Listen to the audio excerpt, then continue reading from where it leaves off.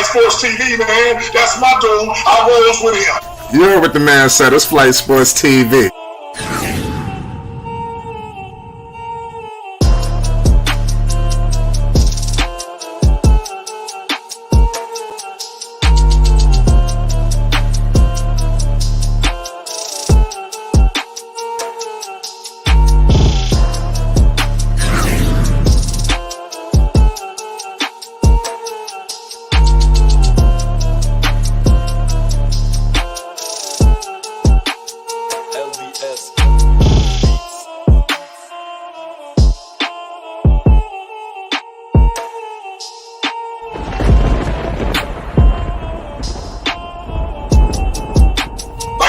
Flight Sports TV, that's where it's at.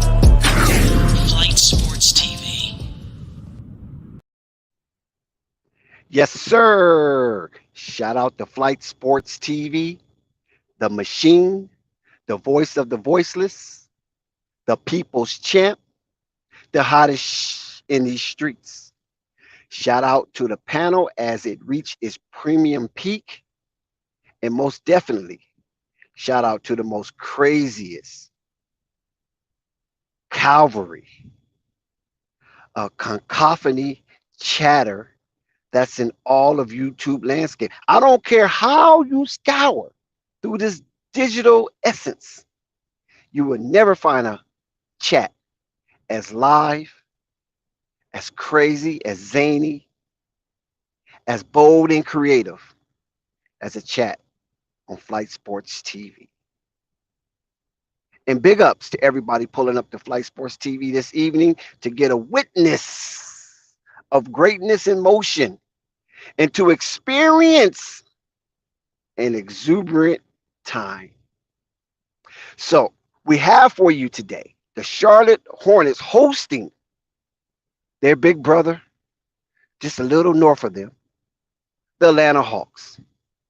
And we know that this is a Southern rivalry like none other, especially since we have our boy, Yellow Mellow, the young genius, who is so fluid in the things that he do at the size that he is. We're witnessing greatness in motion. The young man had a little hiccup to his start of the season, and then he came on strong, then had another hiccup, and now he's back. He's doing his thing, but most likely fell short of an all-star slot due to the nature of his double ankle injury. Where do the fault lies? I don't know. Could it be the MBO2s? I don't know. Whatever it is, we still love our boy Yellow Mellow, and we love the Ball family. That's one of the highlights of the NBA season, is the resilience of LaMelo Ball. A lot of young men will probably succumb to the pressure, cave in because of the slow start. The season has been atrocious. The off-season moves have been lackadaisical. And the trade deadline came and went so freaking fast, we forgot that Plumlee was a part of it. But nevertheless, we got a lot of Charlotte Hornets fans, Melo fans. We got some Trae Young fans. And anytime these two young men clashes, it is a war of the young gods. And have the heavens shaken and have the NBA parquet floors trembling when you witness LaMelo Ball versus Trae Young. And we're going to see tonight these two young men duel it out. And when you look at the landscape of the NBA, these two teams are not making that much noise, especially Charlotte. But the heels are clacking. The Atlanta Hawks are in a play-in race. The Atlanta Hawks is coming in tonight, the Spectrum Center. 2-game winning streak for the Atlanta Hawks. Unlike the Charlotte Hornets, of course, they coming in on a 7-game slide. But more good news. We got 11 games slated tonight on the NBA schedule. So we're going to see some doozies. We're going to hear about some doozies. And we can talk about some doozies. The Charlotte Hornets is at home. They're coming off of a bad loss and another bad loss back to back from Boston and the Nuggets. The Charlotte Hornets fared well in the beginning of their last outing against the current two-time reigning MVP, Nikola Jokic. By the way, he had a massive triple-double. Oh my God, was it a massive triple-double? Right in the face of our boy, LaMelo Ball. 1 of 1, rare, not from here. LaMelo came 1 rebound short, matching the triple-double. But man, did Jokic put on a show for the Charlotte Hornet fan base and all those who watched. But guess what? They're not playing Jokic tonight. They're playing a low-level team in Atlanta Hawks. The Denver Nuggets is first place in the Western Conference. And we know that Jokic did have a little shorthand, and the Hornets made it interesting in the first 20 minutes of the game. And then the remaining 28 minutes of that game, it became a landslide. And Charlotte was again abused and was victimized by an upper tier team who's looking to be a serious contender when all the dominoes fall. And hopefully the Denver Nuggets can maintain the main thing. Now, this is the 4th and final meeting of these two matchup, Atlanta and Charlotte. And as I stated before, the Charlotte Hornets are on a 7-game skid, and Atlanta Hawks is on a 2-game win streak. And Atlanta is playing good basketball of recently. If you go back to the last 16 games, the Atlanta Hawks won 10 of those games. So they're playing over 500 basketball in the last 16 games. We also witnessed at the trade deadline, the Charlotte Hornets made a move, sending their big man, Mason Plumlee, off into trades. And that leaves room for the development of Mike Williams and Nick Richards. So now these two have to contend for the minutes that's available in that restricted area. Who's going to win that battle between the rookie and the 3-year vet, Nick Richards, or 2-year vet, Nick Richards? I can say that the Charlotte Hornets stunk it up in the second half of last game, and hopefully that dreadful outing could be a serious reminder of how they have to continue to keep their energy going from the tip-off, jump ball, all the way to when the fat lady sings. You can't play just 20 minutes of outstanding basketball to the upper echelon teams. You have to play 48 minutes of damn good basketball, dig in, and bring it out of your gut. LaMelo finished that game with 18 points, 12 assists, and 9 rebounds. He was 1 rebound away from a triple-double. Oh, my God, that doozy was right there at the edge of the cliff, and he could not grasp it. This also was a fate of LaMelo Ball against the Boston Celtics. 1 statistic away from a triple-double. But guess what? They're giving you an opportunity to place a wager if LaMelo Ball player performance is a triple-double. And if you lay a little something on the line, put some chalk on the ground, as they say, you can win plus $510. Ain't that something? Plus 510 if LaMelo gets a triple-double against Atlanta Hawks. Mind you, the Atlanta do have Clint Capella down there to try to throughout that performance. Also, John Collins, he's a little banged up, but John Collins should be good to go. Roughly, both of these teams are fairly healthy. The obvious are out, Cody Martin and Kelly Oubre. But outside of those two, Charlotte have their roster. And Bogdanovich is a little banged up, but I'm quite sure he's going to play. He's questionable. And John Collins is questionable, dealing with, I think, an ankle issue. Did you know, fun fact, that our boy LaMelo Ball hit a three-pointer in 46 consecutive games? Yes, Yellow Mellow. 46 consecutive games, LaMelo has hit a three-pointer. Can he keep that streak alive tonight? I'm quite sure he will. He'll probably get it early. Like the last game, LaMelo hit three-pointers in a row. 9 points that fast, like boop, boop, boop, yak up, yak up, yak up. So we know LaMelo can put that ball in the air and get it in that net. Swish, all panties, no draws. And he did it off the dribble. So he didn't need any help. It wasn't assisted. So we know what he can do.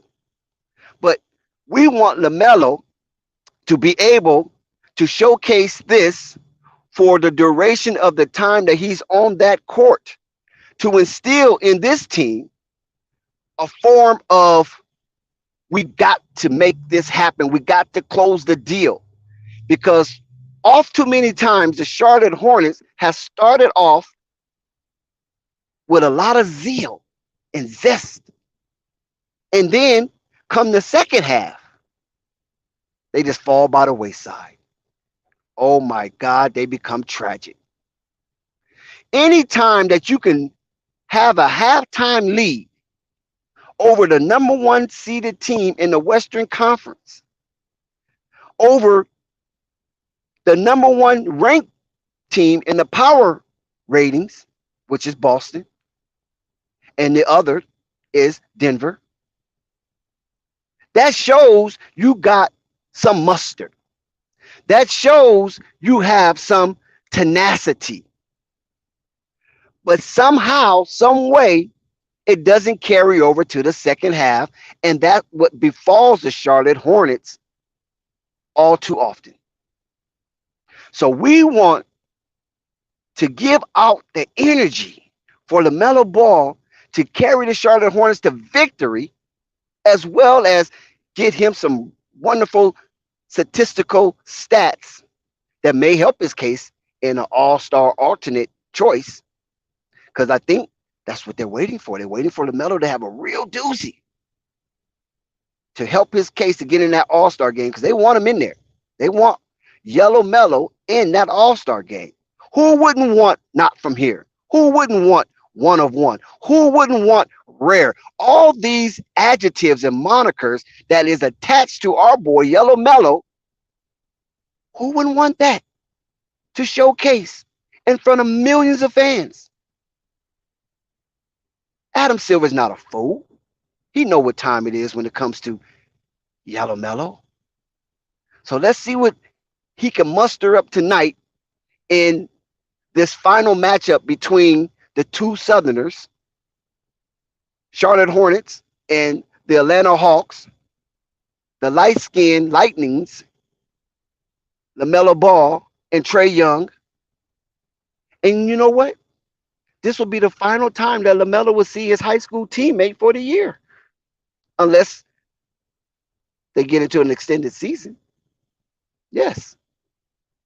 Onyeka, his high school teammate in Chino Hills. This will be the final opportunity for Melo to get a victory over this guy. So as we proceed and continue, we want everybody to hit that like button. If you're new to the channel, please subscribe. And also hit the notification bell so you'll be up on it for an exuberant experience.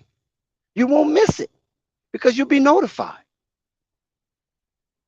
Also in Charlotte news, as we approach tip-off time, Mitch Kupchak finally breaks his silence on Miles Bridges and Hornet situation. That connection.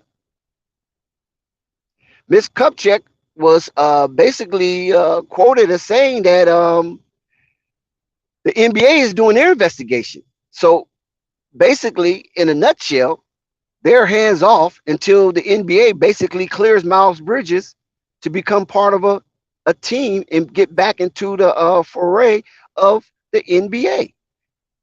He went into restricted free agency, and that didn't fare well for Miles Bridges based on some of the actions that he have taken against other human beings. It cost him a handsome paycheck. We all know that. Miles Bridges was up to get rewarded with millions on millions of dollars, like hand over fist type of money, generational type of money. Miles Bridges and LaMelo Ball was contending on who's going to be the next face of the Charlotte Hornets at one point. And then by default, LaMelo Ball gets that based on Miles Bridges' unbecoming ways when it came to his emotion. But Mitch Kupchak, Mitty, has yet to rule out Miles Bridges coming back to the Charlotte Hornets or trading his rights to some other team. But it's a possibility, the way that Mitty addressed the situation, that Miles Bridges most likely will play in the NBA again. Now, I know some of y'all don't like that, and they don't like the way the NBA have addressed domestic violence. But nevertheless, it's a private organization. It's its own entity, and they make their own rules. They're not governed by any other rules except their own. So Miles Bridges didn't go to prison. He escaped prison. And that gave him an opportunity as a second chance to make a first impression in the NBA. And since he is averaging over 20 plus a game per night, this strong wingman with the heart of a lion talent will be addressed by other teams and other teams' interests. But right now, no team ain't going to touch him with a 10-foot pole. It's hands off Miles Bridges for now. But according to Mitty, the way he addressed the situation, there can be a reuniting with the Charlotte Hornet organization, especially the way the Charlotte Hornets have been playing in his absence. It's been dreadful. It's been very, very dreadful. And we know that LaMelo Ball needs all the help that he can get. We do know this. LaMelo Ball needs all the help that he can get because he is carrying a whole lot on his shoulders right now as we approach tip-off. So there you have it. Charlotte Hornets news, Miles Bridges situation addressed by the GM and president of basketball operations or vice president of basketball operations. Him, Buddy, and Mikey sat down on a tree limb and discussed what they're going to do with Miles Bridges and how would it affect on a PR tip the Charlotte Hornets. And if they can tilt the scale of balance in their favor when it comes to public opinion, then most likely Miles Bridges probably will be a Charlotte Hornet again.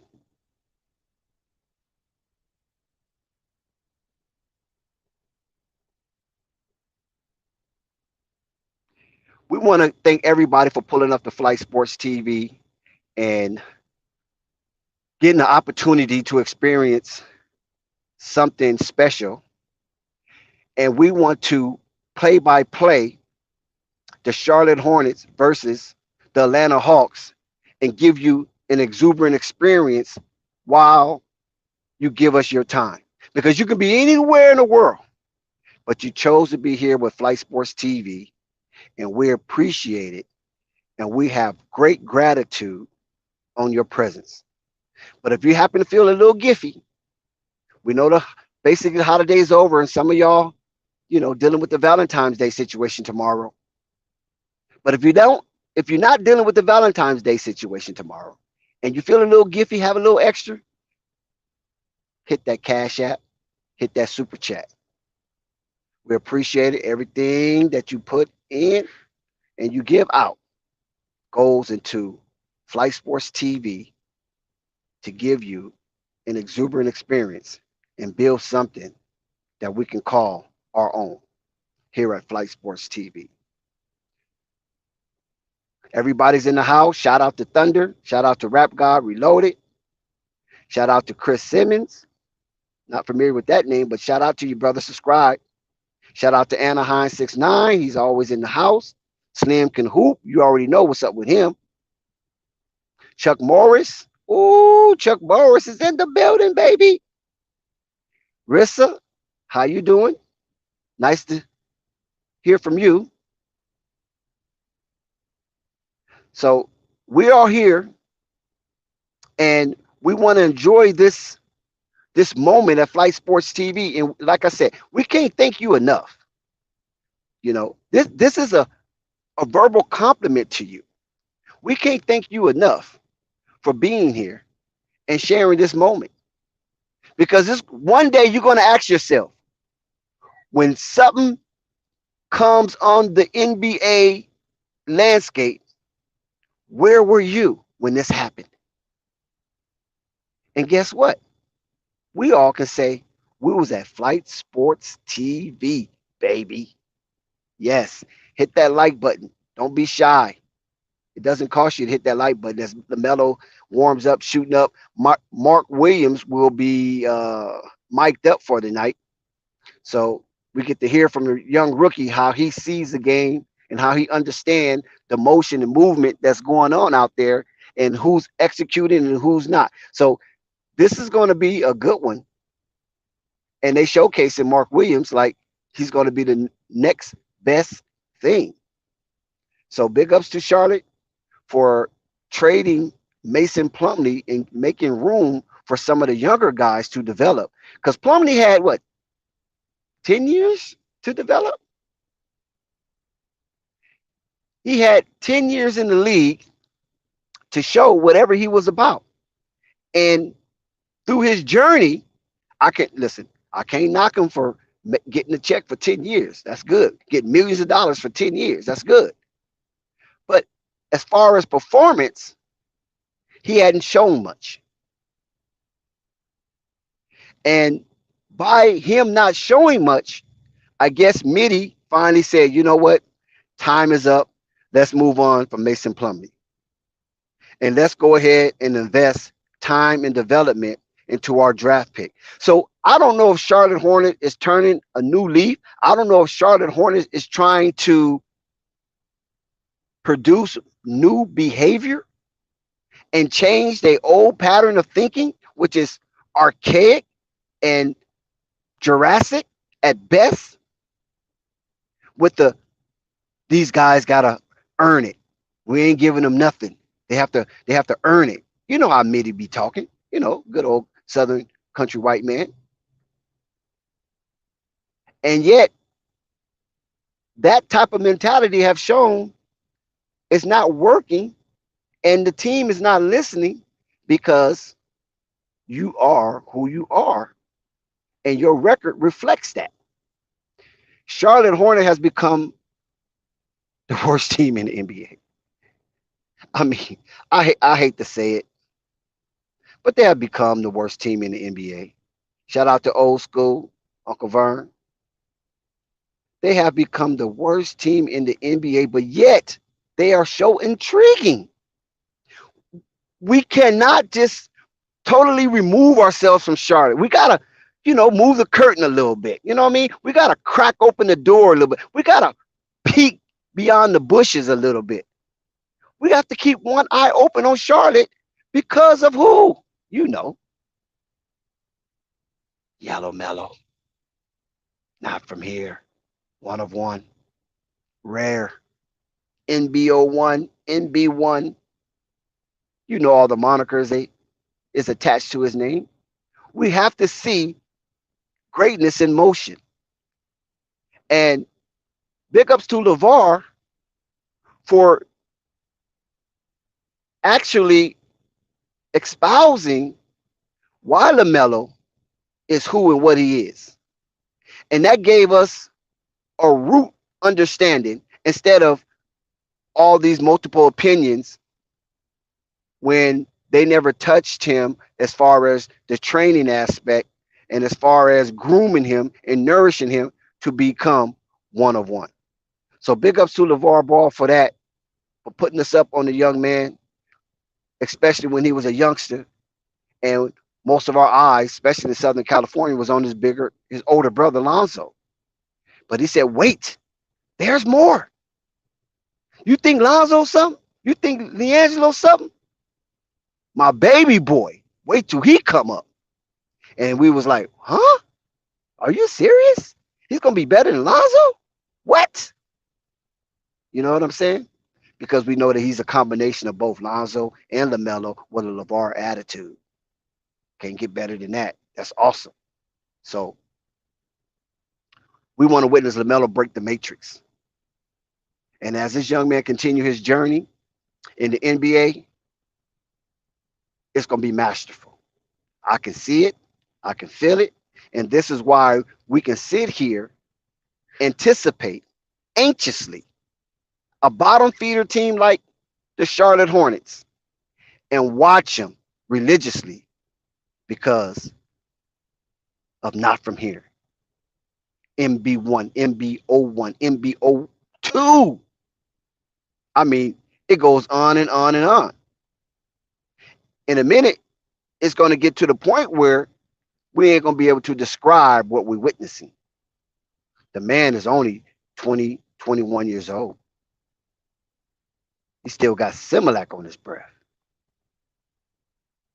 The Atlanta Hawks is warming up. The Charlotte Hornet court is looking real spiffy right now. That teal that's inside the paint, it looks crazy. It looks like a marble. Wow. It's kind of mesmerizing if you think about it. But the only thing about it is that Charlotte Hornets are the ones that's mesmerized, not the visitors. Wow. So when you break down the Charlotte Hornet last schedule, they have the Celtics, Nuggets, the Hawks, and then after this game, they have the Spurs. So will the Spurs be a little break for the Charlotte Hornets? Or it'll be the same old, SOS. But facing the two top teams from the prospective conference is a testament in itself. And we know Gordon Hayward had 21 points against the Nuggets. So he was doing his thing offensively. Now, is that a sign that Gordon Hayward's ready to turn the corner and be that 20-point scorer a night that he once was and that Charlotte Hornets thought they was collecting when they acquired Gordon Hayward in that offseason of 2020 from the Boston Celtics? Can Terry Rozier keep up? But you know what that I find intriguing about the Charlotte Hornets as we look at Trae Young testing the basketball is that JT Thor, the shadow man from the shadow people, you know, the Pascal Siakams, the William Gabriel, you know, those really, really dark brothers that's in the league, like almost purple black, shadow people. Can JT Thor really become that dynamic wing that the Charlotte is really missing? Because we had seen JT Thor throughout his career as a Charlotte Hornet, whether it was in the G League or in uniform as a Charlotte Hornet playing in the NBA game. And we seen some specks of spectacular uberisk athleticism, but the package is not all the way there. There needs to be some calibration with JT Thor and lining up his skill set, because it seems like it's kind of quirky, you know. It hasn't coalesce to the point where the Charlotte Hornets are comfortable moving forward with JT Thor, because he's coming up next year as a restricted free agent. And are they going to keep him? They're going to let him go. Nick Richards going to be an unrestricted free agent. Wait, no, Nick Richards will be the same thing, huh? But nevertheless, Nick Richards is coming up. So what they're going to do with that situation, because it's kind of perplexing to me, because they let Plumlee go. They're going to keep Nick Richards. They're going to keep JT Thor, because you know Mark Williams not going anywhere. What happens with Kai Jones? What happened to some of this young talent that a lot of us was fiending for, thinking that the Charlotte Hornets won the draft? Or less, we was delusional. Which one was it? Was it really fanfare, or was it fervor? Was it really a demonstration, or was it delusional? Right now, it's on side of delusional, because this young talent hasn't really developed to the state where teams are afraid of their growth and development under the tutelage of the Charlotte Hornet developmental team. So we're going to see how this unfolds as the season progresses, because there's not much the Charlotte Hornets are actually playing for. At least the Atlanta Hawks are one game over 500. And Atlanta Hawks sit in the 10th seed. So right now, if the season ends tonight, Atlanta Hawks will be in a playing situation, and Charlotte Hornets be booking flights to Cancun and Cabo, San Lucas. And some of them might be in Hawaii, wondering where they're going to sit when the draft selection comes out. The buyout is coming. The Charlotte Hornets acquire Reggie Jackson, but it looks like Reggie Jackson will be bought out and sent to Denver Nuggets. And that would be a good pickup for Denver Nuggets if those events fall chronologically as it is reported. That will make Denver even stronger with Reggie Jackson.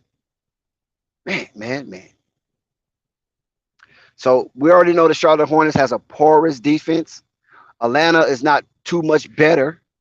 But one thing about Atlanta, they are a better constructed team. And with Trae Young, if he ever gets hot, they can be basically unbeatable. The Charlotte Hornets, on the other hand, everybody's playing for position and contracts. So it's a lot of individualism when it comes to the Charlotte Hornets. And the Charlotte Hornets doesn't have the identity as of yet. And the Atlanta Hawks have derailed the Charlotte Hornets season last year by beating them in the play-in game. So when you really look at it, the Charlotte Hornets should be pissed tonight and should look at this game as a revenge factor for what Trae Young and Atlanta Hawks did to them last season when their hopes were high. They had gave Borrego an extension. They thought they was going to go further that year than they did the previous year when they got spanked by Indiana. And it didn't come to fruition. And Borrego eventually lost his job. And then the coaching carousel began. And I'm being nice when I say coaching carousel, but it was really a catastrophe. You know, we already know that Cliffy is a remnant of the leftover. He was never their choice, but he was just happened to be available, and he happened to have a working relationship with the current administration of the Charlotte Hornets. So that benefited him. So now we're looking at a situation in absence of Miles Bridges, in the absence of Kelly Oubre, in the absence of Cody Martin, in the absence of Mason Plumlee. What can they salvage of this season? Is this season salvageable? I mean, can they get any type of upliftment from the remainder of the season? Do they have to go 500 from this game on or over 500 to take that and use as momentum into the offseason and getting ready for the new season, 2023, 2024?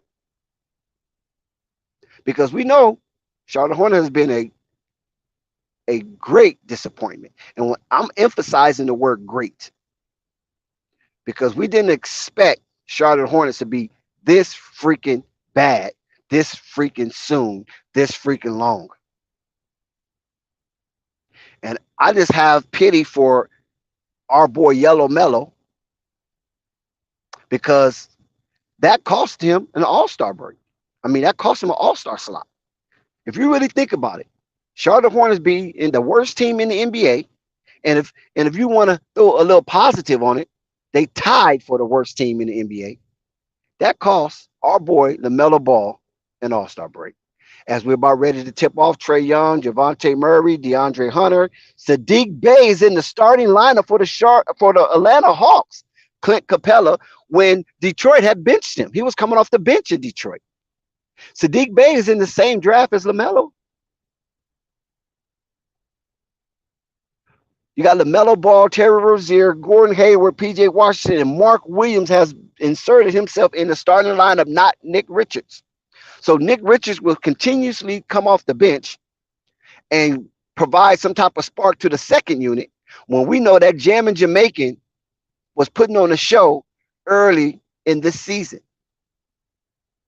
So we hope that Nick Richards' tenure with the Charlotte Hornets continue when next season begins. And here is the tip-off. Clint Capella, Mark Williams, let's go. Let's get ready to rumble. Yes, Charlotte Hornets control the tip, and we're off and running, and the game is officially upon us. LaMelo Ball with the ball. He gives it up to PJ from the runway. And yes, PJ from the runway. He opens the game up with a nice layup. And that was a smooth execution of that play led by LaMelo Ball, who gets the assist. So he's that close to a triple-double. So anybody that bet LaMelo Ball get a triple-double, they can win plus 500 on the line. Oh, another assist for LaMelo as Mark Williams hammer it home. And look how fluid the Charlotte Hornets looking right now. This was the same way they started against Denver. Let's see if they can hold up and sustain this type of energy. Rebound LaMelo, he's closer to that triple-double. He's getting closer. Somebody can win plus 500. Oh, miscommunication with LaMelo and P.J. Washington. P.J. Washington throws the ball out of bounds. He thought LaMelo was going to roll to the basket, and LaMelo pulled back up for the three-pointer, and there was a miscommunication. So turnover Charlotte, and the reward of that turnover will go to P.J. Washington as Murray shoots for three, and he's off. Oh, nice hustle. Terry Rozier gets the loose ball, and he's bringing it up. Terry with the shakes. He thought about it. Oh, no, Terry's going. Oh, he thought about it. Give it out to Melo. The Melo long three. Oh, cash money. All draws, no panties. LaMelo hits the deep three, and Charlotte once again takes a 7-0 lead as they did against the Denver Nuggets. They scored the first 7 points. Okay, here's go Atlanta Hunter trying to answer over LaMelo. Good defense, Gordon Hayward. Oh, Clint Capella just too much up underneath, and now Atlanta Hawks is officially on the board. Terry with a fast three. Nope. Rebound, Murray. Murray looks so slender out there. Murray looked like he needs some hamburger meat. Uh-oh. Kickball. It'll be a kickball. Ball go back to Atlanta Hawks. The Charlotte Hornets put on a scoring barrage to open up this first period of basketball. A 7-0 run. And then Clint Capella ended that run with his defiance up underneath the rim, and they give it back to Clint Capella again, and he scores a second straight shot, and he got the first 4 points for the Hawks. Clint Capella looks like he's going to be featured in tonight's matchup. Can Mark Williams hold Clint Capella to low numbers. There's a foul. Gordon shot a jump shot, and he's fouled on the play, and Gordon will be awarded 2 free throws. Hunter is the predator on the play, while Gordon is the victim.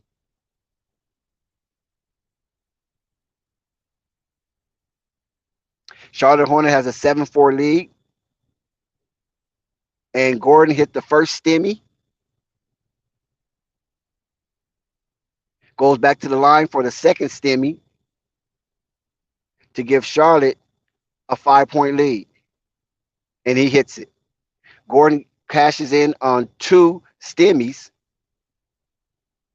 and now Charlotte takes the defense as Terry Rozier looks upon Trae Young, and Trae Young kicks it out to Hunter, and no, hits the front of the rim. Marks tips it out. Gordon Hayward grabs the loose ball, and he looks in for Terry. Terry with the challenge, and Terry gets it. It should have been an and one, but the referee swallowed his whistle. But Terry gets the credit in the basket. Gordon Hayward with the assist. So right now, Charlotte Hornets is making it real tough. Oh, Mark Williams with the block. What they call a foul? Did they call a foul on that play? Mark Williams made Trae Young eat his madness. Pause. Yep, there's a foul on the play. They called a foul on Terry Rozier, and Trae Young will shoot 2. He made the first of 2. You know, Trae Young is averaging, I think, 27 points a game, and got the Hawks in at the 10th spot. Trae Young hits both free throws. 11-6 ball game. Charlotte by 5. LaMelo with the ball as he approaches the danger zone. And LaMelo looks, he pulls up. Nice cash money. All panties, no draws. LaMelo ball hits the 12-footer at the free throw line. That was a nice run and shoot for LaMelo. I like that part of his game. Ooh, Clint Capella, don't do that on Mark Williams. The boy is just a baby. Let him grow up first, Clint Capella. Still a 5-point ball game, 13-8. Uh-oh, almost a bad pass. Terry recovers. He kicks it out to PJ from the runway. Yes, PJ from the runway with another 3-pointer for the Charlotte Hornets. And PJ is the lead scorer this early in the game. I think he's got 5, and that might be the high point man. Uh-oh, here he come. Oh, my God. Don't let him do it. No, he missed. Good defense. Rebound, Gordon Hayward. Gordon Hayward looks as he surveys the floor. He looks to take on his man. He almost fumbled the ball. Here comes Gordon Hayward. He pulls up again. No, he misses. Clint Capella bobbled the ball, but he corrals it, and he gives it to Murray as Murray brings it up with his slender self. Murray has not made a shot yet, but he has several attempts. Here comes LaMelo with the fast pace. LaMelo, nice pass to Gordon Hayward underneath, and he scores. Another assist from LaMelo. He challenged. Gordon Hayward answered the call and put that ball in the bucket. Trae Young looking to stop this Charlotte Hornets run. And he kicks it out to Hunter, and he's the 3. No, Hunter has not hit a 3 so far. LaMelo go crashing out of bounds, chasing the loose ball, showing a lot of hustle. And the Charlotte Hornets is looking pretty decent right now. But we've seen this before. We've seen this show before. So don't close your curtains. Here goes Atlanta. Murray with the ball. LaMelo with the tight defense. He gives it up. He gives it to Hunter. Hunter with the moves. Hunter goes to the rack. No, Hunter misses, but Clint Capella's there to clean it up, and Clint Capella makes them pay with a thunderous dunk. Clint Capella's very active down there in the restricted area, and it seemed like the Hornets doesn't have anyone to contend with him right now. LaMelo with the pass. Oh, Mark Williams. Oh, my God. Mark Williams with the answer. He said, whatever you can do, I can do better. Trae Young slows it up, trying to be more methodical. He takes Mark Williams to the rack, and he's fouled again. Trae Young goes back to the line. He's fouled on the shot. Let's see who they get that foul to. Looks like Mark Williams. Mark Williams cannot afford to get cheap early fouls as we go to a commercial break because his presence right now on the court is needed. Mark Williams coming with a lot of energy because Clint Capella is no joke. I know his name do not surface like it used to, but we know Clint Capella can do a doozy. Shout out to everybody pulling up the Flight Sports TV. Hornets versus Hawk. Who will survive? Subscribe to Flight Sports TV for more news, updates, etc. Hit that like button. Please do not be shy. Don't sell us short. We out here putting in work. We grinding. Grinding. You remember that from the Eclipse. Don't act like y'all don't know. Them Virginia boys. Matter of fact, I was in Virginia not too long ago, hanging out in Bad News and Norfolk. It was pretty quiet, you know. It's kind of cold, so it's quiet. You know, when it's cold, you know, Negroes they don't come outside that often. If they do, they ain't venturing off too far in that cold. Cold and water, you got us. Yeah, LaMelo Ball and the Charlotte Hornets is looking really, really decent so far, and I appreciate the energy that they're bringing out. I mean, they're looking like a real vibe. You know, they have frustration when it comes to the Atlanta Hawks, especially for what they did to them last season. They made the Charlotte Hornets season shorten with a disappointing outing. LaMelo Ball didn't have one of his best games. Miles Bridges didn't have one of his best games. Terry Rozier didn't have one of his best games. And Atlanta sent the Charlotte Hornets home packing sooner than they wanted to be. Shout out to you, King C, man. Thank you, man. We appreciate that compliment, man. You got your God brush out, man, and you painting, bro. You painting with your God brush. Shout out to Alden Johnson.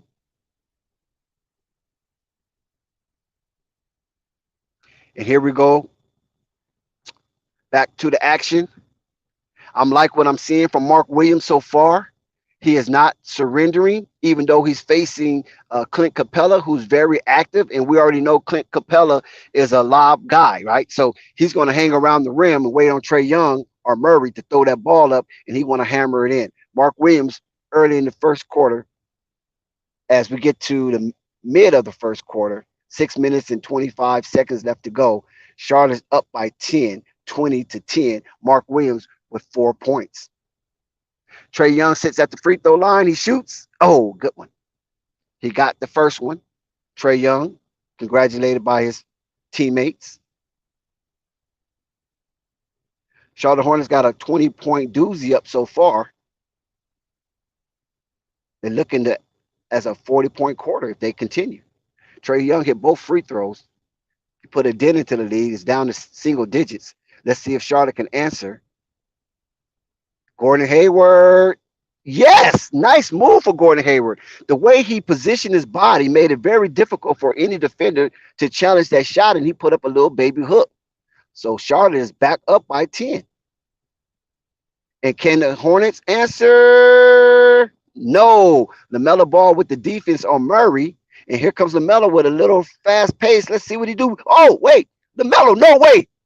Yes. PJ Washington from the runway. He answers. LaMelo did a nice fake, and he juked the team, had their eyes in the wrong direction, and PJ slept behind the defense and got a nice layup. Clint Capella missed that one. That was shocking. Here come LaMelo again. Oh, boy. Nice crisp pass. Gordon Hayward pumps fake. He challenged. Yes. Gordon Hayward hits again. Man, these Charlotte Hornets is looking spectacular right now. My goodness, you will forget that they are a bottom dweller. Murray, what you going to do, Murray? Oh, nice take, Murray. Oh, he's not on the board. Was it a block? Was it goaltending? What was it? Was it block or goaltending? You cannot keep calling goaltend on Williams. You got to reward the big man for his defense. Oh, yeah, it's goaltending. It already hit the backboard. Yep. He was a little late on that one. So Murray is officially on the board from a goal 10 from Mark Williams. And here comes LaMelo with the runner. Yes, and a nice floater from LaMelo. And he hit that floater off the backboard. And that's kind of difficult to do. The angle that he attacked the rim, the smart thing to do was to use the backboard. And you know what? I'm going to tell you something.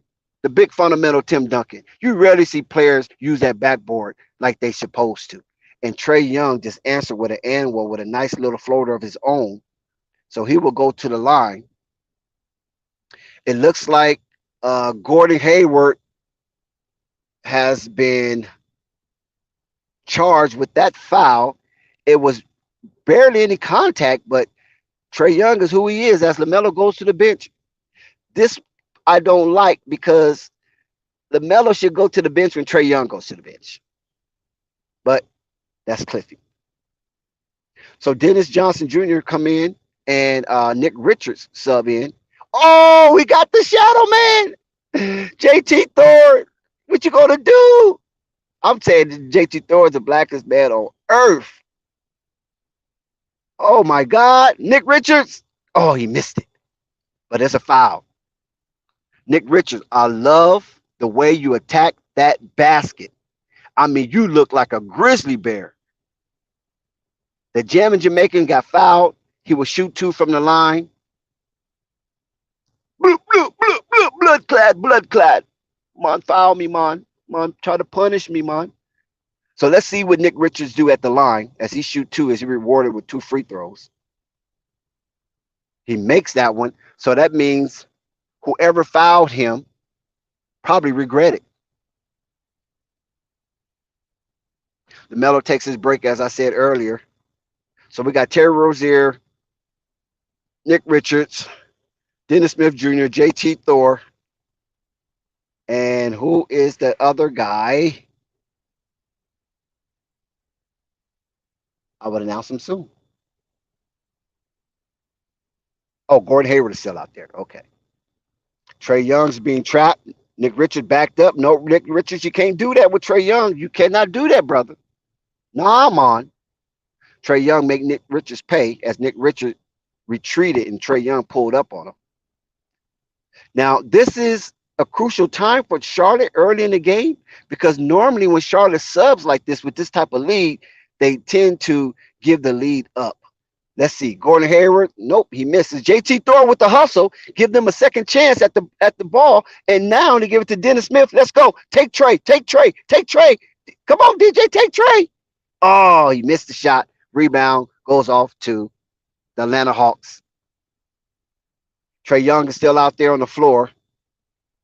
Oh, he throws it up to Clint, and Gordon Hayward with the outstanding defensive play.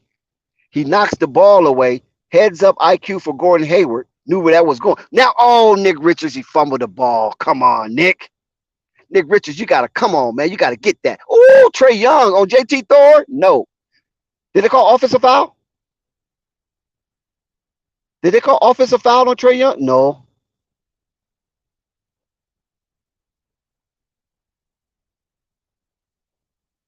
What did they do? What did they call? Trae Young is upset. Oh, they called a foul on the floor. Flowers on JT Thor. He is the predator. Atlanta has not made a three-point shot. So, oh, JT Thor get the ball taken from him. Oh, my God, JT. See, this is what I'm talking about, JT Thor. Come on, man. Think. You know you got to take care of that ball when you're down there because those little guys are frisky. You get the rebound, but then you get the ball taken from you. You can't afford that because your game ain't like that, JT Thor. You can't afford turnovers, bro. Rozier? No. Here come Atlanta. Here come Trae. Oh, my God. Nice crossover on a hesitation on McGowan, and he misses. McGowan probably disrupted Trae Young a little bit because of his height. And here comes Terry. Oh, nice move. Hezi for Terry Rozier. Oh, and it's a hard foul. It's a hard foul on Terry Rozier as he goes to crash, as he go crashing to the ground hard. And Onyeka Okongwu is the predator on that one. And Terry Rozier is the victim. And we get a break in the action. Commercial timeout. Charlotte Hornet is up by 9. So the Atlanta Hawks is pretty tricky, man. I see what the Atlanta Hawks is all about now. They're a pretty tricky team. They try to lure you to sleep and then come crashing to end on you.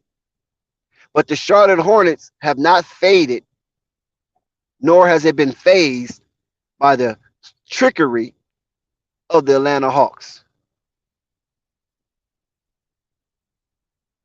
And so we have a 9-point lead as we reach the 2-minute, 24-second mark in the first quarter, which is some exciting basketball. And I'm glad that Charlotte didn't tuck their heads coming off that devastating loss to the Denver Nuggets. So whatever Cliffy shared with them, it has resonated throughout the players that's been on the court so far, because these guys are playing with a lot of energy.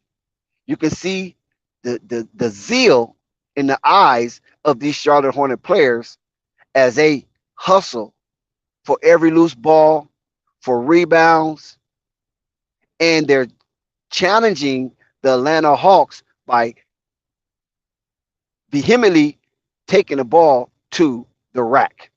And that's something that coaches have always stressed to young players. If you're struggling shooting from the outside, just take the ball to the rack. Just watch the ball fall through the net, and it do something to you psychologically when you see that ball go through the net. Some listen, some don't. Those who don't listen continue to struggle, but those who do listen continue to thrive.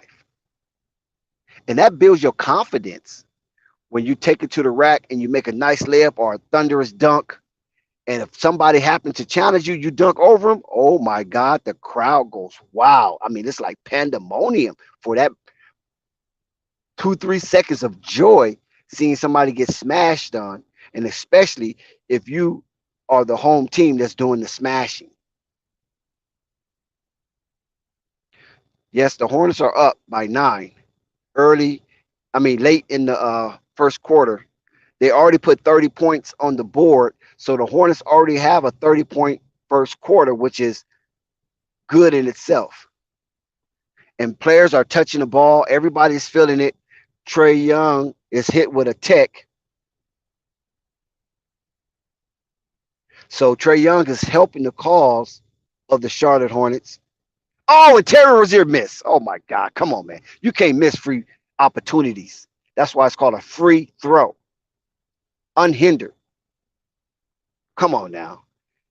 Draymond Green lead the league in techs, Dylan Brooks, Anthony Edwards, and Luka Doncic. Top 5 tech getters in the NBA. And Trae Young is right there. So Trae Young finally to get a break. He showed a little frustration. So I believe Nate McMillan said, you know what, son, sit over here by me. I'll give you a hell of a view. Oh, no, he didn't take him out. Trae Young is still in the game. It's a 10-point ball game, and Trae Young is still in the game. He went to the sideline. I thought he was coming out. I guess not. Nate McMillan want to see more. Oh, nice move, but he fell short. Didn't he get his own rebound? Now, see, this is why Nick Richards is not getting the playing time that he used to get, because he just allowed Herter to miss the shot and then get his own rebound. That is an absolute no-no. Terry Rozier capitalized with a 3-pointer from the corner, and here comes the Atlanta Hawks back at it. 9-point ball game. Oh, yes, good defense for Terry Rozier. Nice. Oh, no, that's Dennis Smith Jr. Oh, my God, that's Dennis Smith Jr. right there.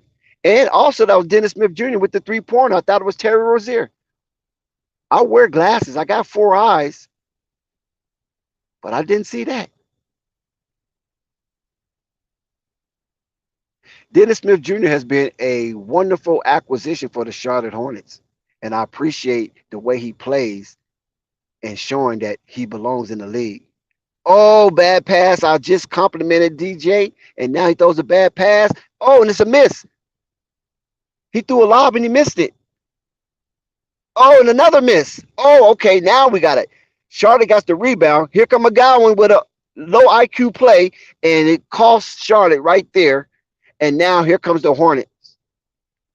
Oh, he traveled. That's got to be traveling. Nope, they didn't call it. Trae Young for a deep three. No. Rebound, Nick Richards. LaMelo controls the troop by telling him to slow down. You're getting a little out of control. Uh, McGowan, I don't know what he was thinking, but you're not that guy. Smith with the pull up from the free throw line. Yes. Yes. Smith capitalized off of the mistakes of the Atlanta Hawks. Hooter. No, Atlanta is going cold for the 3-point line. I wonder what are they shooting because I cannot see the box score. Ooh, look at LaMelo behind the back. Oh, he gets it out to Smith. Oh, air ball. Nick Richards foul. Nick Richards with a dumb foul. See, these are the low IQ plays that keep these players not getting ticks. And these are the low IQ plays that keep this team not getting wins. Charlotte right now has a 36-point first quarter, which is tremendous. And you still got a minute and 33 seconds left to go. They can get a 40-point first quarter. And Atlanta only has 24 points. Charlotte Hornets is beating them by 12 in this quarter. Well, now in 11. Nick McMillan sitting with his hands crossed, trying to figure out what he's going to do to stop this hot streaking shooting Charlotte Hornets team. I know it's a lot of basketball left to play. It's early, but I'm liking what I'm seeing with the Charlotte Hornets. Here comes LaMelo. Trae Young is guarding him. A nice pass to PJ. Kicks it out to McGowan. Gives it to Smith. Smith drives hard. Smith stop. He gives it to... Oh, he missed it. LaMelo with the rebound. Oh, look at LaMelo. LaMelo, can you get it to him? Yes. LaMelo saves the day. Charlotte gets another possession. And here come Terry Rozier. Oh, Dennis Smith. What did they call? Oh, they called double dribble? Oh, man, it looked like a nice little move. But it was kind of spiffy, but it don't count. It was illegal.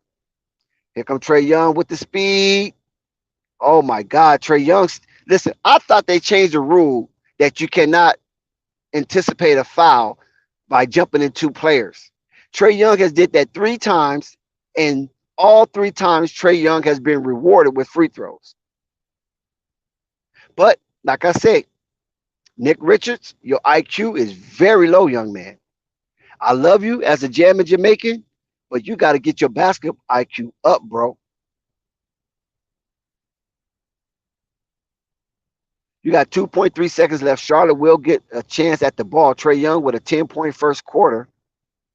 And most of those came from free throws because he's 6 for 6 from the free throw line. That's making 7 for 7. So he lived at the charity strike. LaMelo with the runner. Oh, almost made it. Almost made it, but no good. It just counts against his shooting percentage. And the Charlotte Hornets take a first quarter lead, 36-27.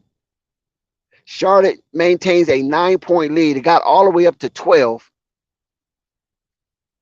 And then Atlanta scored 3 consecutive points. Yes, Chris Simmons, Hornets look way better with Mark Williams starting. The team is faster and have more defense. That's a wonderful observation because I agree with you 100%. You will get no contest from me from that statement.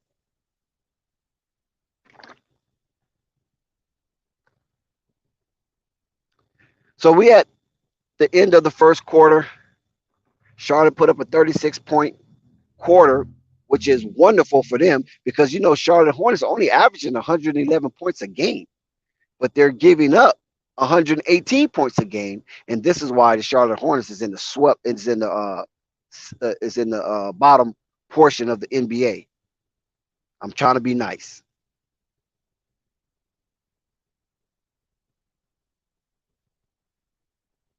Now, when we look over through the landscape of the NBA, trade deadline is over. Kevin Durant is in Phoenix.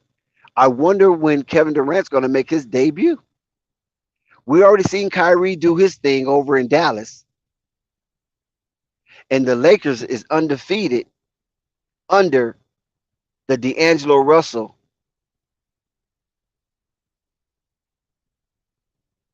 They're undefeated. D'Angelo Russell got the Lakers undefeated since he's been there.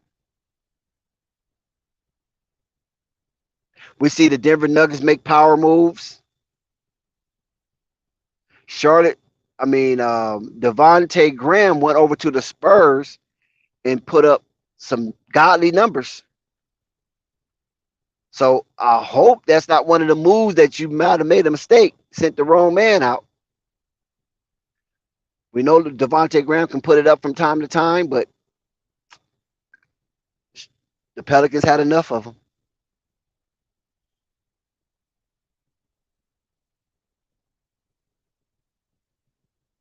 Shout out to CW Bed-Stuy. I know you're over your trauma because Brooklyn has been winning without the super duel of KD and Kyrie. As the second quarter begins, the Atlanta Hawks scored the first bucket.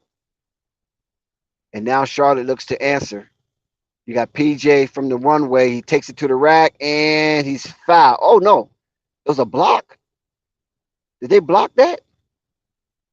Yes.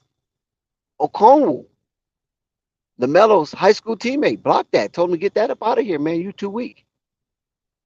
Bryce McGowan is still out on the floor. They trusted him. Charlotte made no subs. Oh, Nick Richards with the awesome alley-oop, assisted by Dennis Smith Jr. And he brought the house down on that one. That jamming Jamaican, hey, as long as he stay in that type of area, he's okay. But Hawks answered. You got to get back on defense, though. Here come LaMelo. Oh, LaMelo try to forward the pass, but Nick Richards not ready for that, LaMelo. You got to understand your personnel. That would have been a hell of a pass. Ooh, Onyeka is trying to be the next Clint Capella. Dennis, what you gonna do, Dennis the Menace? Ooh, he pulls up. Dennis Cash Money, all panties, no draws. Dennis the Menace. Okay, here comes Johnson from Atlanta. Ooh, nice bump off. Nice muscle. The guy is slender, but he put some muscle with him, huh? With his little stickly self.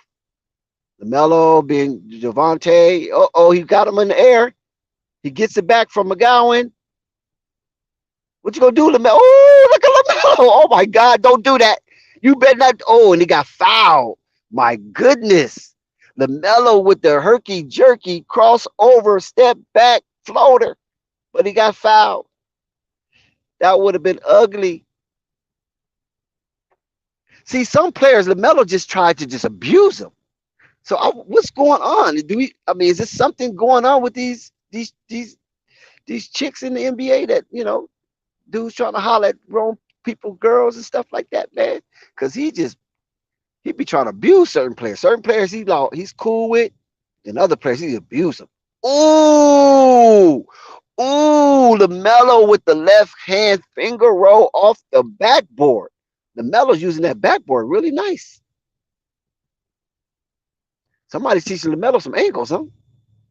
Oh, Javante Murray on the boards again. Nice little smooth jumper. Don't let him get started. Please don't let Javante Murray get started. Look at LaMelo. Here we go again. Uh-oh, step back three. Oh, my God, he hit it. LaMelo hit it 5 straight points. Oh, we talking about Javante getting hot. LaMelo is on heat check status. Here we go. Here come Murray. Murray's coming back. Murray. Oh, they give Murray an and one. We got Murray and LaMelo going one-on-one, putting on a show for the fans. Ladies and gentlemen, do you know you're witnessing greatness in motion? Oh, that was nice. They act like they in the Drew League.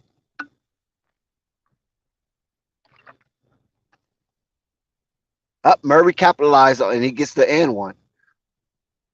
So they're going back and forth. Charlotte's up by 7, 45-38, 9 minutes to go. And LaMelo with the ball shaking again. Ooh, high school. Chino Hills. Oh, LaMelo, you should have did something on Chino Hills. Oh, man.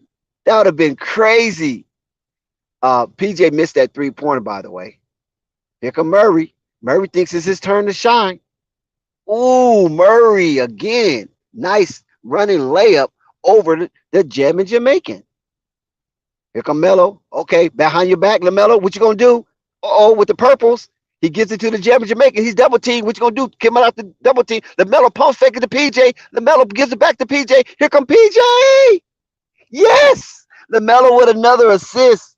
I love it. PJ Washington and LaMelo Ball combination. This is groovy. Shout out to testing. Oh, nice by Johnson. Nice for Johnson. That's a nice one. That kind of hurt a little bit because now the lead is only 7. It was 10 and now it's 7. So Cliffy had enough. Cliffy called his Peel call. He need to realign the troops, get them back calibrated, and send them back out there for battle. Charlotte Hornets up by 4. 47-43, 8 minutes and 13 seconds left to go until halftime. And this game is exciting and it's fun to watch. When you got two teams like this, they secretly hate each other, but they don't show bad behavior. But we know Charlotte is the little sister to Atlanta. And Atlanta always feel big brother, you know what I'm saying? Or little brother, however you want to say it. We say sister because, Queen City. But nevertheless, Atlanta feels that you want to be like us more than we want to be like you. And Charlotte's like, nah, we cracking too down here. You know what I'm saying? We down here cracking too. At one time, Charlotte, North Carolina was the #1 spot to raise a black family. Sure it was. I don't know if it's like that now, but at one time there was a #1 spot in the United States to raise a black family.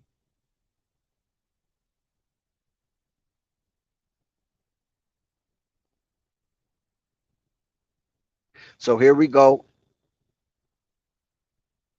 Can the Charlotte Hornets hold off this run from Atlanta? I mean, when you got a team like Atlanta, you got Murray, you got Clint Capella, you got Trae Young. I mean, these guys can put the ball in the basket, and then you got the long distance shooting of Huter, DeAndre Hunter. I mean, it's a lot to deal with, and this is why in the East, even though the East is the beast, the Atlanta Hawks is one game over 500 sitting in the 10th slot. So they out there battling night in and night out. So Charlotte got to come with it because Atlanta definitely don't want to let this one get away. And from what we have witnessed thus far, I believe Atlanta because they came roaring back.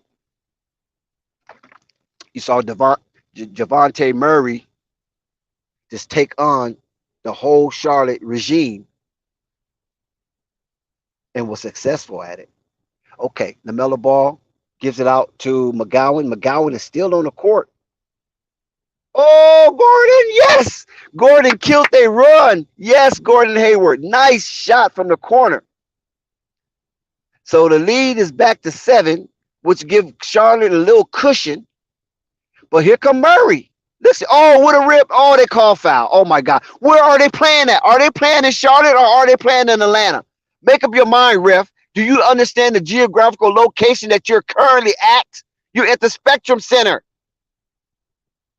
Stop calling so many calls against the Charlotte Hornets for crying out loud. Uh-oh. Here we go. Johnson from the corner. No. Rebound, Gordon Hayward. He kicks it out to McGowan. Okay, let's see your IQ, McGowan. Good IQ. You give it up to Dennis Smith Jr. And Dennis Smith makes him pay as he gives a nice layup over a Conwell. Here come LaMelo crashing in. Yes, good defense, LaMelo Ball. LaMelo Ball went blitzing and crashed in on him, and he made him throw the ball away. So Charlotte will get another chance to extend their lead, and it is currently 9 points, 52-43, 7 minutes, 10 seconds left, 15 seconds on the shot clock as LaMelo shaking Devontae Murray, and it's a kickball, Chino Hills versus Chino Hills, as he was met head on with Onyeka Okongwu. John Collins is sitting out this one. Thank God for Charlotte.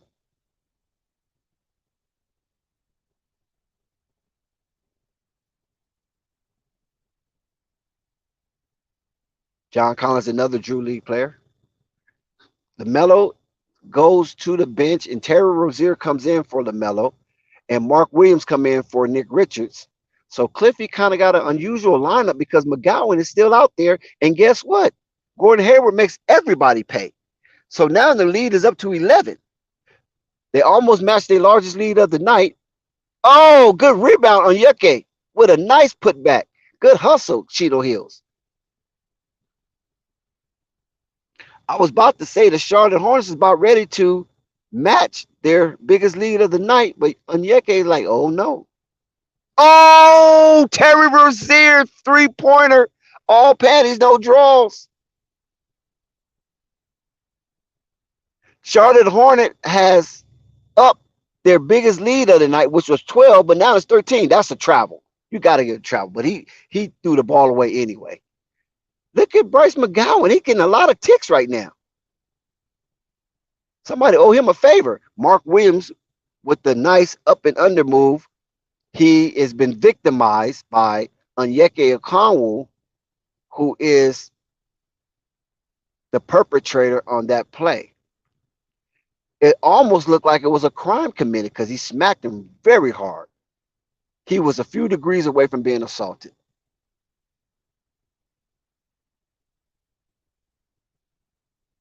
Welcome, my name is. Make sure you subscribe, my name. Hit that like button and subscribe.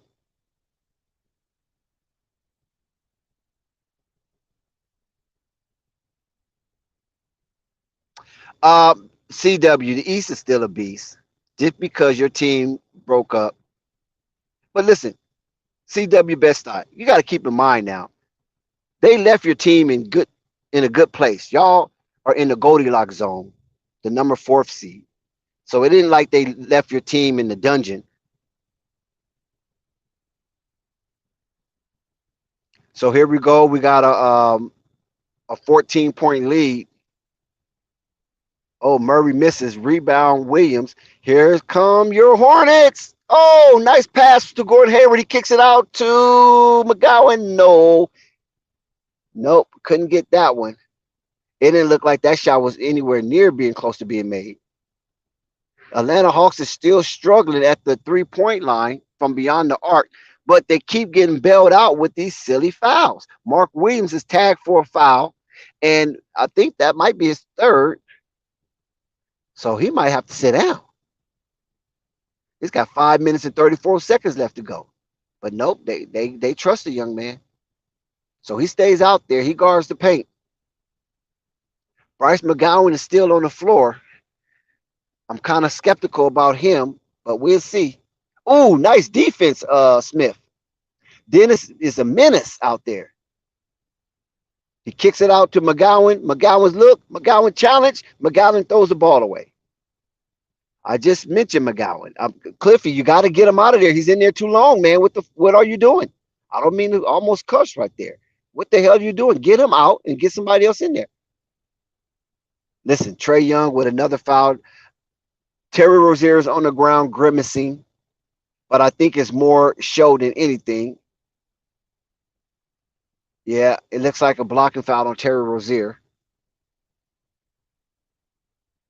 He couldn't sell that one.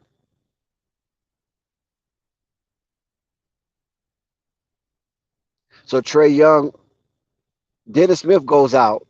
LaMelo comes in. And McGowan is out. See, I knew it. I knew he was done. Oh, good rebound. Oh my God, good rebound from DeAndre. Charlotte got to hold out on them boards. They can't give these Hawks a second chance. Okay, LaMelo, what you got going, LaMelo? Okay, PJ in the box. PJ get rips. Turnover. Here come the Hawks. Murray out on the break, and he slams it in. And the Hawks on a 4-0 run. Can LaMelo crash this party? Gordon Hayward. Oh my God, Gordon Hayward from the corner. LaMelo with the assist. Yes, LaMelo can crash that party. Okay, that's enough, Atlanta Hawks. He just stopped their run. Okay, crash out on LaMelo. Crash out on him. Nice defense. They turn around to Hunter, and Hunter finally makes a three-pointer for Atlanta. So the three-pointer that Terry Rozier just hit, I mean, the Gordon Hayward just hit. Look at LaMelo. What they do? LaMelo's on the ground. Is it a turnover? Yep, it looks like it's a turnover on LaMelo. He looks like he was out of control a little bit, but Trae Young did push him. Woo, LaMelo, be careful. He kind of banged his knee, but LaMelo goes to the sideline. There's a break in the action. That almost was a dangerous collision for LaMelo Ball. Trae Young did hold him a little bit, but LaMelo Ball was losing the ball as he was driving towards the rack, and the referee didn't call the foul. They let the play continue, and it ended up a turnover, Charlotte Hornets.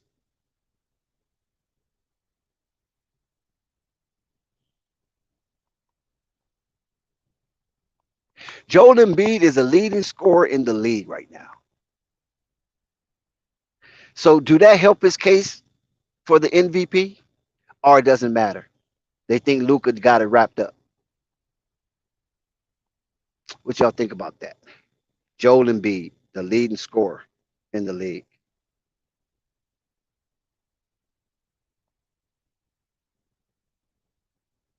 So the Hawks called a timeout on the floor.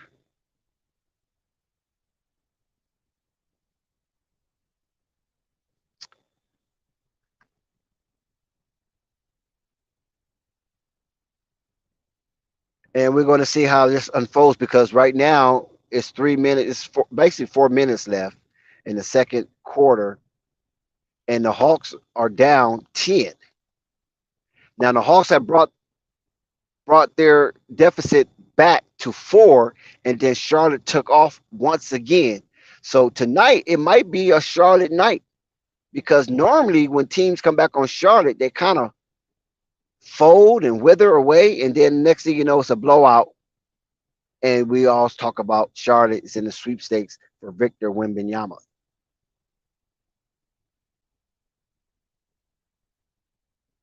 But tonight, that's not the case.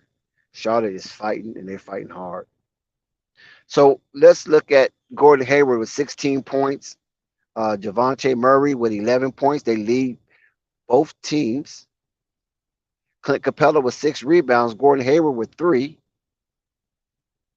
And LaMelo has 7 assists already with 2 turnovers. And Atlanta top assist maker is Javante Murray, and he only has 2 assists. And they both played 15 minutes. So LaMelo is out here playmaking for real. So Javante Murray and Trae Young both have 11 points apiece to lead their squad. Gordon Hayward with 16, LaMelo Ball with 12. Oh, nice block by PJ. Oh my God. Onyeka with a nice layup over Mark Williams. So the Atlanta come out of this timeout with an execution. And now PJ from the runway with the ball. He kicks it to Gordon Hayward. He puts up a 3. Oh, yes. Gordon Hayward is on fire. That's 19 points in the before half. You got almost 3 minutes and 45 seconds left to go. Oh, nice play. Nice play. I can't be mad at that. Clint Capella with the nice play. But here we go, LaMelo. He's on Trae Young. Trae Young's too small. He kicks it to Gordon Hayward. Gordon Hayward's drive kicks it to Terry Rozier for open three. Yes! Another 3 points. That's back-to-back 3-pointers for the Charlotte Hornets. They whipping the ball around. They giving it energy. And that was a phrase coined by Coffee to the world. Give that ball energy. And that's what the Charlotte Hornets is doing tonight. They giving that ball some supreme energy as, oh my God, the Hawks come with a 3-pointer. Man, this has become a blistering of scoring and very little defense. Gordon Hayward to Mark Williams. He gets stripped. Oh, man. Turnover, Mark Williams. That was a nice pass by Gordon Hayward, but Mark Williams was unable to capitalize off that pass and miscue, and now a turnover. Hawks with the ball. Trae Young with behind the back. They looking. No, PJ defense. Yes. Oh, they confused. 3 seconds, ref. 3 seconds. 3 seconds. Nice defense for Mark Williams, the rookie. Yes, he denied Clint Capella. The referee gave him so much time he could tuck a nap in the paint. Terry Rozier with the pull-up. Yes, cash money. All panties, no draws. Terry Rozier. No matter the refs is blowing whistles against Charlotte, but Charlotte is putting the ball in the bucket. They are determined not to let the referees affect the outcome of this game so far. Ooh, another 3-pointer. He hits back-to-back 3-pointer. I don't know who this guy is, but he is shooting that Brock. Terry with the pull-up. Yes, but what is it? Did they call a foul? Another foul on Mark Williams? Did they call a foul on Mark Williams? Looks like they called a foul on Mark Williams. Or was Mark Williams fouled? Yep. My God. Yep. They're killing these runs, man. Trae Young? Yes. Oh, man. Richards with a goaltend. So now, listen, it was a 13-point lead. The Hawks have chiseled that lead down to 6. And here comes LaMelo. LaMelo with the 3. Oh, no. Richards with the rebound. No, he could not carouse it. Here comes your Atlanta Hawks, and they're trying to get the league down. Trae Young, yes, with Clint Capella. Oh, my God, that combination is devastating. It's a 4-point ball game, 70-66 LaMelo ball. Yo! LaMelo ball with the doozy. LaMelo ball with the doozy. He tricked Clint Capella. He looked away like he was going to pass it, and then he shoots the floater off the backboard. LaMelo has, oh, my God. Listen, if LaMelo can master that backboard shot, there's no stopping this young man. Atlanta finally missed the 3-pointer, and there's a scuffle for the ball, and they were rewarded to Atlanta. You at home, Charlotte, and you cannot get a break. They would not give you a call.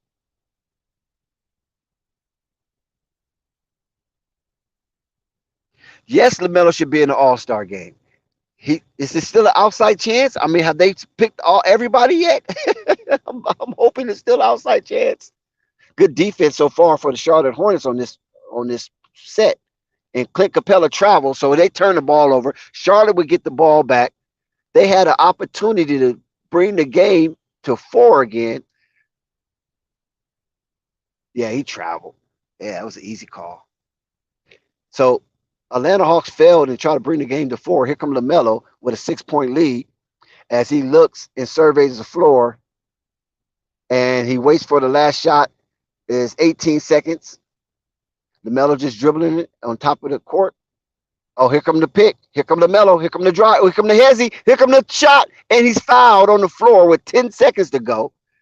LaMelo put pressure on the defense, and it looks like that foul is on Hunter. There will be no free throws. They had a foul to give, but now if they foul again, Charlotte will be in the bonus. And here comes LaMelo. Oh, he gives it to Hayward. Hayward looks. Hayward shoots, and it's blocked.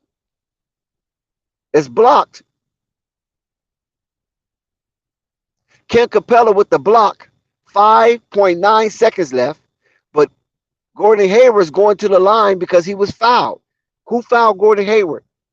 Oh, Young. Trey Young got him with the sneaky foul. And Gordon Hayward makes him pay for that as he hits the front end of 2 shots. So that stimmy is good for Gordon Hayward. And now he resets to attempt the second stimmy. And he cash money's that also. So Gordon Hayward makes him pay. Here comes Trey Young with 5 seconds. 3, 2, 1. Travel. No. Don't tell me he fouled him. You better not tell me he got fouled. Trey Young is being rewarded with a foul. 1.8 seconds left. He's going to the free throw line. These referees are really bugging out here. I hope it's not a Vegas game, because if it's a Vegas game, there's no way you can overcome that.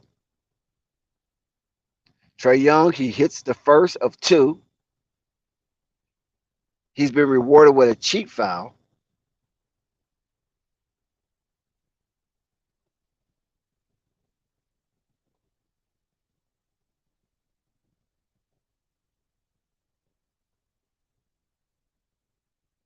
Hey, Malaya, how you doing, sis?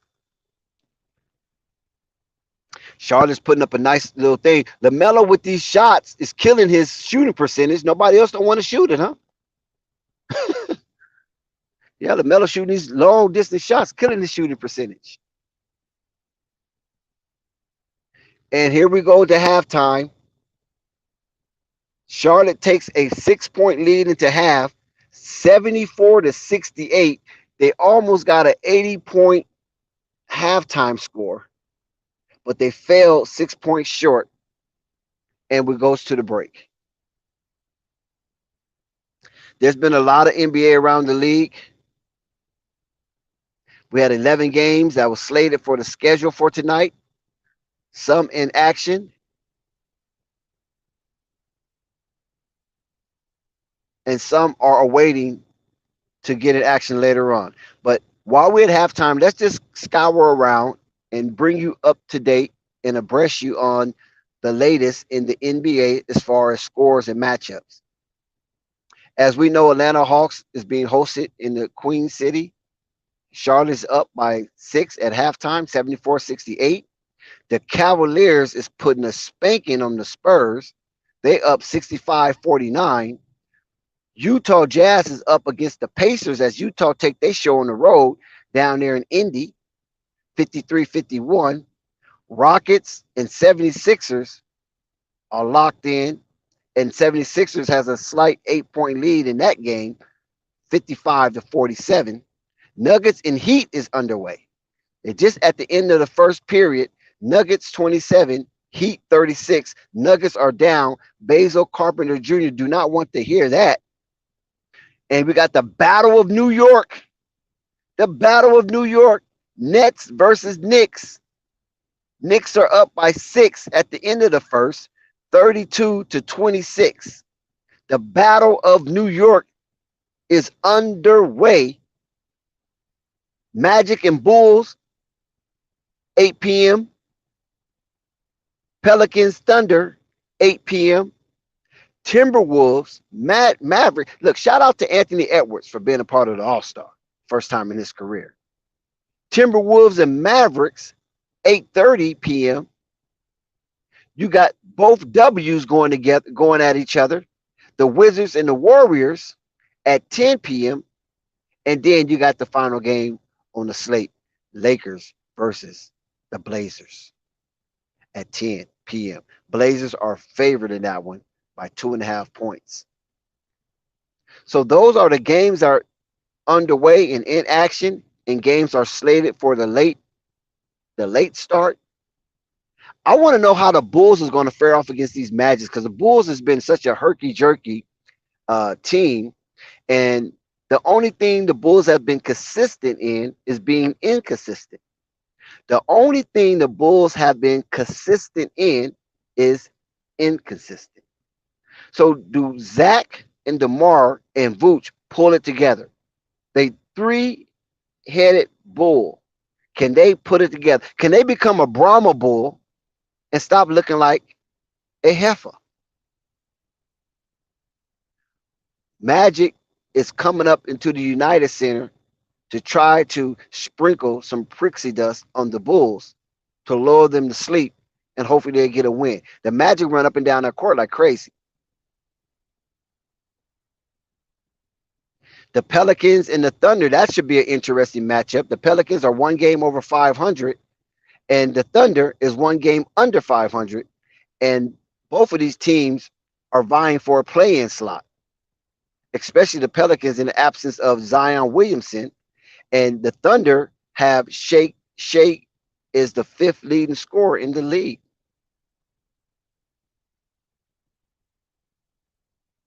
Mm, mm, mm. And those are the games that the NBA have slated for your entertainment for February the 13th.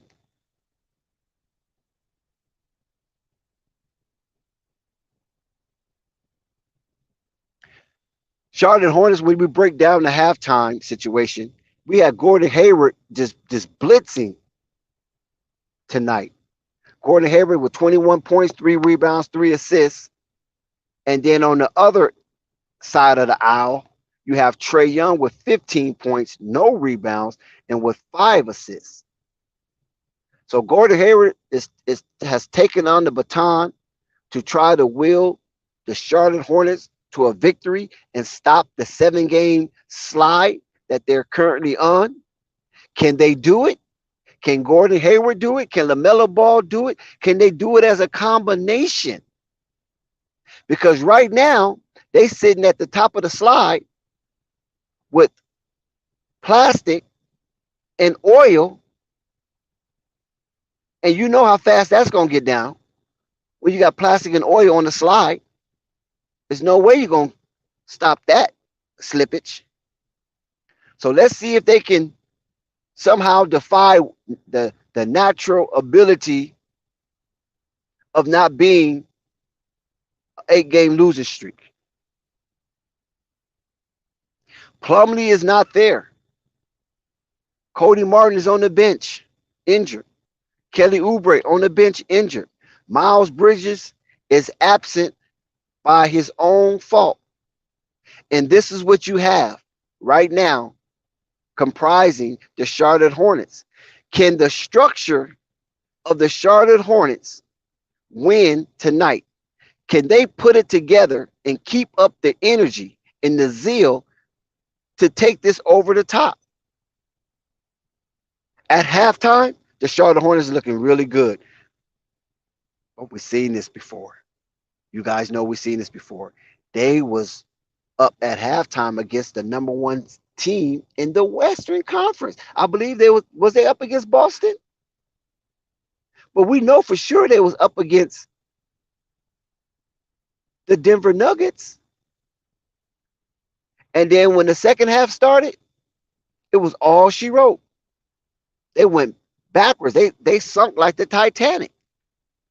It was nothing they could do to stop the onslaught of Jokic with his massive MVP-ish type performance with that plus 30 triple-double. There was nothing the Charlotte Hornets could do with that. Every time LaMelo tried to will the Charlotte Hornets, Jokic will come back and counter. At one point, LaMelo hit 3 3-pointers in a row, back to back to back. It still wasn't good enough. And they fell horribly to the Denver Nuggets in their last outing. But tonight, so far, is a different story because they didn't go into halftime up by 1 like they did against the Denver Nuggets. They up 6, 74-68. And LaMelo Ball and Gordon Hayward is showing to be formidable as a tandem. We know Charlotte is kind of shorthanded with Kelly Oubre out, Cody Martin out. They are integral parts of the Charlotte Hornets roster, and that production is not available tonight and hasn't been available for a few nights. But there's no excuse. It's just production. No excuse, just produce. And right now, Charlotte Hornets is showing that they can produce with the scantily roster that's basically bereft of talent.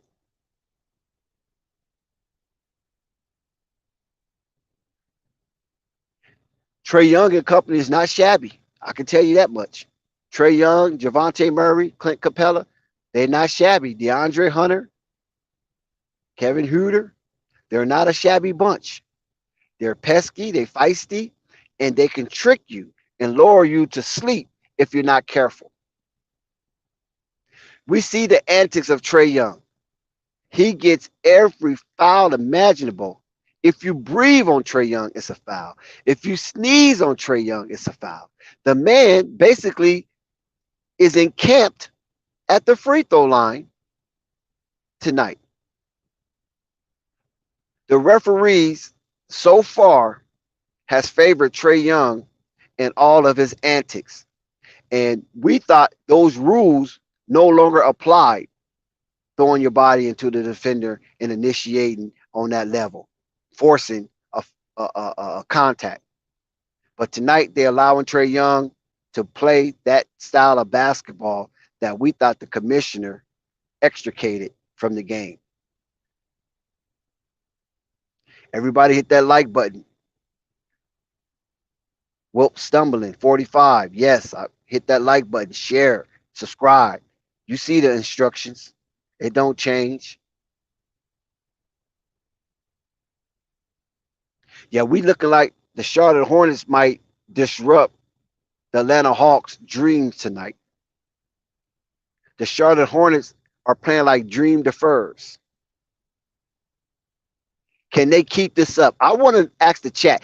Can the Charlotte Hornets keep this up? Can they sustain this style of play against the Atlanta Hawks? This is their last and final meeting of the season.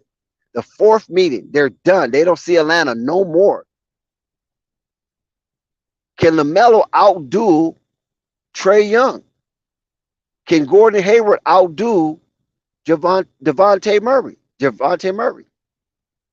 What tandem is going to reign supreme tonight? Who's going to bring it the second half?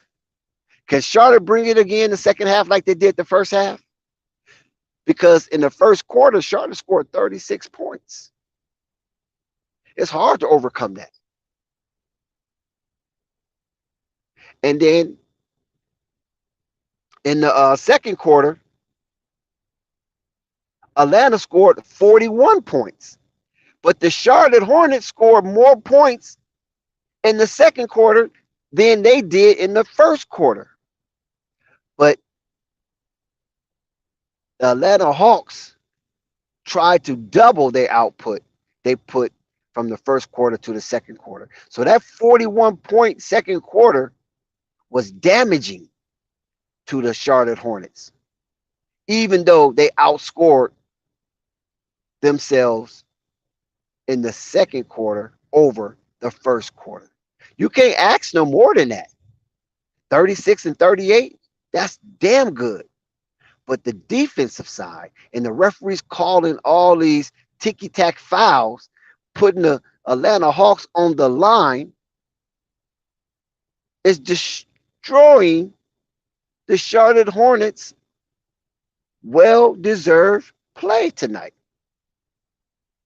So it's not Charlotte doing it to themselves tonight. I got to give it to them.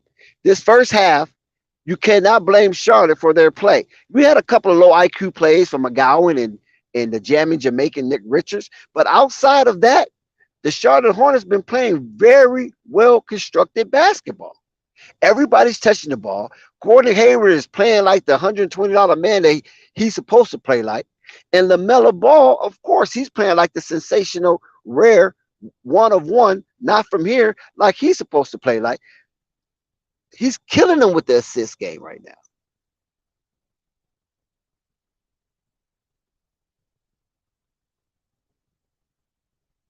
So Charlotte Hornets is playing really decent basketball. Cliffy is not in his own way tonight. Now, I did kind of question Bryce McGowan being out on the court for as long as he's been out on the court, but apparently it didn't hurt him to the point where they lost the lead, because not yet tonight the Charlotte have give way to the lead. They held the lead since the beginning. They went on a 7-0 run to start the first quarter and never looked back so far.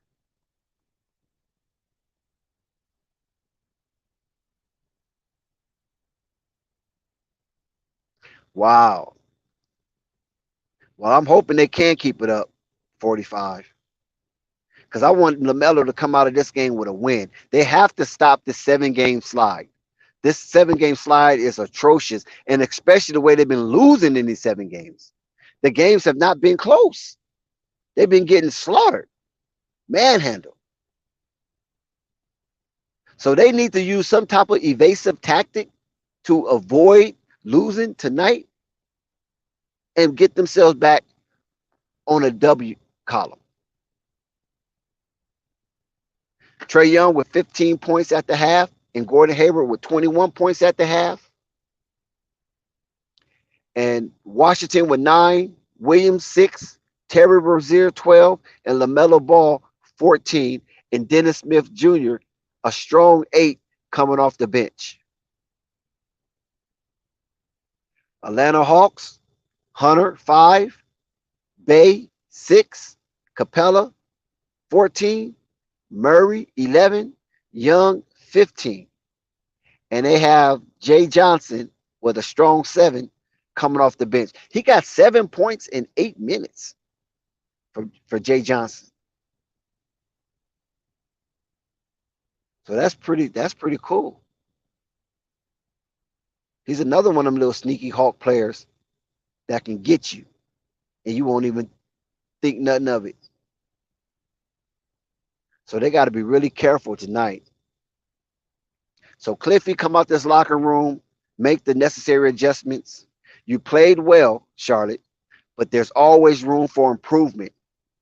So you played well the first half, but played better the second half. And I guarantee you, Charlotte Hornets come out with a win in front of their home crowd, which is a much needed thing because the crowd has little to cheer about so far this season when it comes to the Charlotte Hornets. We all know the Charlotte Hornets is going nowhere fast. Shout out to Jessica, First Lady of Flight Sports TV. So LaMelo Ball is about ready to come back into action. And here we go.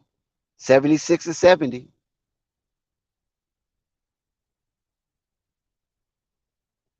Oh, Gordon Hayward with the steal. Yes. Let's go, Gordon. Let's see what you're going to do. He gives it up to LaMelo by the logo. Gives it to PJ. PJ from the runway. He challenged. Oh, in and out. A little too hard for PJ. The basketball guys was not friendly on that one. Ooh, but nice block. Nice block for PJ. But what happened? Did he travel? What happened on that play? PJ pinned that stuff. Yep, Charlotte ball. Terry Rozier to LaMelo. LaMelo back to Terry in the corner. Terry shakes. Trae Young is guarding. He pulls up on Trae Young. Ooh, in and out, heartbreak. They rimmed in and out. Circled and came out. Oh, nice steal. Gordon Hayward, another steal. Deflection by Mark Williams. Here come PJ strong to the nice left hand dunk. PJ act like he was going to lay it up, and the defender got a little soft, and PJ just flushed it on him with the opposite hand. Nice play by PJ from the runway. Okay, here we go. Ooh, nice move by Trae Young. But it's short. Mark Williams could not corral the ball, and it went out of bounds. And Charlotte will get the ball back again because it's off of Atlanta Hawk. Oh, he did that on Murray. Murray really didn't challenge him, though. He looked like he was going to set Murray up, but Murray didn't go for it. Murray like, nah, I'm going to let you have that, cuz. Oh, LaMelo! All panties, no draws. Good shot, LaMelo. Oh, my God. So his LaMelo hit a three-pointer in 47 consecutive games. Oh, nice move from Hunter. Oh, that was Bay, Sadiq Bay. Oh, okay. Okay, Bay. Okay, Mo. I see you, Mo. Yeah, Noble Drew Ali would be proud of you, bro. That's an and one for Sadiq Bey. Nice, and he makes that and one. So here comes LaMelo. Here he comes. Let's go, LaMelo. Let's go. Back to Mark. Oh, that got to be a foul. They went up under Mark. Trae Young is out here doing some crazy stuff, man. Man, Hunter with the dunk. Man, Trae Young went up under Mark Williams, and they didn't even give him the foul. They call that low bridge. Ooh, nice move, Terry Rozier, in front of Trae Young.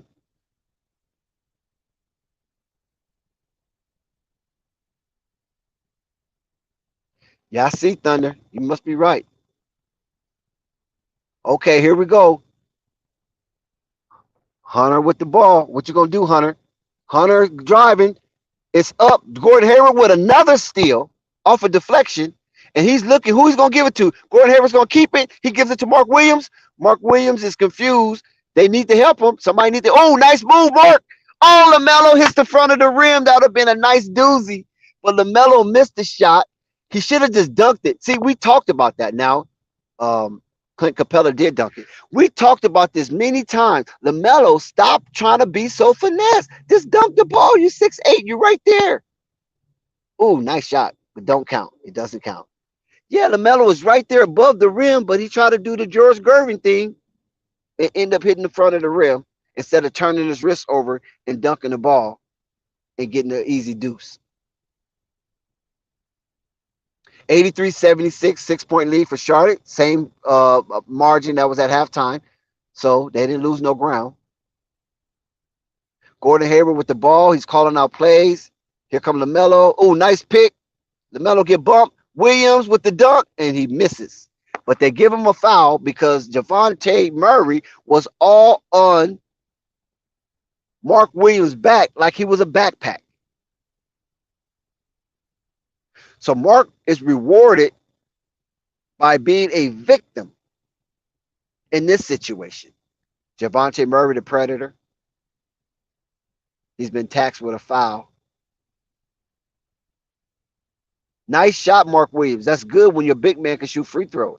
That free throw looked really nice from Mark Williams. Groovy, young man, groovy.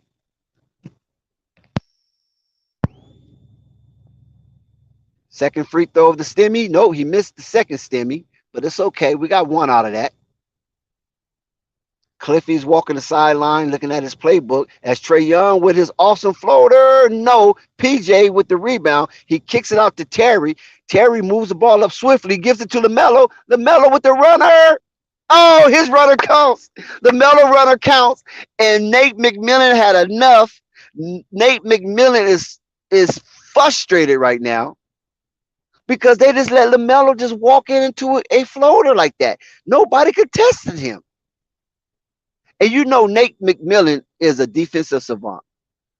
He always prided himself on defense, no matter what team he had. Because every team Nate McMillan coached was a good defensive team, except, of course, the Atlanta Hawks this year.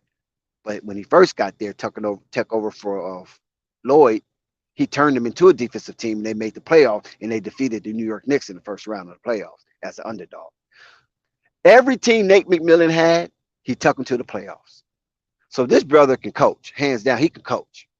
He can get down with the best of them. But he never had a really talented roster.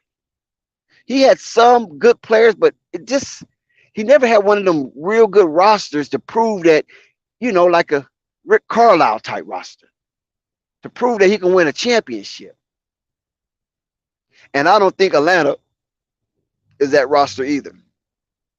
But kudos to Nate McMillan for no matter what organization hired him, he put that team into an extended season. But right now, we got a nice lead for the Charlotte Hornets. They're up by 9. They kind of been flirting around with the 9, 10, 11-point lead all night. And that's a good sign that this is sustainable. Now, every time the Atlanta Hawks go on a vicious run, Somehow, our boy LaMelo Ball and Gordon Hayward shut that run down, along with Terry Rozier. Because Terry Rozier is coming. Listen, Terry Rozier is not on the outs. He's a part of this drive and winning situation currently in this game tonight. So Terry Rozier definitely came along for the ride in this event.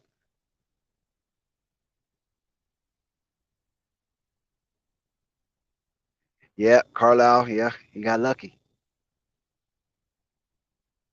I just love this the way the Charlotte Hornet court looks. I mean, this is awesome how they just have the best court in the NBA, but the worst team, the worst collection of guys that rouse together.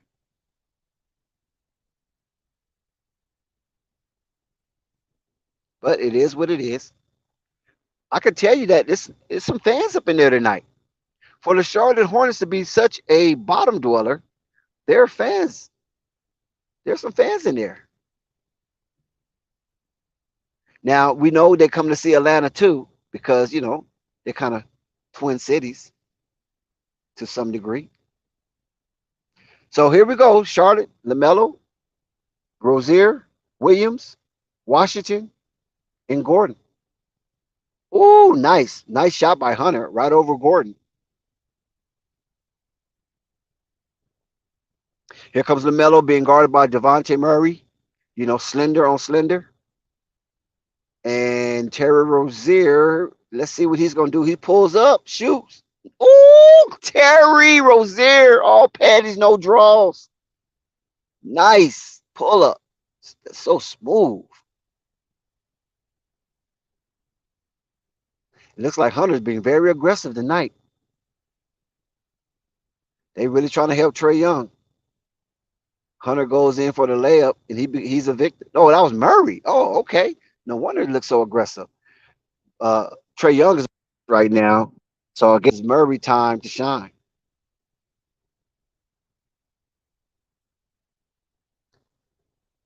Oh no, it was Hunter. I take that back. That's Hunter. Murray, I thought Murray was going to the line, but he was just coming to congratulate Hunter for his aggression.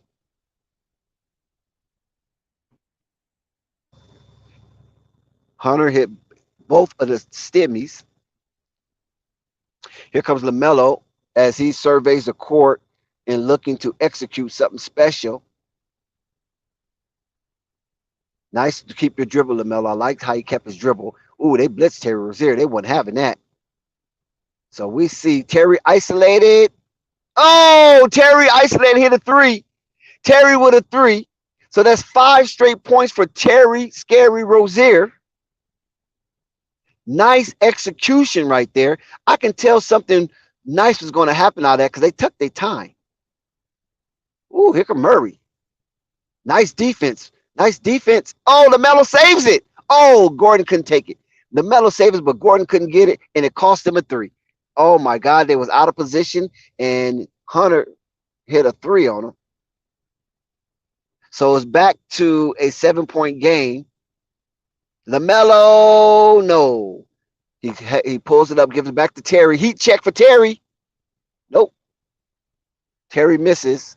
Hunter with the rebound. Here comes Atlanta as Trae Young is on the bench. This is the time that the Charlotte Hornets should take advantage while Trae Young is on the bench. But you know what? Gordon Hayward with a dumb foul, and it's an and one. And Hunter will go back to the line with an opportunity to score 6 straight points. Ugh. Now, that was frustrating. I mean, you can't do that. Not in front of the referee, Gordon. I mean, you got a good game, so I'm not going to hark on it too long, but you can't do it in front of the referee. Hunter makes another and one, back-to-back and ones. PJ Washington on the bench now, smiling. JT Thor, the shadow man, is in the game. Let's see what he do. LaMelo with the hard drive. Up to JT Thor. Back to Rozier. Rozier looks. Back to LaMelo. Wide open from the corner. Oh, yes. LaMelo wide open from the corner. Assisted by Terry Rozier. It was nobody in the region. He was like sitting in Alaska all by himself. Nice miss. But Atlanta gets the ball, so it's second chance shot. Javante gets blitzed. They kick it out to Sadiq Bey. Here he goes. Sadiq Bey with the aggression. No. Sadiq Bey gets his rebound. Mark Williams challenge. No. Sadiq Bey, and it's out of bounds. Charlotte basketball. Okay, a lot of jumping and tipping. Nobody could corral the ball, but they give it to Charlotte, and they finally catch a break from the refs. Man, that was a nice stroke from LaMelo Ball. Pause. Gordon Hayward to JT Thor. Oh, he hesitated. He takes it to the rack. JT Thor, low IQ play. Oh, he gives it back to Gordon Hayward. Man, good. He gave it back to Gordon Hayward. Oh my God, because he was about ready to do something crazy. LaMelo. Oh, LaMelo again. LaMelo deep from the corner on the opposite side of the backboard. What a shot. He looking like Larry Bird right there. Man. But then the Charlotte Hornets don't play no defense and they give up a 2-pointer to Javonte Murray. Oh my God, LaMelo Ball. LaMelo with the ball again. Goes between his legs. He drives with the left. And it's short. And it's lost. And here comes Hunter. He kicks it out to Bay. Gives it back out to Bogdanovich. And he held up. Oh, Bogdanovich looked like he's trying to do something. Oh, Clint Capella misses an easy doozy. And here comes LaMelo Ball again. Let's see what LaMelo Ball do this hand. They trying to blitz him. Oh, he gets into the teeth of the defense. He runs around like Steve Nash. He kicks it out to Terry Rozier, and Terry Rozier holds up. He looks, pump fake, shoots, and no, Terry Rozier misses. Javonte Murray with the rebound as he comes to slow it up a little bit and try to get the Atlanta Hawks back in business. And wow, look at that defense. That's what you call Matador defense. And if I'm Cliffy, I am infuriated with the Matador defense that the Charlotte Hornets is displaying tonight.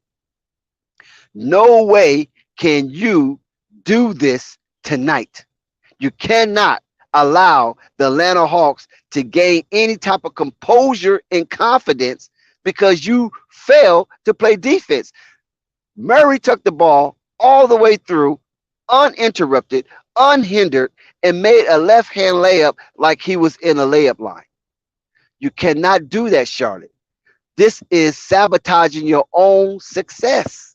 Come on. LaMelo and Gordon Hayward is out here putting up doozies. For crying out loud. Let's go, Mark Williams. Protect the paint.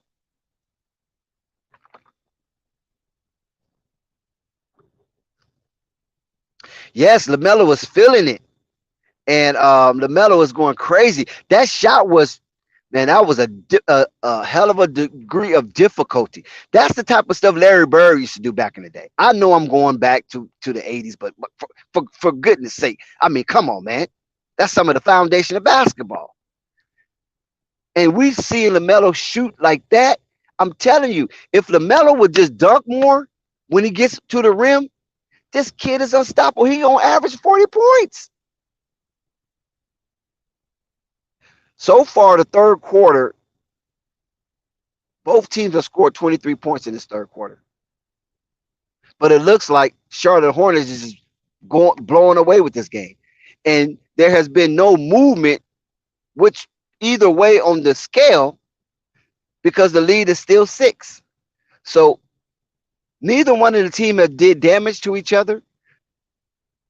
The Atlanta Hawks had not chipped in the league none, nor have Charlotte Hornets surrendered the lead. So it's a 6-point lead, 97-91 in the third quarter as they're breaking the action. Yeah, my name, this will be a nice 40-piece. They had LaMelo at plus 510 for a triple-double. Can you imagine putting $100 down? You're going to win $510. So you take back $610 for LaMelo triple-double. And against Atlanta. So Atlanta's not no defensive studs. So it's very possible that LaMelo could get a triple-double tonight. LaMelo is an all-time leader in Charlotte Hornet history as consecutive games with made three-pointers with 47. He just passed Baron Davis, the body snatcher. So LaMelo takes a break.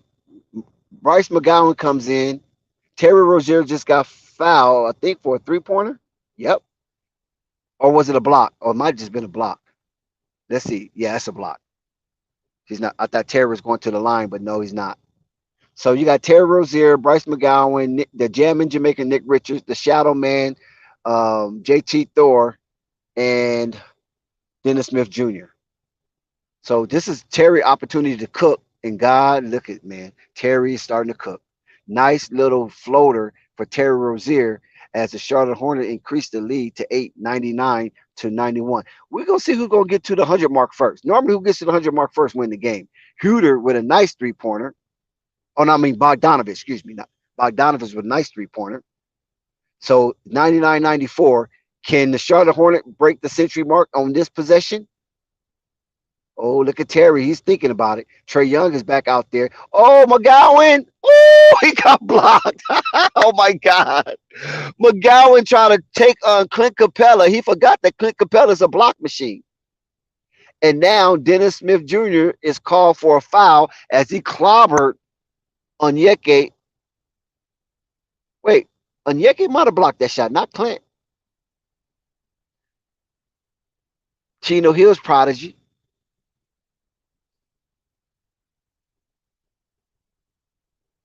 Oh, Onyeka, he trying to put on a show. Come on, bro. Get up. You're African. You tough. I don't think nobody hit him in the face. He hit him in the arm, it looked like. But who am I to say? But that was a nice block from Okonwu. And now, oh my God, they checking to see if Dennis Smith get a flagrant. Oh, he did hit him in the face. Yeah, he did. I didn't see that part. He hit him. That replay show he hit him dead in the face. Maybe because he had the ball. No, he didn't have the ball up. Oh yeah, that's a flagrant. Dennis Smith, you're gonna be taxed for that one. I can't see no way around that. He did hit him in the face. It was obvious it wasn't a basketball play. You know, anything above the shoulder is almost automatic flagrant, right?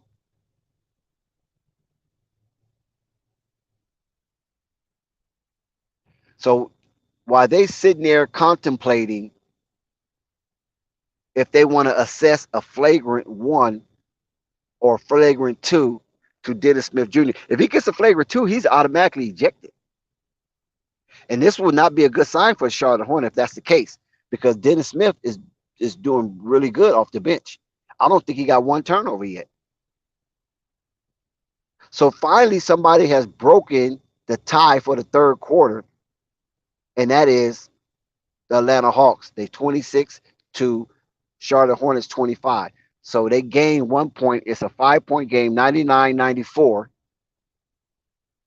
And we're going to see the race to the century mark.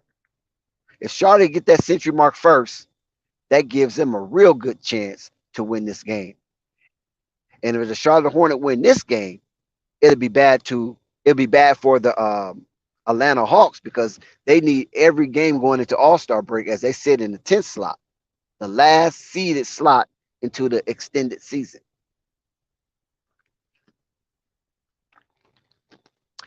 Onyeka, Chino Hill's finest, Compton Magic, elite player, Onyeka Okongwu. And he hits the first of two. So he benefit off that stimmy as he was a vicious victim to Dennis Smith Jr. getting hit upside the head. And I guess they call it a common foul. He makes both of them. That second one was a cheap stimmy because it routed all around the rim. Look at Dominique Wilkins is in the building. Dominique Wilkins, the Frenchman, is in the building. Here comes Atlanta again as Charlotte misses. Trae Young pushes aggressively. And no, rebound Terry Rozier. They pushing aggressively. Oh, Terry pulls up. Oh, no, hit the front of the rim. Okay, this game is getting a hyper pace. And here comes LaMelo. Thank you, Cliffy. Thank you. Ooh, nice defense, Terry Rozier. Get this one, Terry. Get this one. Dennis, get this one. Oh, the Jammin' Jamaican. Oh, he got fouled. Oh, he got fouled. So he would go to the line to shoot two, slow down a little bit, let LaMelo get back into the game. Neither team have benefited when LaMelo went out. I think, I can say, I'll take that back. Maybe the Hawks benefited because they increased their lead in the third quarter by 3, and it's a 3-point ball game, 99-96. So if the Gem and Jamaican hits one of these, they will break the century mark first. Oh, and he misses the first stimmy.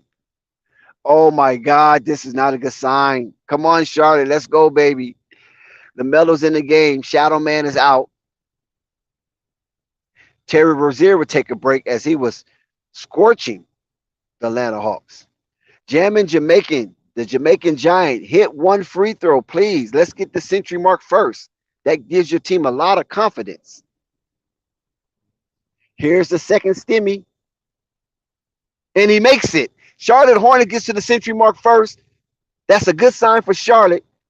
It's only in the third quarter and they got 100 points. Charlotte got 100 points in the third quarter. That's crazy.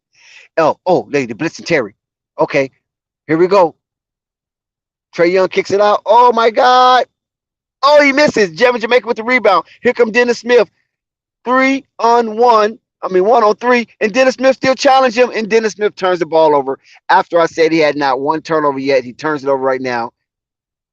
Oh, my God. Good defense for PJ. Here comes Dennis Smith again. Another opportunity. Oh, nice move. Nice aggression. And guess what? Dennis Smith Jr., Dennis the Menace, will be rewarded with 2 free throws as he aggressively went towards the rim with violence on his mind. So he's the victim. Huter's the perpetrator. Bogdanovich is the perpetrator. Excuse me. I keep calling him Huter. Okay, he makes the first stimmy. So now the Hornets is over the century mark. And they have tied the quarter 28-28. 1 minute, 15 seconds in the third. And he makes both. So he pushes the lead back to 6. 102-96. Atlanta has yet to break the century mark, but they're trying to get closer. Nice closeout for Bryce McGowan on Trae Young, but Trae Young takes him. He missed. Jammin' Jamaican gets the rebound. He kicks it to LaMelo. Here comes the Charlotte Hornets. LaMelo pulls up. Oh, he hits. LaMelo hits the deep three-pointer as he pulls up off the dribble. LaMelo again hits the three-pointer, and now he is stretching the league over Baron Davis for the most three-pointers in consecutive three-pointers in Charlotte Hornet history. Oh, man, that was a nice shot from LaMelo. He shot it with so much confidence, and you can see the strength in LaMelo's legs as he pulled that one.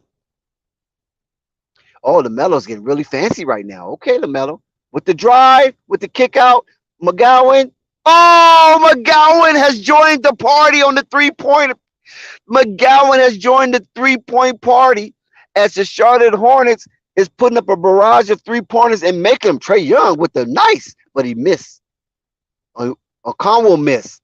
Man, they can't get nothing at the rim. The rim is just closed. It's got to be a lid on there for the Atlanta Hawks. And that's good because the Charlotte Hornets is up 12. Charlotte Hornets up 12 with the final shot of the third quarter. 7, 6, 5, 4, 3, 2, 1. Shoot. Oh, it's a foul. Did he get it off in time? No. They told him to hold up. Onyeka is going to get a tech. Onyeka, you be lead the ref alone. Did he get it off in time? They're going to check. Oh, yes, a foul. Yep, a foul. That's a foul. He get the chance to shoot 3 free throws. Oh, wait a minute. Was it a block? Woo! Ooh, you get a better look at it. Is it a block?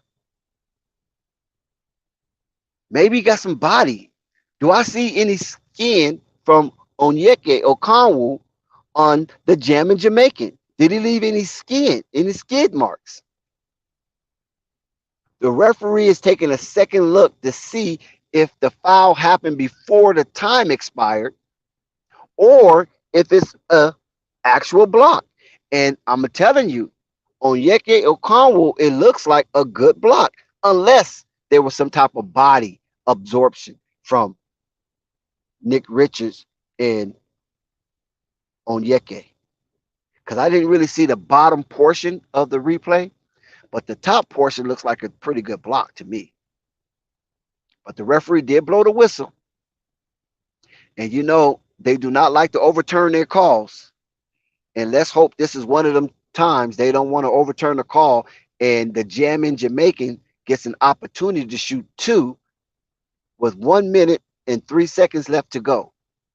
So Onyeke will be taxed for that foul, as the jamming Jamaican will be the recipient of it and rewarded with two stimmies. Oh, he missed again. Wow. He missed the front end of a two stimmy or double stimmy. And let's see, can he capitalize off the final shot of the free throw? Yes, he does capitalize. So that lead extends to 7. And Trae Young will take a chance, and no, that goes against his shooting percentage. So that will go down.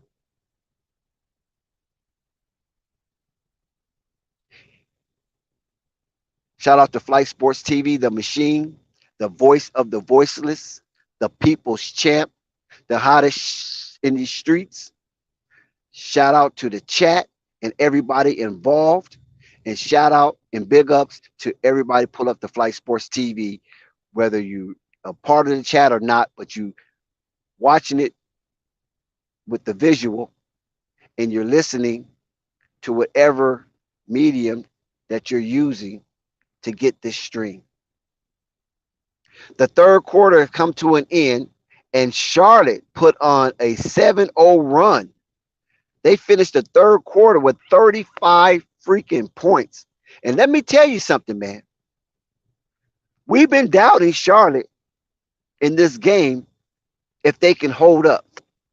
Right now, they're proving us wrong, but it's still 12 minutes of basketball left to play. And right now, the Charlotte Hornets is up a big number. They're up 13 points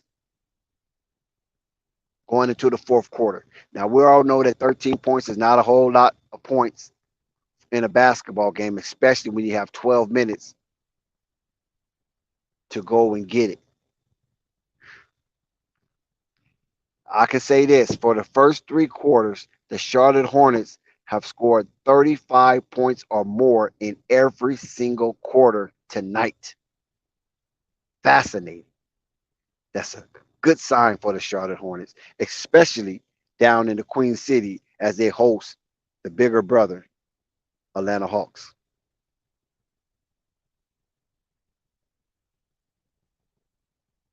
Yeah, let's see if LaMelo can get a career high. That'll be wonderful tonight and with a win. I know people had to bet LaMelo on that triple double, but listen, LaMelo only got 4 rebounds. So that rebound total must start to come up quick, because he got 28 points, 4 rebounds, and 8 assists. And on the other aisle, Clint Capella got 16 points, 7 rebounds, 2 assists. So I'm hoping Gordon Hayward didn't run out of fuel. I'm hoping Gordon Hayward didn't run out of fuel, because they need Gordon Hayward to put up at least 6 to 8 points in the fourth quarter if they want to pull this one out. We already know what Terry Rozier can do. We already know what LaMelo Ball can do. So we need an anchor in Gordon Hayward to have at least 6 to 8 points in the second half. As both teams come out with their buckets to start the fourth quarter, 111-99. The Atlanta Hawks have yet to crack the 100-point mark, the century mark, but I'm quite sure they will. I mean, they're playing the Charlotte Hornets, for crying out loud.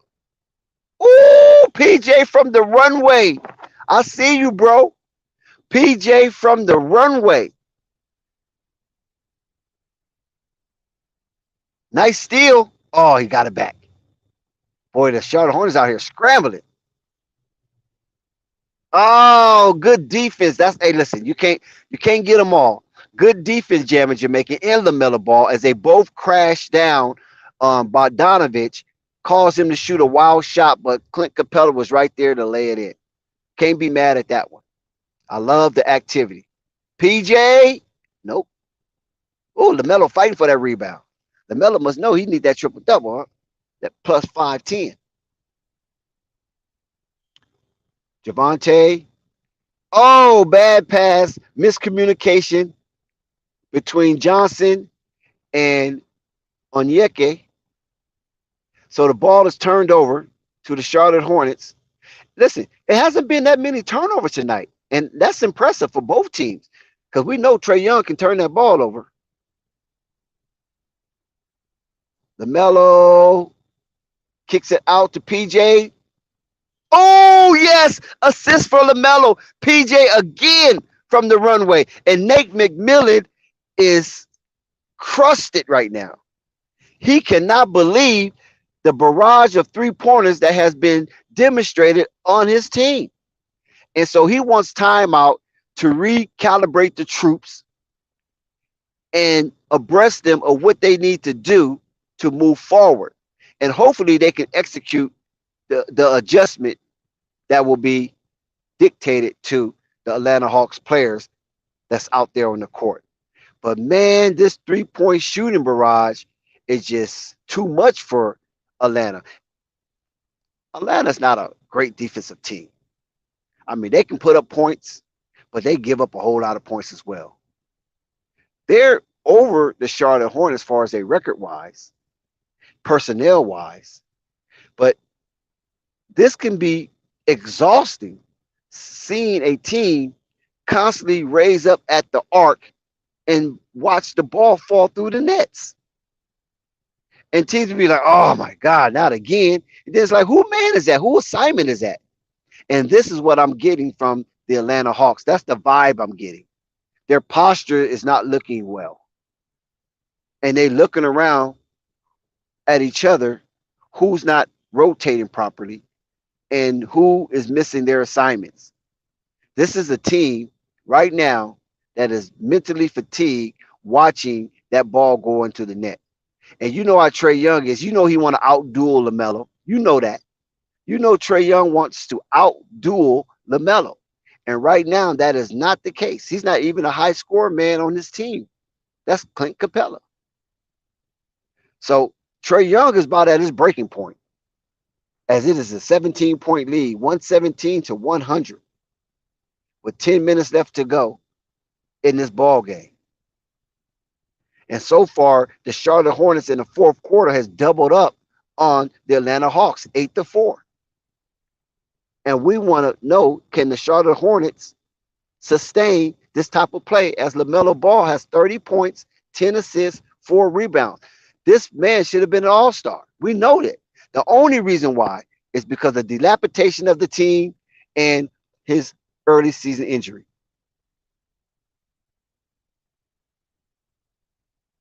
And LaMelo is having like a nice smooth game. I mean, he's not trying to do too much.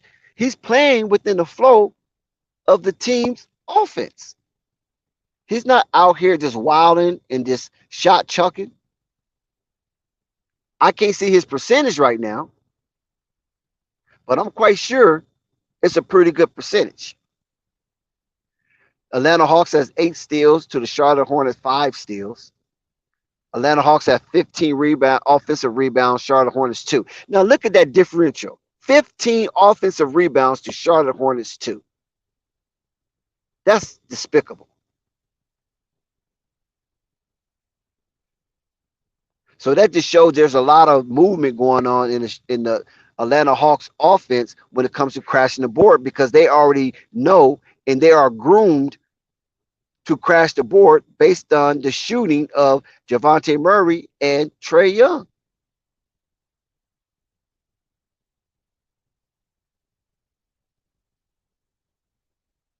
Bogdanovich with aggressive drive to Onyuke. Yes.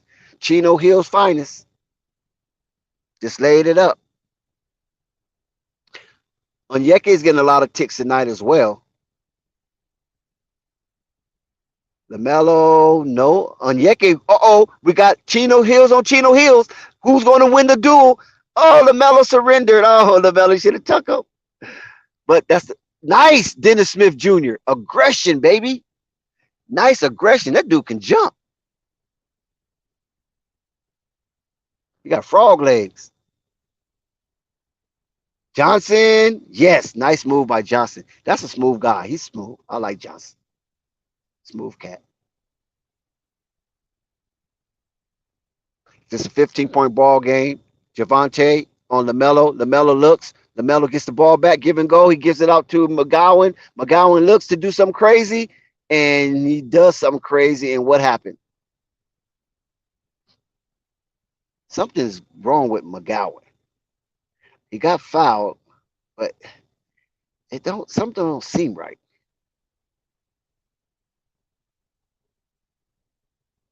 Something don't seem right with McGowan. I don't know what it is just yet. I know our brother Sam Dracula don't have much faith in McGowan. When he do hit the first stimmy, maybe he just need more playing time. Because he's so used to playing that gimme ball. You know, give me the ball, give me the ball. And with this team, he cannot do that. In the summer league, he did it, and in the G League, he did it. But when you come up and playing with Gordon Hayward, LaMelo, Kelly Oubre, Terry Rozier, you can't be give me the ball. That's not going to happen. And maybe just have to adjust. But he hit both of his stimmies, 120.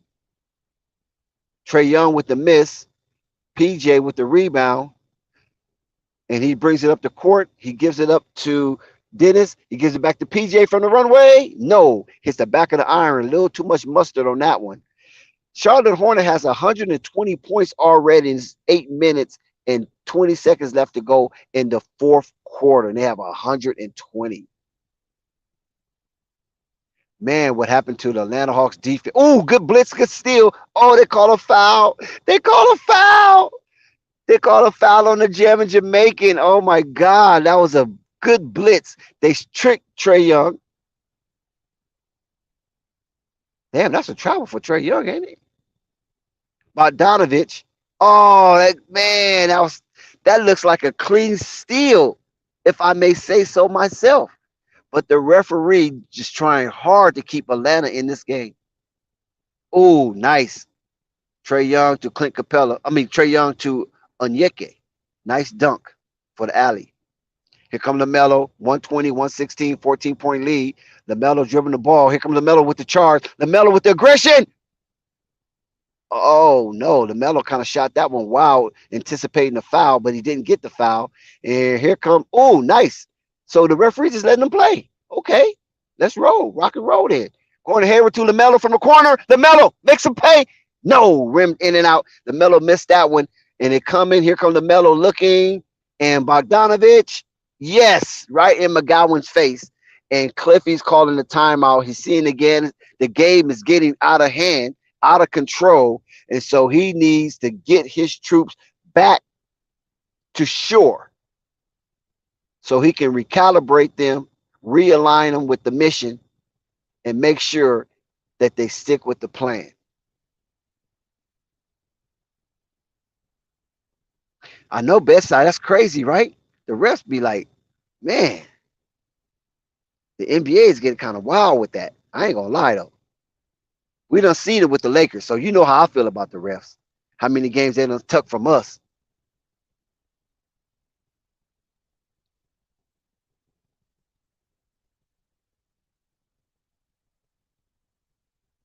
Yep. My name. Who? When you say my name is, you said if he is on this team and Jello is not, something is wrong. Who is the he? Because I missed that conversation. Oh, Sky, the score is the Charlotte Hornets 120 and the Atlanta Hawks 109. It's 11-point lead for the Atlanta Hawks. I mean, excuse me, 11-point lead for the Charlotte Hornets. My bad. Yes, Darius plays. Murray was he in the first quarter. He was putting up some doozies. Then all of a sudden, he kind of just slowed down and he kind of removed himself from the game.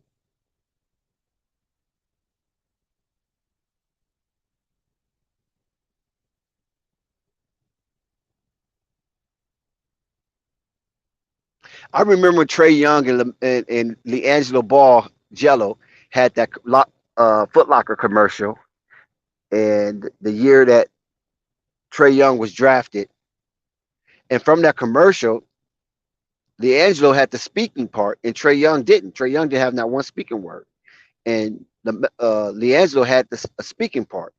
So I just knew he was going to get drafted, maybe not the first round, but at least the second round or something. And he didn't even get drafted that year. He went undrafted, and the rest is history. And we already see what Trey Young is at.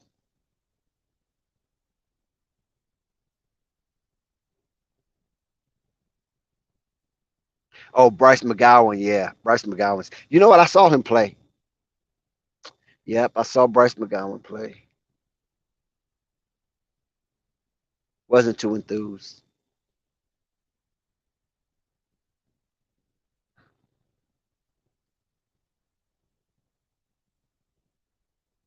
Well, here come the Hornets. Let's go with the 11-point lead. Gordon Hayward comes off the curl. He gives it to Bryce McGowan. He fumbles the ball. We just mentioned Bryce McGowan. He just fumbled the ball. And oh, wait a minute. Javante Murray, somebody lost their shoe. Somebody lost their shoe. Looks like a Hornets player, and he has a Pumas. Oh, that was Terry Rozier. Woo, that could have been ugly.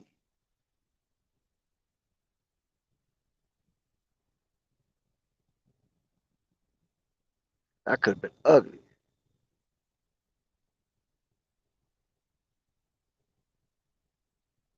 So Javante Murray would go to the line. He's shooting 15. There was somebody in the chat calling for Javante Murray to turn it up some. I guess this is the time. He makes the first stimmy. So now it's a 10-point ball game. If he makes this one, it will be back to single digits. And that is a scary territory for Charlotte because they've been playing so hard to maintain a double-digit lead.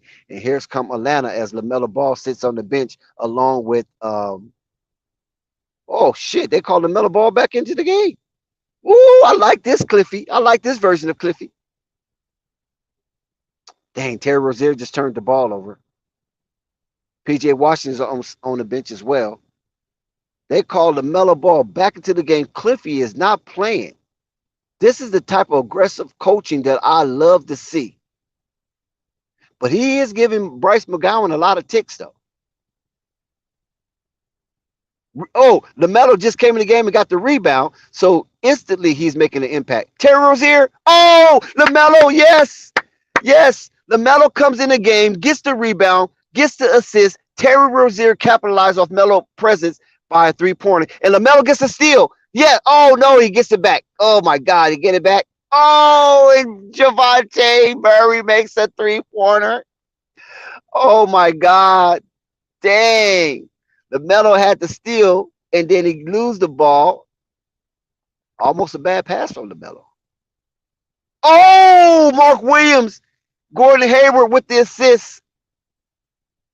This is like a pickup game. Nobody's playing any defense. They just dunking the ball like it's nothing. Is this a Rico Hines run?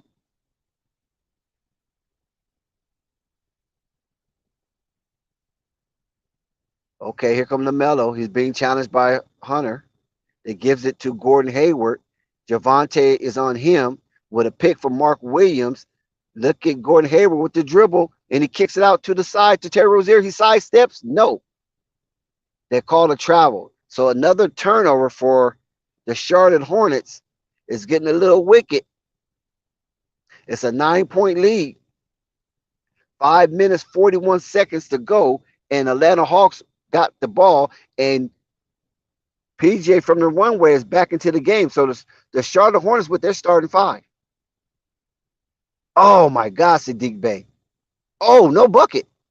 No bucket. He pushed off. Sadiq Bey would be taxed with a foul. He pushed off. And here comes LaMelo. He gives it to Terry, back to PJ, back to Terry. Terry looks, come around the corner to LaMelo for three. Oh, hits the back of the rim. LaMelo selling for them threes. Here come Trey. Here come Ice Trey. Oh my God, him and Capella, man, that combination is vicious. That's a vicious ass combination. No wonder Trey be having so many assists. LaMelo being guarded by Murray. He comes around the corner. He gives it to Terry for three. Oh, all panties, no draws. LaMelo with another assist, and Terry rewards LaMelo with a three-pointer. Look at Trey. Trey hesitated. Trey, you hesitated. You might have should have tucked that one. Let's see if that was the right decision. Hunter. Yes, nice shot from Hunter. Oh my God, Hunter is down. It looks like he injured his ankle as Gordon Hayward closed out on him on the mid-range shot. It wasn't a three. Oh, yes, he hit the back of Gordon Hayward's foot. Hunter is down with the ankle injury, but he's back up. Good for the young man. He's back up. It's probably was one of them stingers. Looking like Christian Woods. So now they're going to look to see if that's a foul. Because the way Gordon Hayward closed out, he turned his back. And Hunter went down. So did Gordon Hayward didn't give him enough room to land? The closeout was too aggressive, and the referee do call a foul. So, like we said before, the Hornets have a bad habit of giving up leads, and now this could turn into a 7-point lead for the Hornets. It's a little cushion, but it's a scary cushion.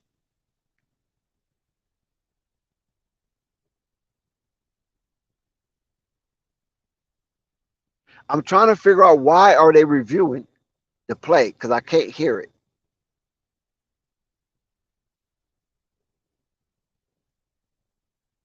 Oh my God, they're giving him 2 free throws in the ball. Yes. They said that was a unsportsmanlike conduct, basically.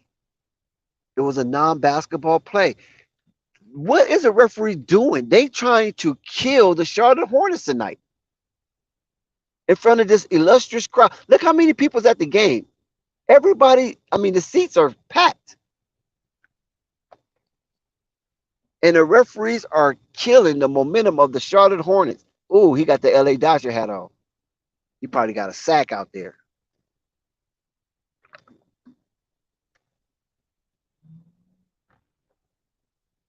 So here goes Trae Young. He's going to inbounds the ball. They called a technical foul on Gordon based on the nature of that foul. So they can make this a 5-point swing. Oh, good. He missed. Ooh, that could have been devastating. So the Charlotte Hornets cling onto a narrow 7-point lead as Gordon Hayward gets the ball in the high mark and he dribbles aggressively. He pulls up and makes it. A nice little controlled bank shot for Gordon Hayward. Gordon Hayward is playing tremendous basketball. Trae Young, oh, he finally done it. Trae Young finally pulled up the deep three, and he cashed it in. Here comes Charlotte. It's a 6-point game. This is getting scary. This is getting tight. Oh, nice play for Gordon Hayward. High IQ play. Mark Williams slashed to the basket, and he was, oh my God, he was so wide open. That's probably the easiest 2 points he's probably going to make in his NBA career. So Gordon Hayward with back-to-back High IQ plays. Nice. And Mark Williams finish it with a nice soft dunk the way you're supposed to. No finger rolls, no off the backboard, no finesse. Dunk the ball. As we approach the All-Star weekend, and we know how fabulous the NBA All-Star weekend can be. Slam dunk contest, three-point shot, skills challenge. And I think they have like a 3-on-3 situation going on. We get to see the young, up-and-coming rising stars.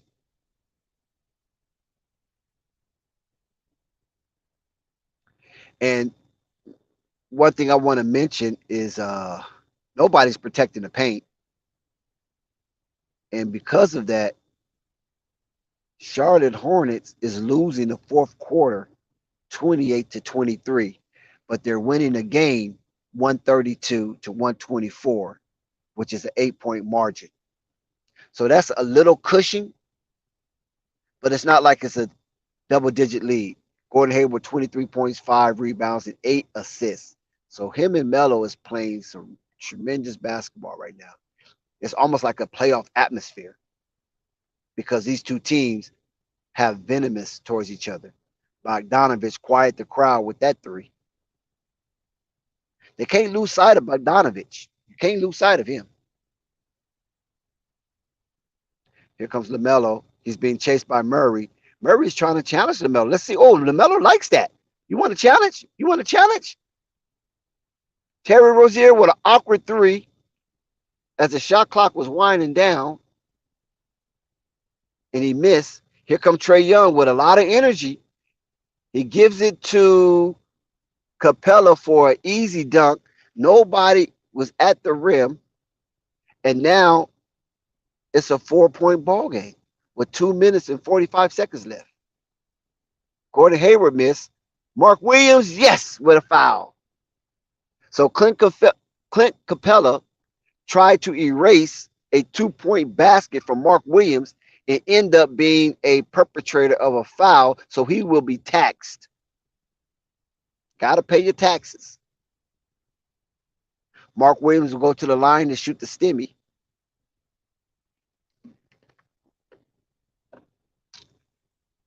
And he makes it. This young man is not afraid of the free throw line. I can tell you that much. He has made all of his free throws, I think, so far. If not, he'll probably only miss one. 33-25, fourth quarter. He makes both of them. And here comes Trey. See, there you go with that John Morant stuff. Get on the ball, man. People wrong with these people, man. Trae Young get blitz. They kick it out to Murray. Back to Bogdanovich. He takes it to the rack. He kicks it back out. Trae Young deep. Oh, and Trae Young makes another deep 3-pointer. Oh, my God. This is getting interesting. It's a 2-point ball game with 2 minutes and 10 seconds left. A 2-point ball game. We talked about the Atlanta Hawks being pesky, and they're showing a lot of peskiness tonight. Oh, PJ turned the ball over. No, he grabs it. It's a jump ball. Wait a minute. Timeout. Oh, it's called timeout. Woo! 2 minutes left to go. PJ almost did something crazy, and the lead has been collapsed to 2. Right now, the Atlanta Hawks in the fourth quarter have outscored the Charlotte Hornets by 11. Atlanta Hawks have a 36-point fourth quarter, while Charlotte Hornets have a 25-point fourth quarter. And this is something that you have to watch out for. LaMelo is still stuck on 30.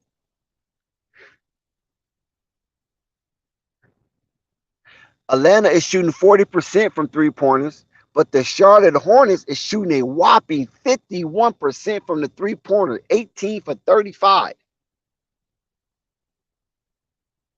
Charlotte Hornet is winning in the assist category, 32-25, and Atlanta Hawks is losing In the fast break category, 16-10 for Charlotte, and blocks are even, 4 apiece for each team. One thing I can say defensively on a rebound, the Charlotte Hornets is 5+ rebounds defensively against Charlotte, 31-26. But the offensive rebounds is the tail of the tape. Atlanta Hawks sits on 15 offensive rebounds, and Charlotte Hornets sits on 3. So you have a potential of 30 points offensively, and Charlotte Hornets have a potential of 6 points offensively with these rebounds. That's have to change for the duration of this game. Nice shot. Who hit that? Oh, Gordon Hayward with a 3-pointer. Gordon Hayward would not let the team die. So they go up by 5, 137-132, a high point. I mean, this is a high-scoring game right here. No defense, just all offense. And Trae Young with a nice push-off floater, and it goes. So this game looks like it's going down to the wire. Charlotte has one of the narrowest of leads, 137-134, but Charlotte's in good shape because they have the lead this late in the ball game. When the last time Charlotte had the lead, this lead late in the ball game, as LaMelo almost turns it over, and it's a foul, and yes, there's a foul. LaMelo Ball gets the foul. He almost turned it over for an easy deuce for the opposition, but somehow he gets the ball back, and then they scramble for it, and they call LaMelo for the foul.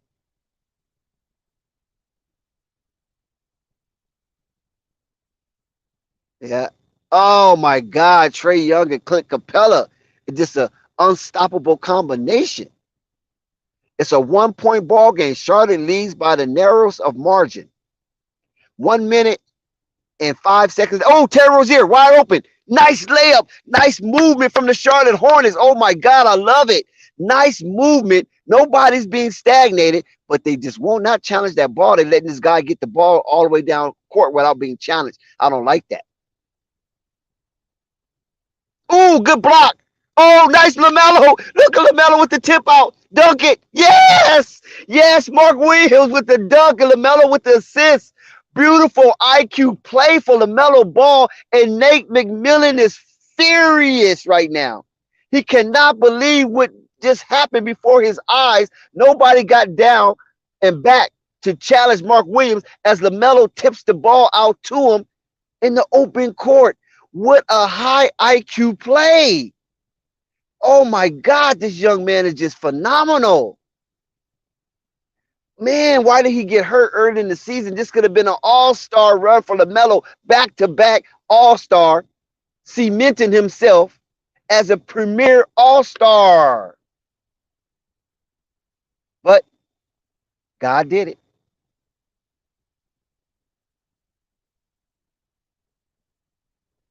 The Hornets is looking tremendous right now. They have a 5-point lead when the Atlanta Hawks was closing in and putting pressure on Charlotte. LaMelo, Gordon Hayward, Terry Rozier, and Mark Williams came to the forefront and said, no way, not in my house. When was the last time the Charlotte Hornets had a lead going into the fourth quarter when the fast clock started to tick? Right now, we are witnessing the fast clock ticking with 52.8 seconds. And this separates the men from the boys.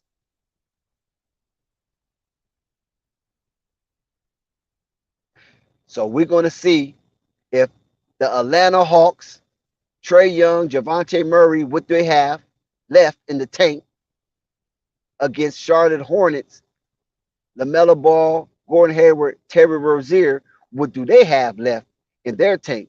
So Atlanta Big Three against Charlotte Big Three.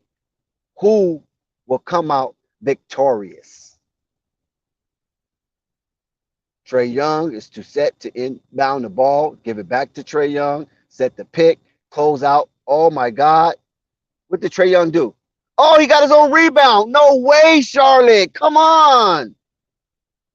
but they're still down 138, 141. Charlotte is up. The fast clock is ticking. The ball is in the hand of the man that you want the ball in the hands of. And LaMelo looks, Trae Young challenge. LaMelo dribbles. LaMelo looks again. He's surveying. Here comes the pick. He kicks it out to PJ for three. Oh, he hits it. He hits it. PJ hits the three. The combination of LaMelo Ball and PJ Washington execute perfectly right down to the core of success, and the crowd is stunned. Charlotte might come out with a victory. PJ Washington is laughing with joy. LaMelo Ball took the ball all the way down to 24 seconds. So PJ had an opportunity to hit, and John Collins is so upset and is shocked and awe for the Charlotte Hornets. That was a nice stroke for PJ. He cuffed his wrist. He knew it was going in. The rotation felt right, and he launched it, and he was successful. PJ from the runway. Trae Young biting on his mouthpiece, trying to figure out what can they do with 22 seconds left. Do they play the foul game? Do they rush the shot? Because they are down by 6. It's a 2-possession ball game. Atlanta need 2 3-pointers as well as a stop.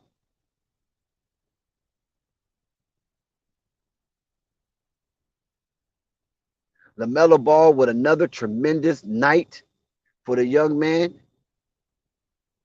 And the 7-game slide is definitely in jeopardy.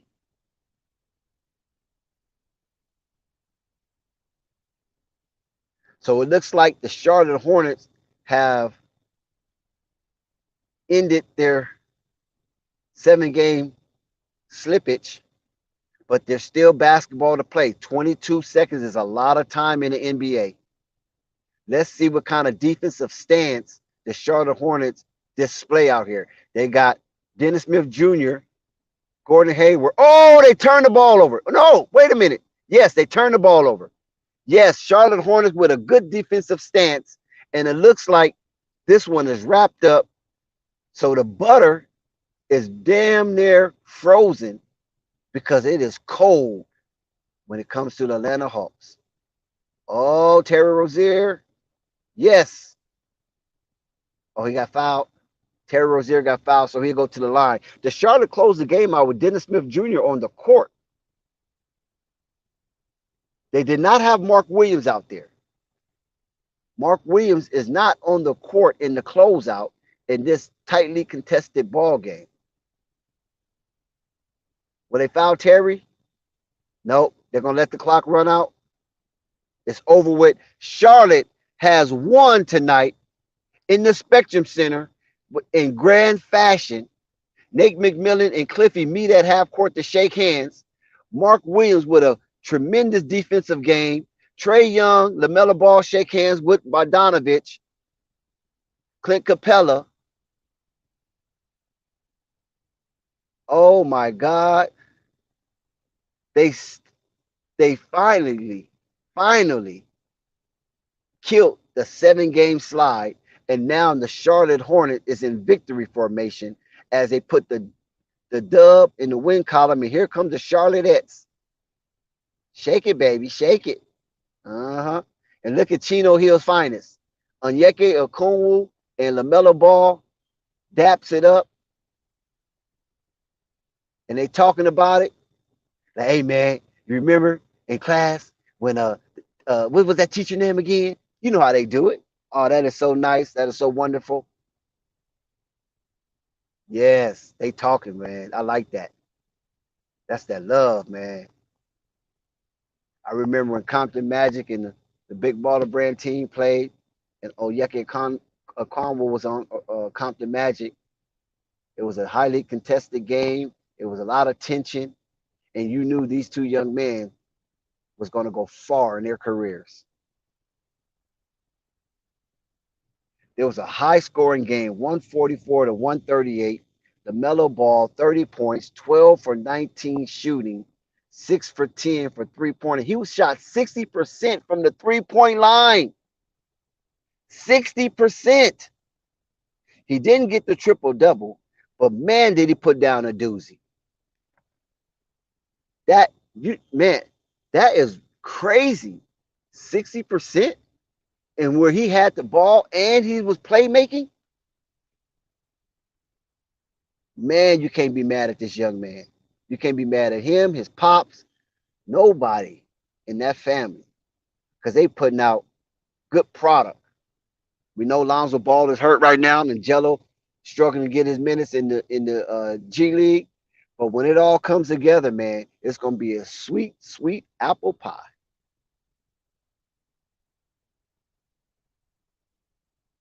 Yep, LaMelo is him, Rap God Reloaded, most definitely. This is this is this is a nice game because Atlanta, you can't sneeze at Atlanta now. They played the Charlotte Hornets like if they was the Milwaukee Bucks or something. Because Atlanta can't afford to lose any games right now. It's not in their best interest because they're barely hanging on them damn selves. They're in a much better position than the Charlotte Hornets, of course. And this is why the Atlanta Hawks felt this one. And now the Atlanta Hawks is at 500 with this loss. So when we look across the NBA landscape, we see the Charlotte Hornets down, the Atlanta Hawks 144, 138. The Bulls are down to the Orlando Magic by 10 in the third quarter. And listen, something's going on with the Bulls. They only got 50 points, and it's already halfway through the third quarter. Something is not right down there. Timberwolves is up against the Mavericks, 57-46. The Spurs lose a close one, and it kind of got a little loose down the end, 109 to 117 to the Cleveland Cavaliers. Look, shout out to Cleveland Cavaliers and Bernie Bickerstaff Jr. Got the Cleveland Cavaliers 16 games over 500. I mean, what a switch of events. The Bulls is 4 games under 500, and Cleveland is 16 games over 500. Denver Nuggets is beating the Heat right now, 103 to 97, down there in South Beach. The Battle of New York might be over. Right now, the Knicks cling on to a 10-point lead over the Nets, 98 to 88.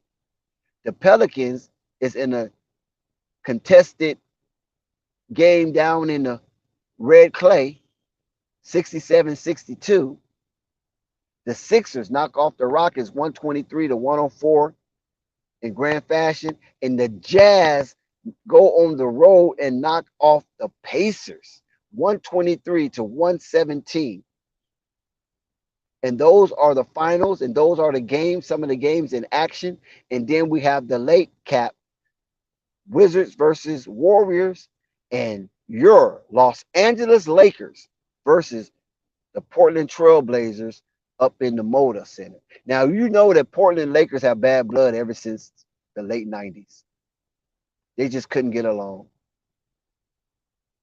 especially when they had the opportunity to play Portland in the Western Conference Finals. Portland had the lead, and all of a sudden the Lakers come roaring back.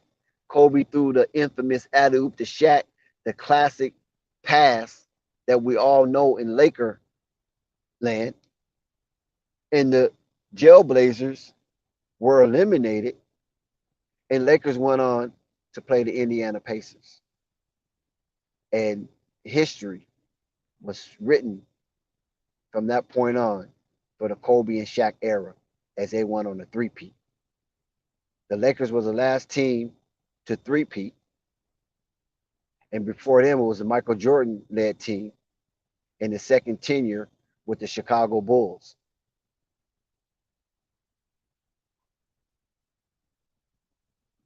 So as we wait for the Lakers and Portland game, I'm going to say AD is going to have a really good game tonight. Anthony Davis, it's been a sore puss ever since LeBron James broke that record and he spoke out against the game, but not the record that the Lakers losing. Russell Westbrook got traded. He had a hissy fit on the sideline and in the locker room, and that probably expedited his way up out of Los Angeles. The Bulls are down 13, 69 to 56. I don't know if the Bulls are trying to get Billy Donovan fired because there ain't no more trades. Mavericks is getting their head peeled by Anthony Edwards and company. Go look over at that game. Anthony Edwards got 20 points. He's the lead scorer. I'm trying to figure out what's going on with Big Cat. Is he out for the season? Anybody know the situation with Big Cat? Kyrie Irving is stuck on 4 points. Luka Doncic got 14. Kyrie Irving is shooting pretty bad. He only shooting 25% from the field, and he has not to make a three-pointer yet. So he don't even register on the three-point percentage because he have yet to make one. What the hell is going on with Big Cat? That's the thing. He just like, and nobody's not even mentioning Big Cat. It's like he just fell in the cracks and the concrete covered him up. Pelicans started to increase their lead 70 to 64 over the Thunder. We take a little glimpse at that game right there. Brandon Ingram has 28 points. And it's the third quarter. It's halfway through the third quarter. 28 points. You heard me. That's crazy. Shea only has 18, but then Jay Williams got 16. So Brandon Ingram is doing his thing. You know, he's on the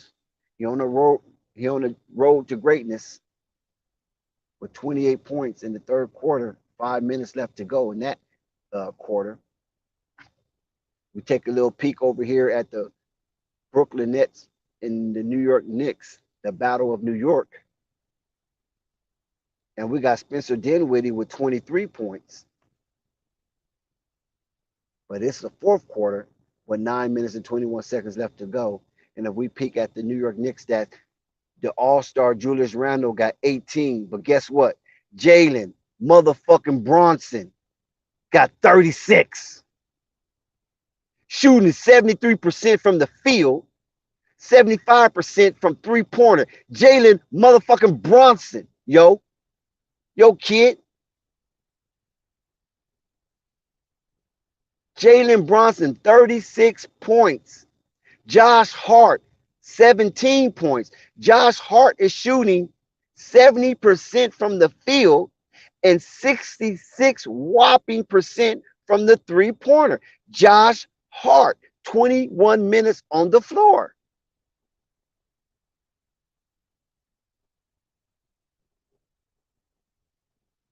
Wow. Jalen Bronson's not playing. He don't like the Nets. That's obvious, right? Listen, the Knicks might be a little something. They cracked the 100 mark. They're up by 9. 8 minutes and 7 seconds left to go in the fourth. The New York Knicks. Spencer Dinwiddie is trying to hold his own. And what is R.J. Barrett doing? R.J. Barrett, 4 points. Is R.J. Barrett laying down on the Knicks after they paid him that whopping money? What the hell is R.J. Barrett doing with 4 freaking points, shooting 25% from the field, and has yet to hit a three-pointer, so he don't even register, even though he have attempts? Was that Quickly? Nice three-pointer from Quickly. This is devastating. R.J. Barrett is laying down on the Knicks.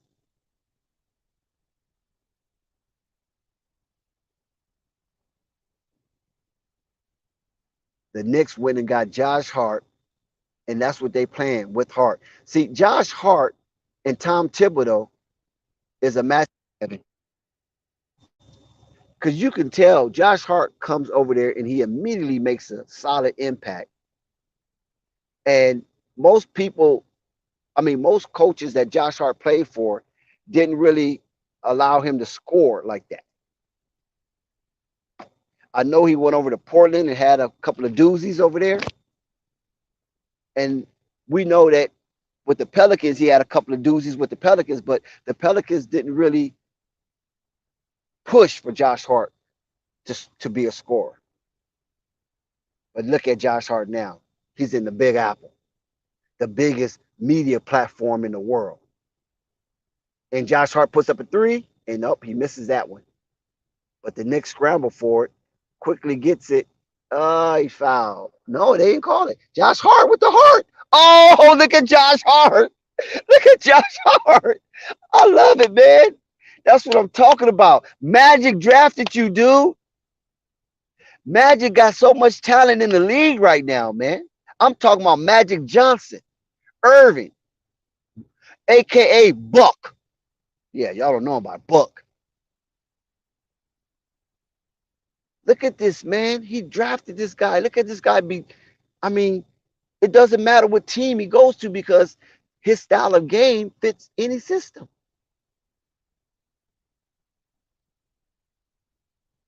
(106.94). Josh Hart with 20 points. Spencer Dinwiddie pulls a three. No, back of the rim. Josh Hart with the rebound. Josh Hart is steadily making his presence known. Here come Bronson. Uh-oh. Uh-oh. All-Star Randall. What All-Star Randall gonna do? What All-Star Randall gonna do with the left hand? Turn it over. Oh, they gave him a foul. They gave All-Star Randall a foul. Yeah, I like Josh Hart, man. I like Josh Hart in college too.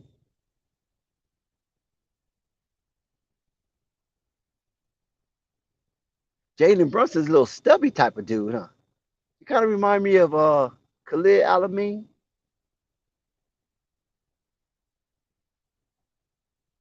Little chunky guard.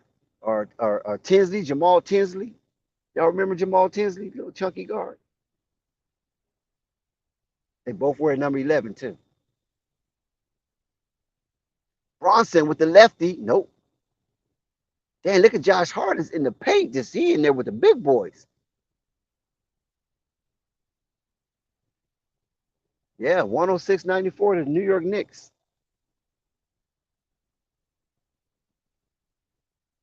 Man, I didn't know the New York Knicks was this tough. They like a tough team. They're a tough team, man. I never really watched much of New York Knicks basketball. But now that I see the pieces on them, I see why they sitting where they sit in the Eastern Conference. Yeah, New York is gonna be a tough team. I think they're gonna be a tough team. Look at this. Look at how they swarm to the ball. And they up by 12 and they swarming to the ball like that. And it's 6 minutes and 18 seconds left. A lot of teams kind of like slow it down a little bit, kind of wind it down. Nah, they swarming to the ball, man, like it's a tie ball game. And they got rewarded with the turnover. Here go Jalen Brunson, hard to the rack. Oh, nice. Who was the white boy? Who was this white boy, yo? Oh my God, the white boy got hoppers.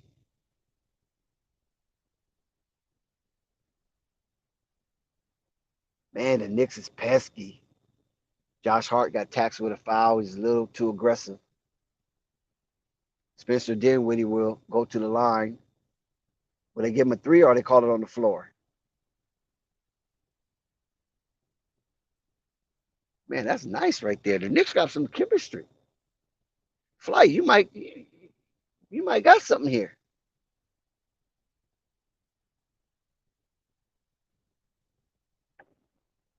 Can the New York Knicks get out of the first round? because they need this game against Brooklyn, right? Because Brooklyn was sitting in the 4th seed. I don't know where they're at now. And I think New York was right behind them. What's good, Dax? Yes, sir. I You see. might got something here in New York. What you mean? The They Knicks looking doing? pretty good. I know, Mike. We got something. Yeah, they're looking pretty good. Josh Hart is a workhorse. Let me figure out what's going on. I told you about John Shaw. John Shaw is the truth. Bronson, 36 points already. And you Yeah, still got more than 5 minutes to play. yeah, 38 Brunson. points. Bronson That's got not. 38 points, man. He gonna hit a That's not the 40 first. piece. That's not the first time that happened. Where he put up those kind of numbers. That's what Brunson do on the regular. That's what I'm Here come noticing. Josh Hart. We just talked about him with a nice pass. Quickly, no. Quickly get fouled. RJ Barrett must have got hurt, man. That's he must have got hurt. Because RJ Barrett only got 4 points for like. Now, RJ Barrett, something up with him. I think that's why you heard all the talks about Zach LaVine. Don't be surprised if he was on the table. You know, it's time. It's time to let his ass go. You know, I don't like the way he's been working. You know, it's time for change. Change must come in New York. Mm. In my humble opinion, it's just sad. I see Mark Williams put up a fucking what happened with Mark Williams? He hit a game winning block. I don't know about a game winning block, but Mark Williams, he showed his ass. I can give you that, pause. Yeah, For I you know. know, he hitting his free throws. He was in that paint, challenging, and he was dunking everything he touched. No finger rolls, no off the backboard, none of that soft finesse stuff. Yeah, everything was money. Yeah, Mark Williams, he did really good, and he helped punch the Atlanta Hawks in the face, and that softened them to some degree. Mm. Under Trey Young and company. Yep. Listen, every starter, the Charlotte Hornets was in double figures. I'm talking about nice double figures. Mark Williams had the least amount of points of the starters, and he had 15. So all the starters had 15 or better. So when you look at the Charlotte Hornets breakdown flight, you got Gordon Hayward with 26 and 8. You have PJ Washington with 22 and 7 and 5. You had Mark Williams with 15 and 5. You had Terry Rozier with 29 and LaMelo Ball with 36 rebounds and 15 whopping assists, shooting 63% from the floor and 60% from three. No, that don't make no sense. Melo balled out. Melo 41 minutes, 0 fouls. That's pivotal. He's Now starting to look at figure it this. out. Yeah, now look at this Shout one out though. Trent. Like What's up? Gordon Hayward shot 75% from the floor and 80% from three. And he shot more than five threes. Five, no That's less than major. five threes. That's That's major for crazy. Gordon. That's crazy, right? Yeah, Gordon been balling. We got to hold that into Thank you, Chuck. consideration. And World Trent is class right. player by player. That was a great win for the Charlotte Hornets. I mean, they toughed it out because the Atlanta Hawks, they hate losing to Charlotte. You know that Yeah. because they feel superior over Charlotte. And LaMelo Ball and Trey Young have that little that little thing. And LaMelo has been sunning Trey Young for a minute now. Hell, Yeah. LaMelo got his first triple double against Trey Young. His first triple double in his career against Trey LeBron Young. not playing till Wednesday, ladies and gentlemen. Shout out CWE. I don't know what the hell's going on with Brian. Man, But I like, LeBron needs some rest. yeah, I like what I'm seeing from the Nets, though. Like I said, it's promise. The Knicks or the Nets. No, the Nets. The Knicks good, but I'm talking Brooklyn. about the Nets. Yeah, Brooklyn got a decent future. You know, they got to figure it out now. You know, they got some pieces. They got a bunch of draft picks. Yeah, they down 15 points though. I know, yeah. 5 minutes left. Knicks got serious weapons. Rap guy said Hawks need to trade Trey Young. I don't know. I don't know what the hell happened, you know, between them. They play the Knicks. That's always entertaining. The Atlanta Hawks and the New York Knicks. I'm looking at the game now. You got Spencer Dinwiddie, Yeah. Bridges. I'm excited for the kid Bridges. That dude's nice. I want to see how he look like with the team to himself. And your boy Jack. I told you Yeah, this the look at team for Jock. this Look the at team Jock. for Jock Jack. got all that hair on his face. Yeah. This the perfect team for Jack Jock Vaughn. out there with that Hebrew stuff. Beard to beard. Look at Yeah. Brunson talking to the So it was a, ref. yeah, so it was a nice game for the Charlotte Hornets. I mean, it was exciting from beginning to end. The referees was kind of making themselves making their presence felt with certain kind of calls that benefited Atlanta, and the Charlotte Hornets never really got the benefit of the whistle all night, and they still prevailed, and they fought through that impediment flight as the referees was becoming a roadblock for for the Charlotte Hornet advancement in tonight's game. But they overcame that and they toughed it out, and it took a Herculean effort from Gordon Hayward to Terry Rozier, LaMelo Ball to beat a 10th seed. That's And I don't crazy. know if they can do that every night, have that type of Herculean effort for those three guys. Yeah, I'm with you on that one. So, Trent said Melo didn't have no free throws. He ain't get to the line. I don't remember LaMelo getting to the line, to be honest with you. Oh, that's weird. I don't, you know what? I don't know. He had no free throws, Flight, not one. Yeah, And he yeah, drove to the rack a few times. yeah, I'm about to see what's going on. Yeah, Melo had 30 points, 15 to 6. Good God. Mm-hmm. 6 12 of rebounds. 19 from the floor. Yeah, you can't So tell, can't ask for so anything better. they posted for LaMelo to player performance, a triple double was plus 510. That's crazy. Nah, And he didn't get a triple double. You would think that he was Atlanta would close be a though. team to get a triple double. I mean, he was right on the money. He was 4 rebounds off. Yeah, Can you Melo's imagine been the balling. people? Can you imagine the people that laid down some chalk for LaMelo to hit a triple double? I mean, if I was if I had that opportunity to do it, I probably would have laid down some chalk for LaMelo hit a triple double against Atlanta, because you know Atlanta shoots a lot, Charlotte shoot a lot, so there's a high percentage that the rebound goes to the defense, right? Right. And LaMelo didn't get it. It didn't even look like LaMelo was hustling for rebounds really. Yeah, Melo I don't know. That's one thing that people do criticize him for. So that's one thing I guess he could, emphasize more. Got to get to the line. That's a fact. It's unacceptable. But I mean they won the game, so I mean that's all that matters. Oh yeah, they But definitely won the game, and listen. They never surrendered the lead. They led all the way through. They started the game on a 7-0 run. The same pace for a frantic pace they had against the Denver Nuggets, they showed against the Atlanta Hawks. The difference is the Denver Nuggets is the 1 seed in the West, and Atlanta Hawks is the 10th seed in the East. So they was able to maintain and didn't have to deal with nobody like Jokic, a 2-time back-to-back MVP. that's right. Man, Jokic is a problem, man. You heard he had a triple double in like the first half. That shit was crazy.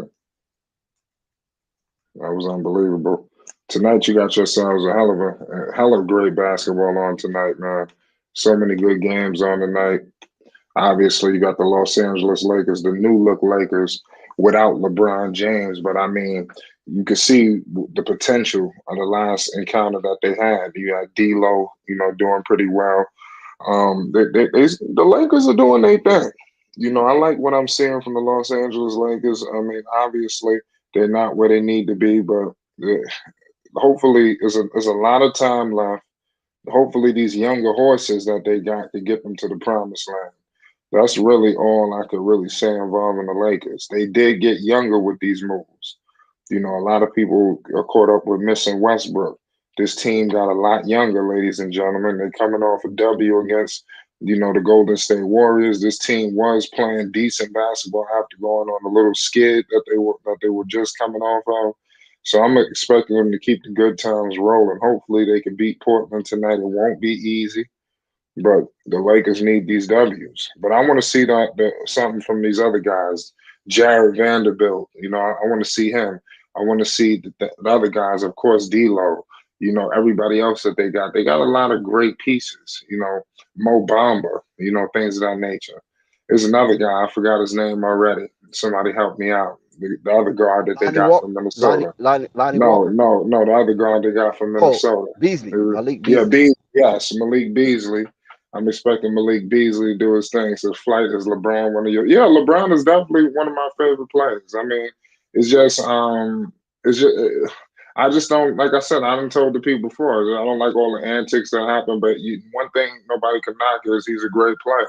He's one of the greatest players in the history of the game. I mean, that's no knocking. Nobody could There's no debating. I ain't gonna argue that.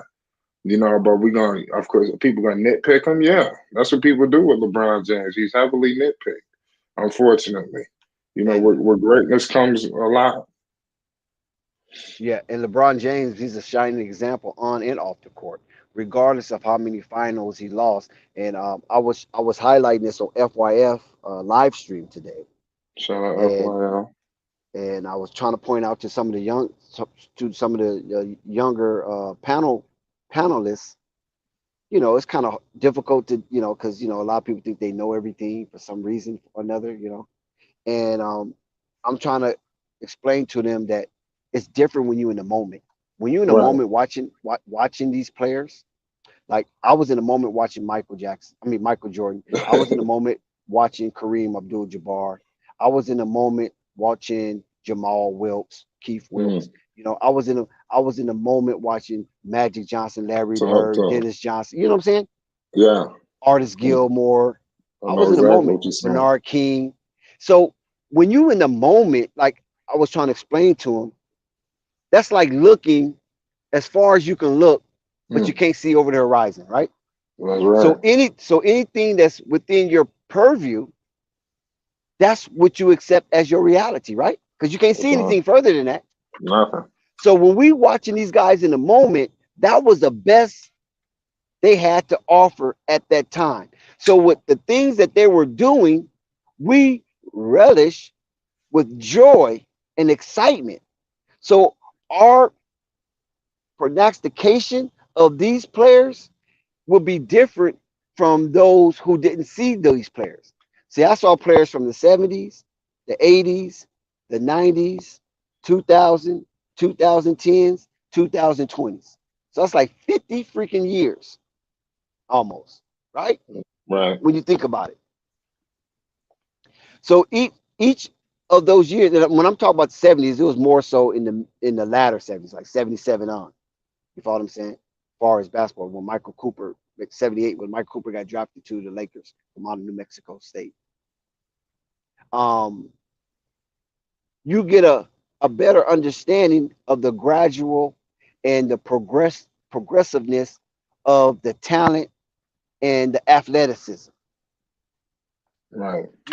You get a better diagnose of what they consider technology. You know what I'm saying? So now when you watch it as a rerun, you don't feel the same because all of that frequency and that vibe is gone because the moment passed. So when you watch it now, you understand how we felt then. Because when you watch it now live, you don't see past the live, right? Because you can't see past the live. You only can Right. see up to the point of the live.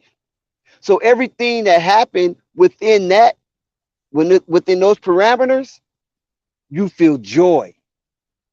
And now if you watch the game after the game is over with, you don't get the same feeling as those who enjoyed the game as it was progressing.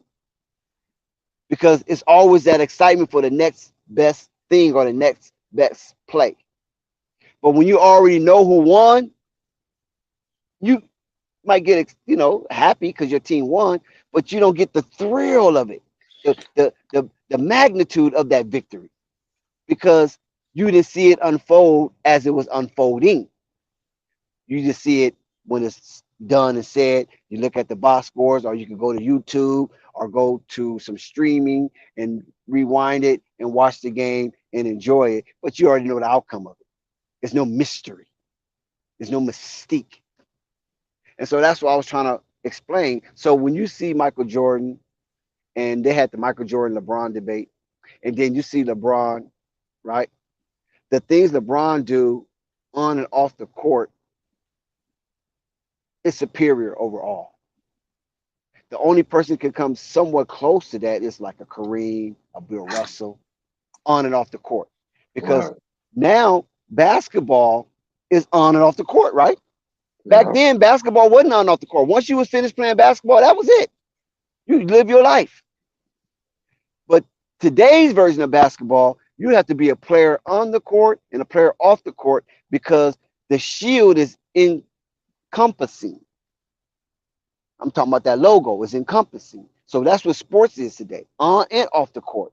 Because with people back then, what they did off the court kind of stayed off the court. We had a lot of players that did some horrendous things off the court back in the day. And they still woke up in the morning and played their game, their basketball game. There wasn't suspending and doing all kind of stuff. You have to do something really egregious on the court to get suspended. That same fight you have on the court, if you have it off the court, you settle it with the law. NBA have nothing to do with it. You follow what I'm saying? NFL have nothing to do with it. So this is why it is important that these players now remain shiny because the money is so lucrative and so massive or even astronomical, if you want to use it that way, that you have to protect your brand on and off the court. Back then, you didn't. So that's why I give LeBron a little upper on those athletes back then because now I'm seeing it for what it really is instead of just being a fan of the game or a fan of my team. Because Magic is my all-time favorite player. Magic? Yeah, Magic Johnson. When I grew up, I Hmm. try to be like Magic. You do the no look passes and pass between your legs, and just doing the Magic stuff because he was so exciting for us down in Southern California. It was just unmatched. And then he was going against Boston, and we already know the Boston legacy. And then we know what Boston represent off the court. You know what I'm saying? Even though Right. Boston was the first team to have all black starters, but we know, the situation of Boston off the court, if you're not a super athlete, how they treat you. So by him, Magic being our guy and Larry Bird being their guy, it was just so exciting every game to try to prove that Magic was better than Larry, Lakers was better than Boston, Lakers better than Philly. You know what I'm saying? Because those were some of the teams that gave Lakers a run for their money. No, man, that's crazy. The Lakers, man, they need to get back to the glory days. What the hell is it going to take, man? All these pieces, I think they could shock somebody. Let me tell you something. There's a lot of time left. A lot of people think the door is shut on the Lakers, but it's not. We haven't even got the All-Star break yet. So they need to continue accumulating these W's. I think they're going to be scary for whoever. If they match up against the Nuggets, if they match up against, Memphis, especially Memphis, I think y'all could get Memphis in 5. If the Lakers are on, or if they heads are on straight, y'all could take out Memphis in 5. So some of these teams got to be scared because Sacramento. Are you kidding me? I mean, seriously, it's so much time left. Sacramento or Memphis could walk away with the #1 seed. Then y'all make it in the 8th, or and then y'all go from there. I think that y'all can knock off one of those teams. Y'all can knock off Memphis and y'all can knock off Sacramento. Denver will be tough, but y'all got the pieces to take them too. Y'all built to play with those kind of teams, but for whatever reason, y'all at the bottom. But this team was built to compete against teams like the Nuggets, the heavyweights. That's why this team was built like this. That's why they acquired Westbrook, but it didn't work out. But that was the intention. You don't pair LeBron James and Anthony Davis and not expect to be competing for championships. They didn't think it was going to be like this. This has just been bad.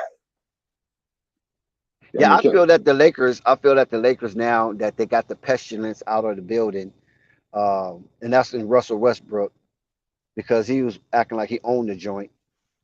That the Lakers can now focus on being basketball and not the politics. And LeBron James, the record is over, the chase is done, so now he can get back into the mode of being a leader for the Lakers and getting Anthony Davis back right. Because I think when LeBron was chasing that record, he probably right. kind of lost his way a little bit because that was something that was going to be historical. Was So it it could, selfish? yeah, it could. I mean, you have to have some selfishness when you're athlete. I mean, come on, like you're an There you athlete, go. you got to have some selfishness, but you can't just let it override the overall goals for the team. You know, because if you're not selfish, then when it comes to those crucial moments, are you going to surrender? Are you going to be relentless? Which one?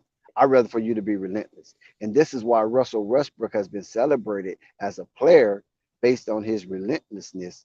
And he keeps coming at you with persistence because of his selfishness. Now, did he do it for the benefit of Oklahoma City? Maybe not, but Oklahoma City benefited off of it. So players have to understand this, and I think that was the Lakers' weak point is that when LeBron was pursuing that, maybe other players wasn't feeling it like go ahead and get this, let's get it out the way and let's win game. You know what I'm saying? They probably wasn't feeling it because they thought that he probably put that before the team's overall goal. And I don't think that's the case. I just think that LeBron was just being phenomenal, super phenomenal at the age of 38. There's nobody in the history of the 75-year of the NBA was this dominant at 38 years old. I can't name one. You're not going to find one. Will I ever be? Not alone name one. You're not going to find one. As much as people knock him, how many people are gonna be able to get to this level in this era? Even your shooters, they breaking down. So I mean, who's to say Curry gonna be able to hang around? What about Klay Thompson? LeBron James, no matter what he is, doing something historic. I mean, I think nobody could take that away from him. The historic nature of all of the things that he's accomplished in his career. You can't knock him, man. He's one of the goats of all time. I mean, if you want to acknowledge every era, he's one of the goats instead of saying he is the goat. He's the goat of this era. That's just how you gotta. There's nobody else who really could challenge him. Even no Kevin Durant's, nobody. I just And feel then, like, God. yeah, and then another thing that I was trying to share is this right here. I was trying to use this dynamic, right? I don't know how well it got over on them because I was trying not to be too semantic. I was just trying to just to flow freely, but I got some resistance. I butted some heads, and I was saying, okay, look, LeBron James been in the league for the number of years he's been in the league, and he's 38 years old, right? Well, He didn't go to college, so he came straight out of high school to the league. Okay, Michael Jordan spent 3 years in college and then came into the league. I said Michael Jordan won. I mean, actually, Michael Jordan went. I put it in chronological order. Michael Jordan went to the finals after 7 years of getting roughed up, bumps and bruises, losing along the way, and getting his head peeled. LeBron James took 4 years to get to the same spot that Michael Jordan took 7 years. Now, Michael Jordan won when he got there. LeBron James didn't win when he got there. but LeBron James got there more than Mike, but Mike got there less. It took him less time to get as as many as 6 rings, where LeBron is still ongoing, but he got there more times. So could we celebrate the journey Right. of both of these men? You follow what I'm saying? Because they both got pros and cons. Because people act like Mike just came into the league and started winning. Mike didn't win. I was trying to tell these youngsters, Mike didn't win until the league got old. You understand what I'm saying? The league got old. Everybody got old that was holding up the league in the 80s. And the reason why they got old because they wasn't, you know, physical specimens. I mean, you had Orlando Warriors, you had a couple of physical specimens, but most players wasn't physical specimens. You know, they was thin, and if they had a little weight to them, they was kind of, you know, flubber. You know, they wasn't walking around with 6 packs and yoke arms and things of that nature like the Xavier McDaniels and the Orlando Warriors and people of the world like that. You know what I'm saying? They wasn't looking at the game like that because it was just an up and down game basically. It wasn't about strength. Basketball was made for finesse, not strength. You follow what I'm saying? Because it was a time when I played basketball, they didn't want you lifting weights. Coach would tell you don't lift no weights. Now, coach Why? telling you lift weights. Why? Because it was gonna mess up your shot. You mess up your shot and mess up your balance. Your equilibrium is off when you lift weights and then try to get out there because it wasn't no regiment for weights in basketball. Right. That's only football That and was for other football, sports. football, swimming. You know what I'm saying? If you did swimming or water polo and stuff like that, because we had swimming pool at our school. Some schools didn't have swimming pool, but our school had swimming pool. We had a water polo team. We had a swim team. You know what I'm saying? So it was other sports you use weights for, but basketball wasn't one of them. Right. You know what I'm saying? I don't think they we wanted you to really use weights for track and field back then. That's crazy. So now it's a whole different. It's the paradigm shift, right? Yeah. Now they encourage you to lift weights. If you don't lift weights, you're a weenie playing basketball. That's how they look at it now. So we have to appreciate the journey and the different things that came with the journey. So when you look at Michael Jordan having his double three-peat, and then you look at LeBron James having his 9 straight finals, even though he didn't win his 9 straight, but he went 9 straight. Yeah. Not too many people done that. Only people that able done that was what's his name? Bill Russell. Yeah. Your boy Trent Brown Jr. Troy Brown Jr. missed the 3-pointer. You know, let's see if they can beat these goddamn Portland Trailblazers tonight. You know, When's Portland. then? Zen said that he'll probably be back here by halftime or something like that. But I know they'll be checking out this game with the Blazers. It's always fun to see the Portland Trailblazers, and they got a new look. I see two Yes, new guys, this was early Matisse today, Thybulle. Trent. Uh-huh. I see Matisse Thybulle Yep. and also Cam Reddish. So they got two new starters out here on the They floor. put Cam Reddish out there, huh? I'm They didn't waste telling no you, time. yeah, they need some help. Portland need a spark. So they probably looking at Cam Reddish like, yo, listen, man, give us everything you got. They get players for the cheap and expect everything from him. Cam Reddish ain't nothing. I hate to disrespect him like that, but I don't think he gonna be, with everybody. I don't know. I just don't know. I don't know about I don't know about Mr. Cam Reddish. I'm very concerned for Mr. Cam. Mm. His career is like, I don't know. This is the last stop. He had a lot of bad stops. Nice shot by D'Angelo. Yeah, D'Lo, he turned it around. He was on his way out the league. We got Magic talking. Whenever Magic went in, and it's never good. If he didn't ball out in his destination in Brooklyn, it was over. So if he would have had another situation, I don't know. This guy Damian Lillard missing layups. I don't know what the hell is going on with Damian Lillard. Oh well, I'm quite sure there's no need to worry about Damian Lillard. If you're gonna worry about anything, not him. Right. You got Darvin Ham, 26 and 31 record, 13th in the West. 8-2 road record. What the hell? I gotta double check what happened so fast. That record can't be that good. Well, y'all win more games on the road. AD. Let's go, AD. That's what it is, like. Well, I don't know. I had to double look.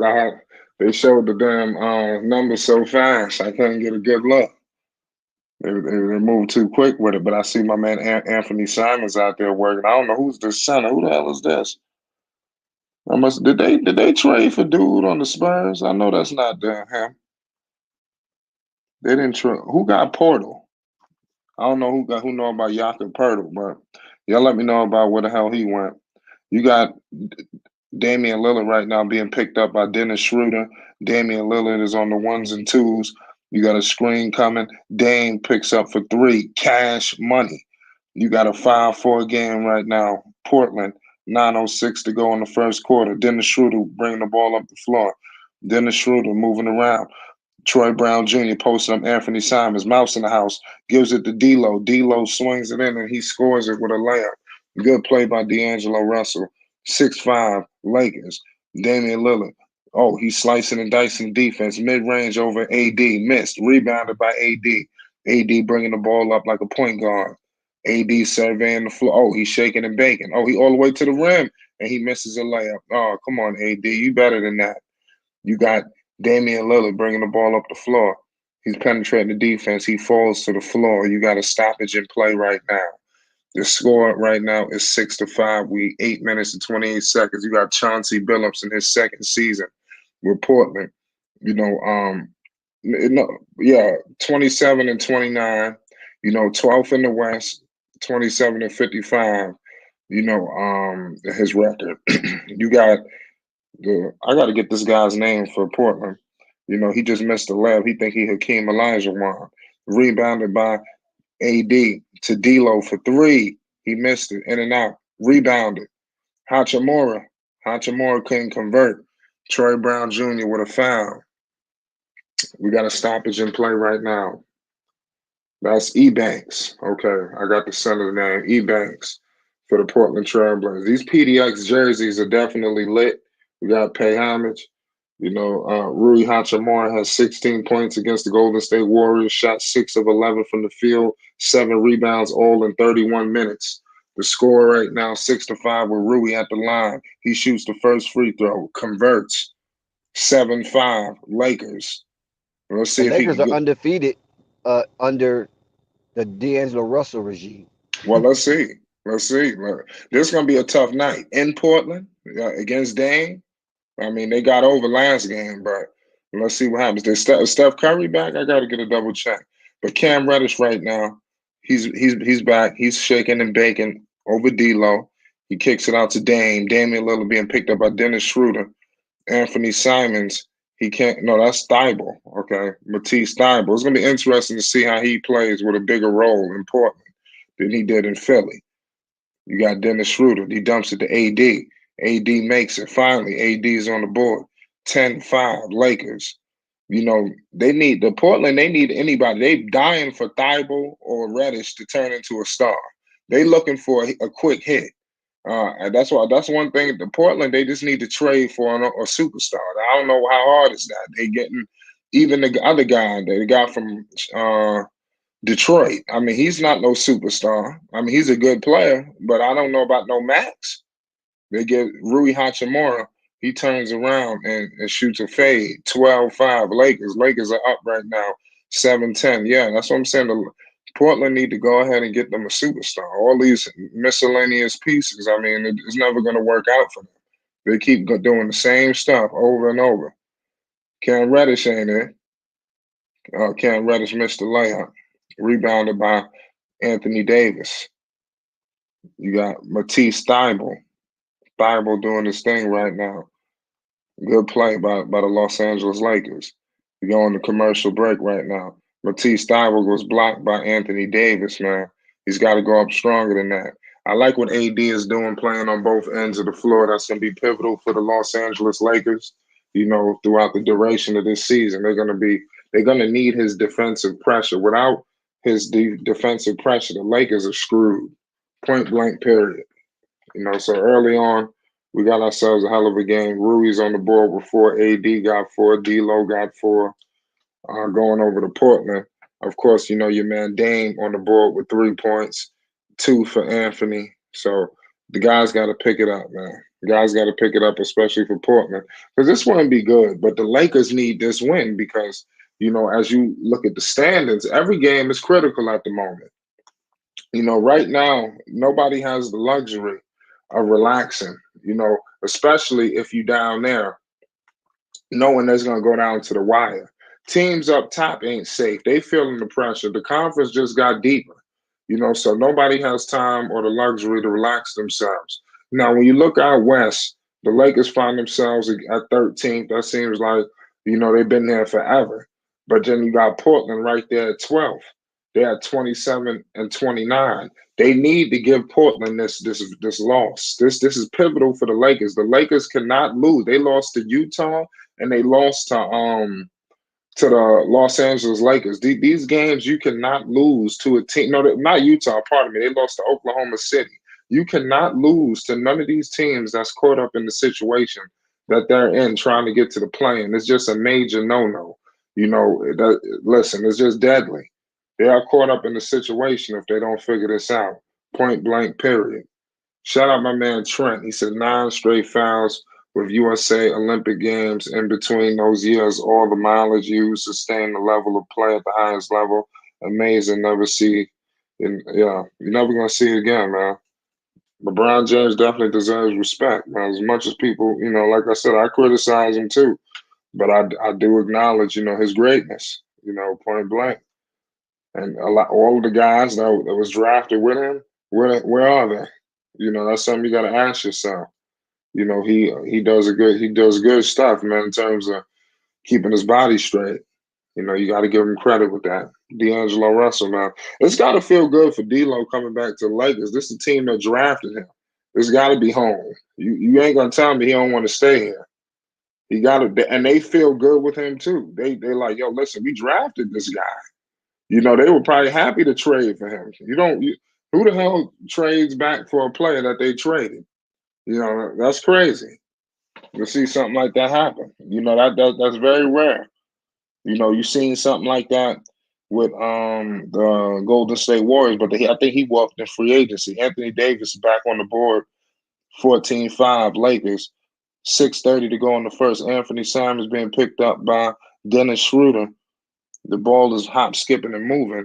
You got Shaden Sharp in the game. Anthony Simons screen with Ebanks. He dumps it off to Ebanks. He's operating on Anthony Davis. He kicks it out to Shaden Sharp. Shaden Sharp kicks it to Thibault. Thibault been waiting for that three-pointer. He finally hits the three-pointer. Cash money for Matisse Thibault. 14-8. Lakers. 6 minutes to go in the first. Schroeder moving the basketball. D'Lo done. Oh, the Lakers moving the ball. That's what they need. Let's go. Then the Schroeder dumps it off to AD. Back to Schroeder. Come on, somebody got to be selfish. I mean, it's too much unselfishness. Then the Schroeder missed the mid-range. He could not. Oh, he stepped out of bounds. Ref got to pick that up. Shaden Sharp. Shaden Sharp out there moving and grooving. Gives it to Ebanks. Back to Shaden Sharp. He gets a screen with Ebanks. Shaden Sharp for 3. Cash money for Shaden Sharp.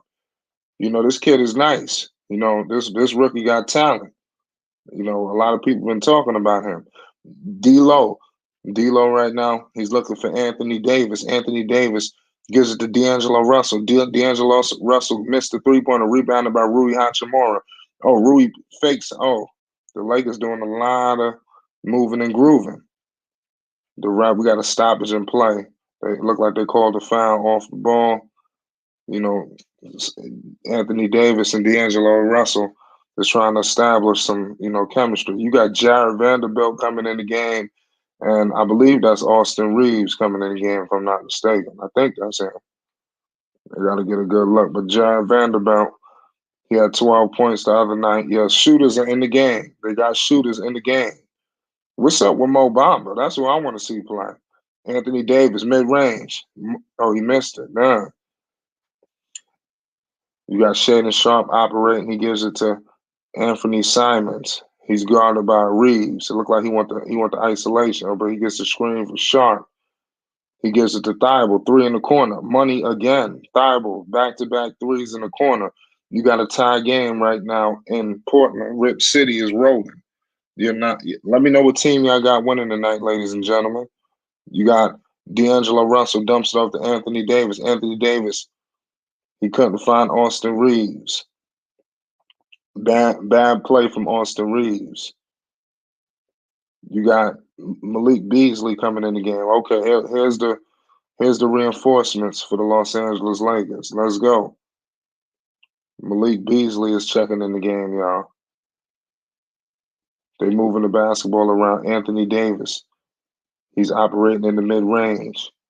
He posts, shake.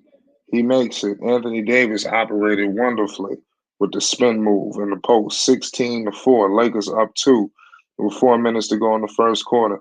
Anthony Simons for 3. Cash money. He just walked into that. 17-6. Portland is up by 1. D'Angelo Russell. Thibault done picked up D'Lo. Anthony Davis for 3. Bricked. He couldn't get that. Jared Vanderbilt tried to save it. Jared Vanderbilt couldn't get it done. So it doesn't matter what team I have winning. These are losing teams. Well, let's see what happens, man. Let's see what happens, man. The Lakers doing their thing. They trying. And Portland, shit, a game two, a game here, they right back in the mix. That's one. You got to look at the standings. I understand the Lakers are in a screwed up situation that they shouldn't be in. Anthony Simons, that was silky. 19-6. Simons out there wilding. But you got to look at the standings because then it'll seem a little bit more clear to you. The standings you'll be able to see. Everybody's kind of bunched up. Thibault out here playing defense. He out here two-way playing, doing his thing, hitting threes, blocking shots. That's what they need. Somebody got to go on a streak. Whoever go on a 4 to 5 game win streak is gonna seal the deal. And can the Lakers do it? They was trying, but they losing to the teams they got to beat. You in this tornado with all of these teams. They lost to Oklahoma City. You cannot lose to Portland because the problem with the Lakers is the loss column.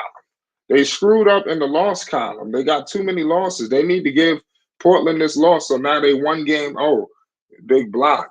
So that way they one game back, in the loss column. So Portland will go to 27-30, and the Lakers will go to 27-31. So then you right there on Portland's heels, and then you keep chopping. Thunder, the Oklahoma City Thunder in Utah, some strikes me to say, hey, man, they don't really want to make the playoffs. Somebody really don't want to go.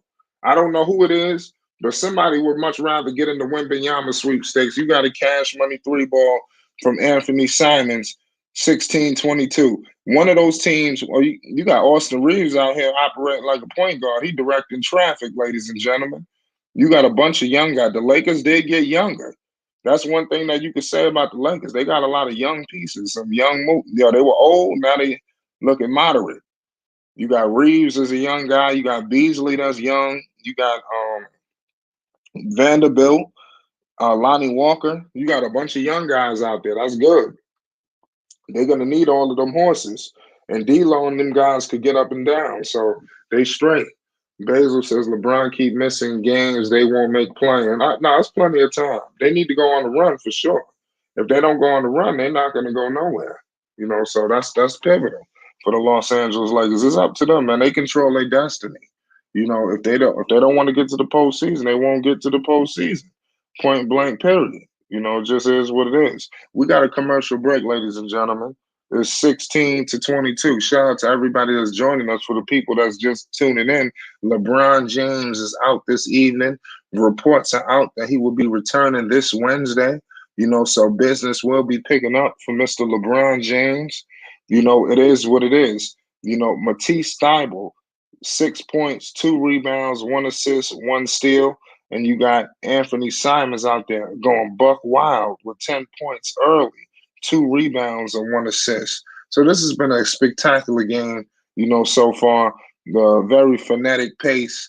It's going to be interesting to see when D'Lo and Anthony Davis returns back into the game.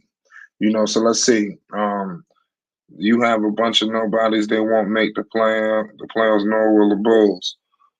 Well, I mean, shout out to the Bulls. Shout out to everybody, man, trying to fight to get to where they need to get to. Shit, things ain't hard, but to be honest with you, you got to thank God for the NBA for the things they did. They incorporated a lot of things to make sure that guys were on point. You know, because what if you didn't have the plan? If you didn't have the plan, you would have been completely screwed without the plan. You know, these teams would have been out the mix. You would have really been talking about it's over for the Lakers. And I think the playing situation, where people may have made it seem like it's competitive, I think it's made teams too laxed. You know, I think the NBA tried to make it competitive, but it seems like teams are comfortable with getting to the play-in. You know, teams are just comfortable being in the 10th seed, trying to make that situation. I don't like what that has, what that occurred, what has happened with that. You know, because the rules were implemented to make the league more competitive. But it seems to me that these players, you know, have used this thing, you know, in a crazy way to where they're not going as hard, you know, and like I said, they're not pushing for a top seed. It's like, hey, we get in the playing. You know, all of these teams, ain't none of these teams, they fighting to get into the playing, and we ain't even an all-star break. Ain't nobody talking about they trying to get to the playoffs. They talking playing. You know, and I think that that's a disservice, you know, to the game, man. Something's got to give. Austin Reeves right now is being guarded by Shaden Sharp. You got Jared Vanderbilt. He gives it to Malik Beasley. Malik Beasley in and out. Gabriel could not grab it. Damian Lillard is back on the floor. The Lakers don't have none of their stars out there. But Dame is back in the game. You got little cash money three. The Portland Trailblazers, man, they can shoot the three ball. That's one thing I give them. Chauncey Billups, he coached the hell out of this team. You know, give Chauncey Billups major props. Austin Reeves kicks it to Malik Beasley. Malik Beasley, he gives it to, Lonnie Walker, cash money three. 19-25. Portland, 140 to go in the first. You got good play right now. They're moving the basketball around. Shaden Sharp for three. Cash. Shaden Sharp. He makes it. 19-28. Portland. Man, it's been shocking. The Lakers are supposed to be back in this game. What happened? The Lakers flapping, y'all. The Lakers screwing up. The Lakers are screwing up this game. There's no other way to slice what's occurred, ladies and gentlemen. Trent says Malik shooting bricks. Bricking shots like Scottie Pippen Jr. His mama lost her Pippen still on his mind. It's possible. I mean, I don't know. You know, that's a personal problem. You got who's this guy right there? Well, you got a three. Portland could not convert from that three. Jared Vanderbilt. I don't need to see him play a little bit more. You know, like I said, everybody excited about him. I need to see what's so good about him. You know, a lot of Laker fans, they're drinking the Kool-Aid, but we're going to see how good it is. But no LeBron James tonight. Jared Vanderbilt, he turned the basketball over for whatever reason. You got Damian Lillard being guarded by Austin Reeves. Damian Lillard maneuvering. He can't. Portland is moving the basketball excellently. You got a three ball. Cash. Portland just hit a three, ladies and gentlemen. They trying to push the scoreboard on the Lakers. I don't know why, you know, Ham didn't bring in at least D'Lo, you know, because Damian Lillard is still on the floor. You know, I think he should at least brought either D'Lo or Anthony Davis to close out the first. Austin Reeves step back three. He couldn't convert. This is going to be a big play. 7. Lakers controlling it. 5, 4. Lonnie Walker. 1. Oh, man, what happened? They called the offensive foul? Man, the Lakers can't get a break. You said it is possible the ball comes and Bulls win the Eastern Conference. Damian Lillard. Oh, my goodness. Damian Lillard. Yo, that ain't going to front. That shot looked good. Damian Lillard just had a buzzer beater three. The Lakers are in trouble. The Lakers about to go under that water. That was a big time shot. They ain't got to start. Listen, I mean that's cool and all these crazy shots. That was a good shot. I got to give it to him. But they ain't got to start doing something in the playoffs, though. You know, I mean, I like Dan. All these shot, like I said, some of these players, these things don't surprise me. You know, some of these players, I want to see them do something in the postseason. You know, that's all. When I see, of course, other players, you know, Zach LaVine, you know, things of that nature, other players, DeMar DeRozan. If DeMar DeRozan put up 50 points tomorrow or wherever, you know, I'm not going to be losing my mind, you know, because I know that, you know, these things got to convert to the postseason. You see Damian Lillard hitting long trick shot threes. I'm not going to jump for joy. You know, I need to see some production in the postseason, some advancement. I feel like they're stepping in quicksand out there. I mean, I'm telling you, we getting soft on our stars, ladies and gentlemen. We getting soft. I'm telling you, they got plans, all this other craziness. We getting too soft. We got to hold these people accountable. You know, these guys are making way too much money, way too much. You got guys making damn near $200 million and can't even make a free throw. I mean, what's going on? You know, and that's like I'm talking about Ben Simmons. I mean, seriously, there's people in the NBA just walking away, running away with the bag. You know, like what is going on? You know, that's crazy. You know, I could get somebody off the street and work with them for a week or two. They're gonna learn how to make a free throw. I mean, seriously, what's going on? I mean, I can't call it. Like I said, it don't make sense. Dudes can't shoot. Dudes in the NBA and can't shoot. I mean, that's just unacceptable. Basil said 34-19. Your Portland is just stomping a mud hole in the Los Angeles Lakers. LeBron James is not here to save them. LeBron James would have made this game a game. Now you're relying on Mr. Anthony Davis to come in here and step on the Portland Trailblazers, and I just don't see it. You know, I just don't see it, y'all. I don't. Y'all tell me if y'all see it. I'm very upset that the Lakers couldn't get LeBron James tonight. You know, this would have been a good game with LeBron, Dame, and LeBron. They've been trying to get Dame, too, for a minute. You know, it's crazy. The Los Angeles Lakers trying to get back in the game. Lonnie Walker penetrating, and he missed. See, they're missing layups. They're in trouble. They're in trouble. If they're going to miss layups, I mean, what we doing? Shaden Sharp, he missed a three. About time they got a break. Because these dudes making everything. They can't do anything. Shit's not making absolutely no sense. You got to score 21-34.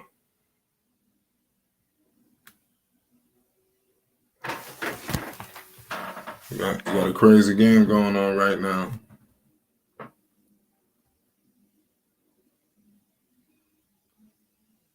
Salute to everybody in the chat that's tuning in. The Lakers right now holding on to a thread.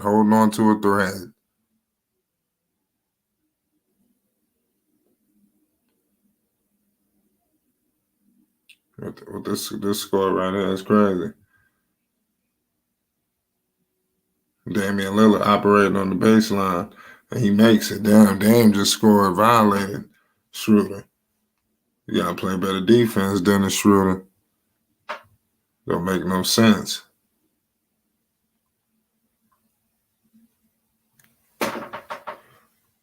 Lonnie Walker moving the basketball around. You got a shot. That's Jared Vanderbilt just scored. Jared Vanderbilt is on the board, 23-37. The Lakers are trying to hold on. Damian Lillard, he just getting trigger happy out there now. He done hit 2 threes, so now he about to just start chucking. And people about to be excited for this kind of play. Screen. Damian Lillard bringing it off. Damian Lillard. Oh, man. Him and Vanderbilt had a collision. Vanderbilt trying to figure out what's going on.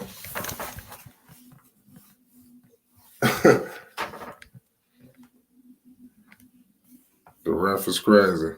Him and the ref is having a conversation right now.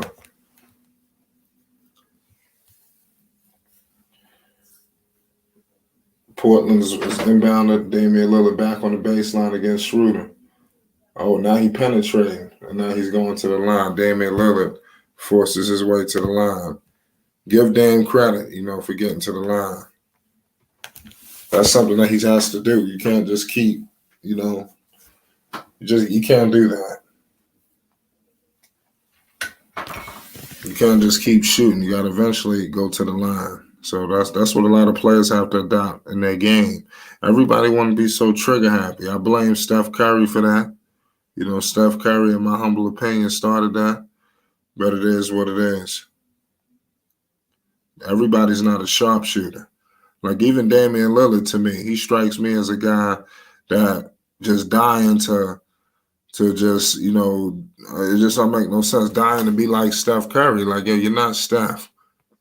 Somebody needs to tell him that. You're not Steph Curry. Just you Damian Lillard. People want to master the long shot, these long, deep three-pointers. Like, it means nothing. It means absolutely nothing. So just what's important now? 23-39. You got Gabriel. He could not convert. Gabriel tried to go up strong but couldn't do it. You got Damian Lillard. Good play by Dame. The Los Angeles Lakers are called a timeout. I'm telling you right now, the Lakers going to be down 20 if they don't wake up. The score is 23-41 right now. Did you hear what I said, ladies and gentlemen? The score is 23-41. So Portland is rolling. I hope this is not a doozy. It's unfortunate. It's crap. I don't know what's up with Darvin Ham. Darvin Ham still hasn't brought in. What is he doing? I mean, seriously. I mean, that's striking to me. You're about to get wiped off the floor. You don't have any of your star players on the floor.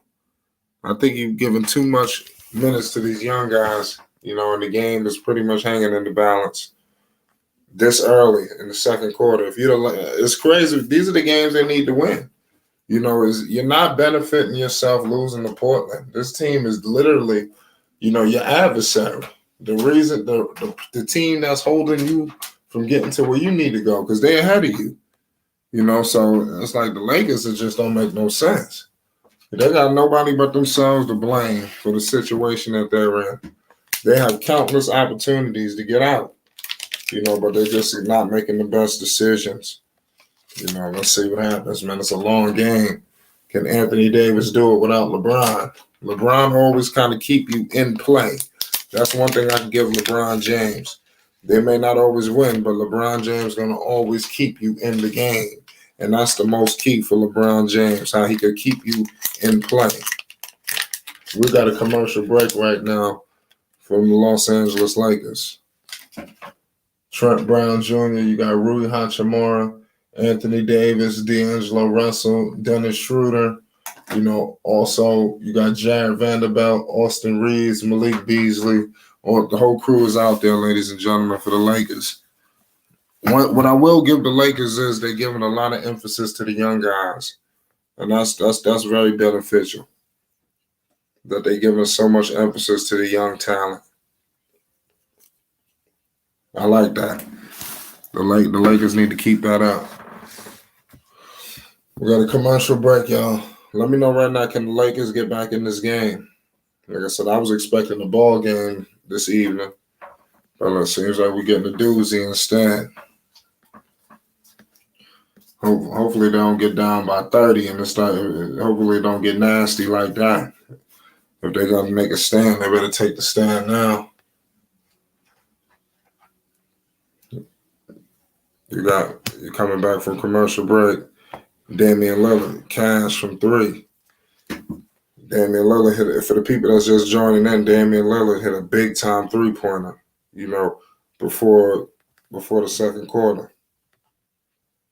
So that was major.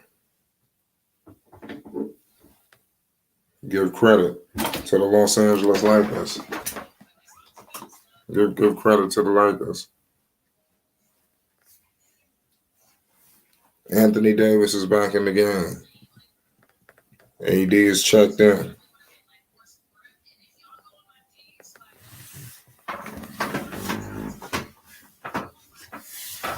AD is in the game. He's at the free throw line right now. The score is 25-41.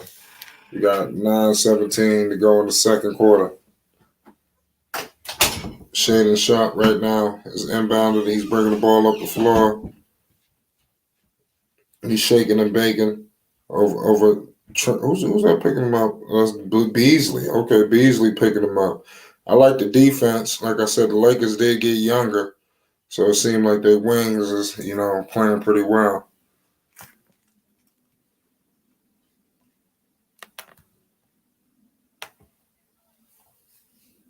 Anthony Davis converts 28-41. He's gonna be the key for them to get back in the game. If he don't do nothing, they ain't doing nothing. It's up to them. 28-44. Can the Lakers get back in this game? Lonnie Walker penetrating. Gives it to Vanderbilt. Vanderbilt throwing up some ugliness, at the rim. Shaden Sharp penetrating all the way to the basket. Good pass. You got a good conversion from the Portland Trailblazers.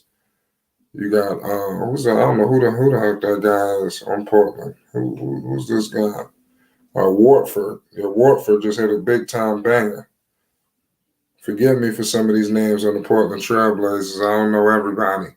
You got Anthony Davis right now. He goes all the way to the basket. Damian Lillard. Damian Lillard nearly turns the ball over, and he does. Damian Lillard turns it over. Dennis Schroeder all the way to the basket. Vanderbilt moving the basketball to Malik Beasley. Malik Beasley converts. Big score, 30-46. Portland. Portland is up 7:30 in the second quarter. Damian Lillard is operating. Damian Lillard is just searching and hunting for that three-pointer. He's just getting trigger happy. He dying to shoot that three-pointer. He trying to shoot it deep, too. He trying to shoot some real Curry stuff. Give credit to the Lakers, man. They just getting burnt on defense, but they trying. So that's when you can't say they're not trying. They just can't stop nobody. I mean, sometimes it's like that. But give them credit for effort. Salute to everybody that's tuning in. We got a commercial break. The Lakers are holding on for dear life. It was crazy because the Lakers looked like they was about to run away with the game, and then Portland just hit them with a haymaker, and they haven't recovered. They've been reeling ever since. So it's up to, the Lakers to see what kind of game this is going to be. No LeBron James. So I don't know. They're going to rely on AD. It's crazy because they traded for two superstars, man. With no LeBron, they should be good. You got Anthony Davis. I mean, this guy was a number one option. I don't know how dudes were number one options, and now they forget they don't know how to take over the game no more. They forget how to play in the clutch. You was the go-to man for the New Orleans Pelicans. What happened? These are major questions that we got to ask ourselves. Major. And these are the questions that I ask myself. What's up with the Los Angeles Lakers? But salute to everybody in the chat.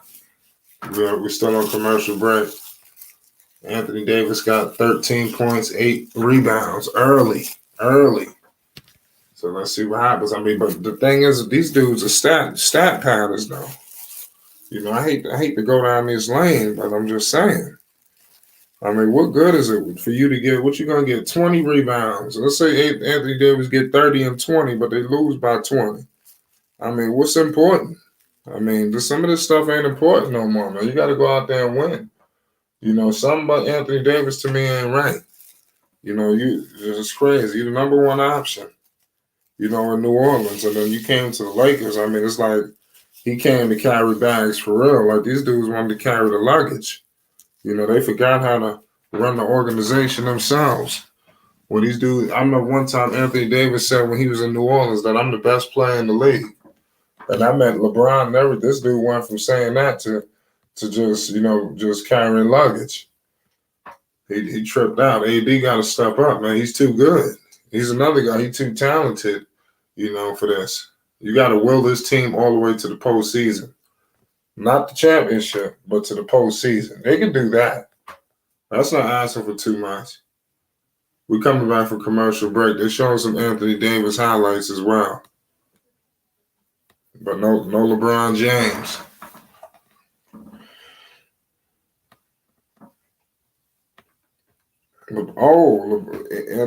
Not Anthony, that's E-Banks. Damian Lillard kicked it out to E-Banks. E-Banks did some dirty stuff. That was filthy from Damian E-Banks. They're doing their thing right now. Anthony Davis. He operated spin move. He couldn't convert. And he did not convert. Damian Lillard deep from three again. Oh my goodness. Damian Lillard trying to put the Lakers out. The Lakers down 21 already. They're trying to put the candles out. It's crazy what's going on with LeBron James. Your team needs you. You fighting to get into the postseason and you're not available? That's not a good look. Just got to point it out, man. It's just not a good look, man. We just got to point that into consideration. It's just not a good look, man. Jared Vanderbilt at the line. 30-51. 6:26 to go in the second quarter. Vanderbilt shoots the free throw, converts. Lakers down 20. It's looking like it could be a doozy. I thought this was going to be a game, yo. I thought we had a game tonight, man. It's bad enough, no LeBron James. And now they down 20? No.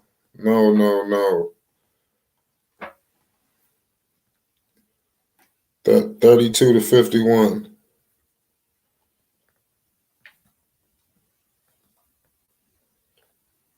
You got Anthony Simons. Anthony Simons step back. He couldn't make it. Rebounded by Vanderbilt. Vanderbilt penetrated. Oh man, he was happy. That was a nice little foul right there. That was given. Vanderbilt had some words for Mr. Anthony Simons. There was a lot of English on that foul. Salute to everybody in the chat right now. Feel free, hit the like button. If you're new, hit the subscribe button. Support us in the super chat, ladies and gentlemen. Support us in the Cash App. Damian Lillard keep chucking up threes. That's absurd. All these threes is getting chucked.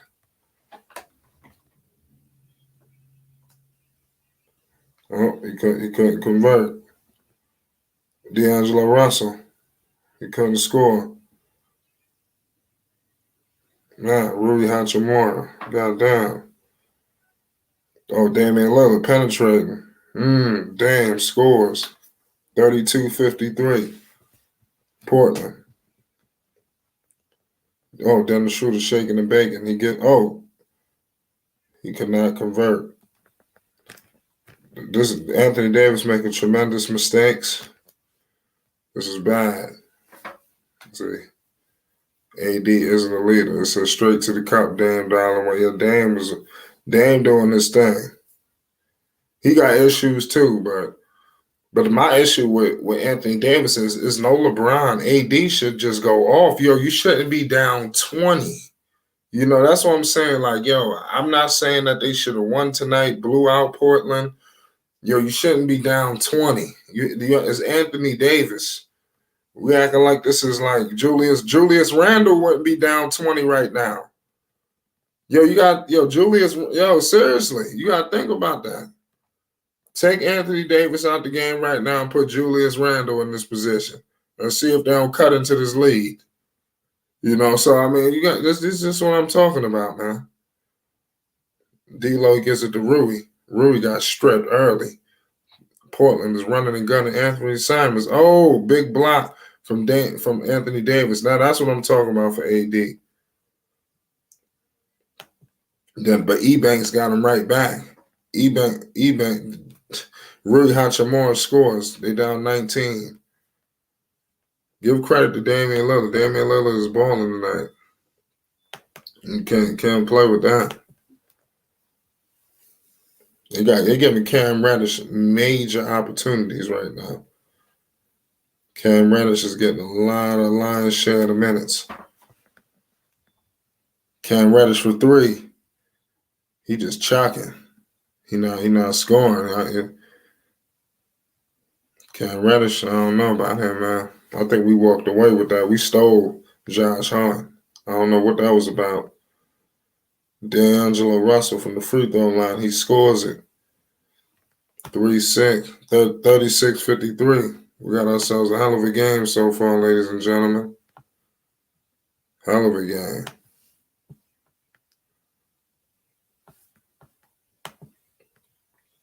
Oh, damn. We got a commercial break, y'all. Salute to everybody in the chat. We got ourselves a hell of a game tonight, y'all. Hell of a game. Hopefully this game is not a doozy, but it could be. 36-53 right now.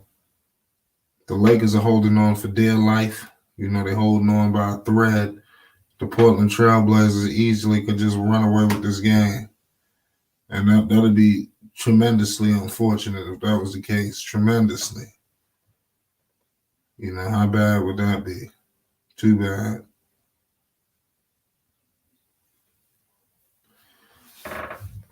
We're on commercial break. We got Ebanks. Ebanks is a good little center for the Portland Trailblazers. Anthony Simons tonight has 10 points, 2 rebounds, 2 assists. Damian Lillard with 21 points, 4 rebounds, 1 assist. Nazir Little, 3 points. Shaden Sharp with 6. Watford with 3. They did themselves they're doing a good job. Anthony Davis had 13 points as well. D'Angelo Russell with 6. Jared Vanderbilt with 4. So the Lakers clearly need to pick things up. They don't have the talent. They don't. That's what it seems like. It's up to the Lakers to figure out a way to seal this game and get back in it. For anybody that's interested, you got the Dallas Mavericks right now. Damn, I didn't even know Dallas was playing. You got, damn.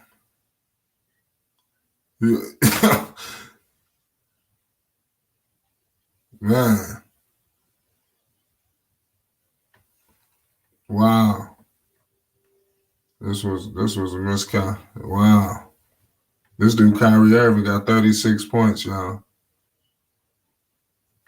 Man.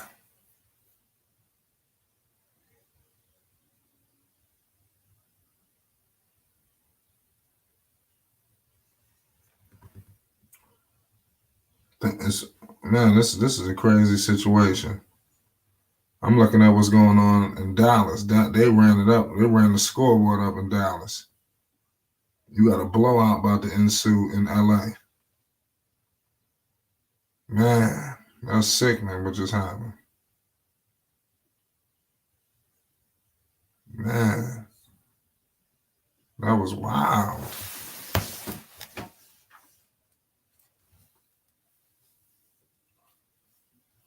That's crazy. I'm looking at what's going on in Dallas right now. I totally forgot. I totally missed that Dallas was playing tonight. And that shit caught me off guard. Dallas is down by 3 points.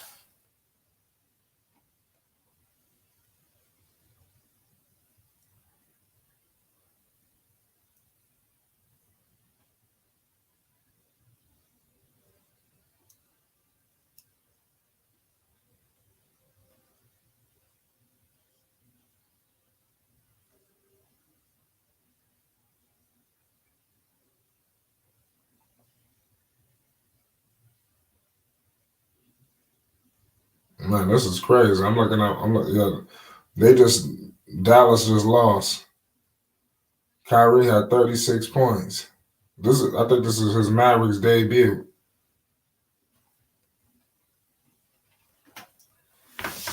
Damn. This was damn. Yeah, Kyrie Irving's doing his thing, y'all.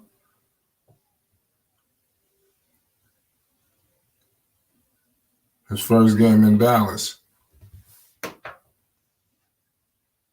Damn, I'm mad about this game right here.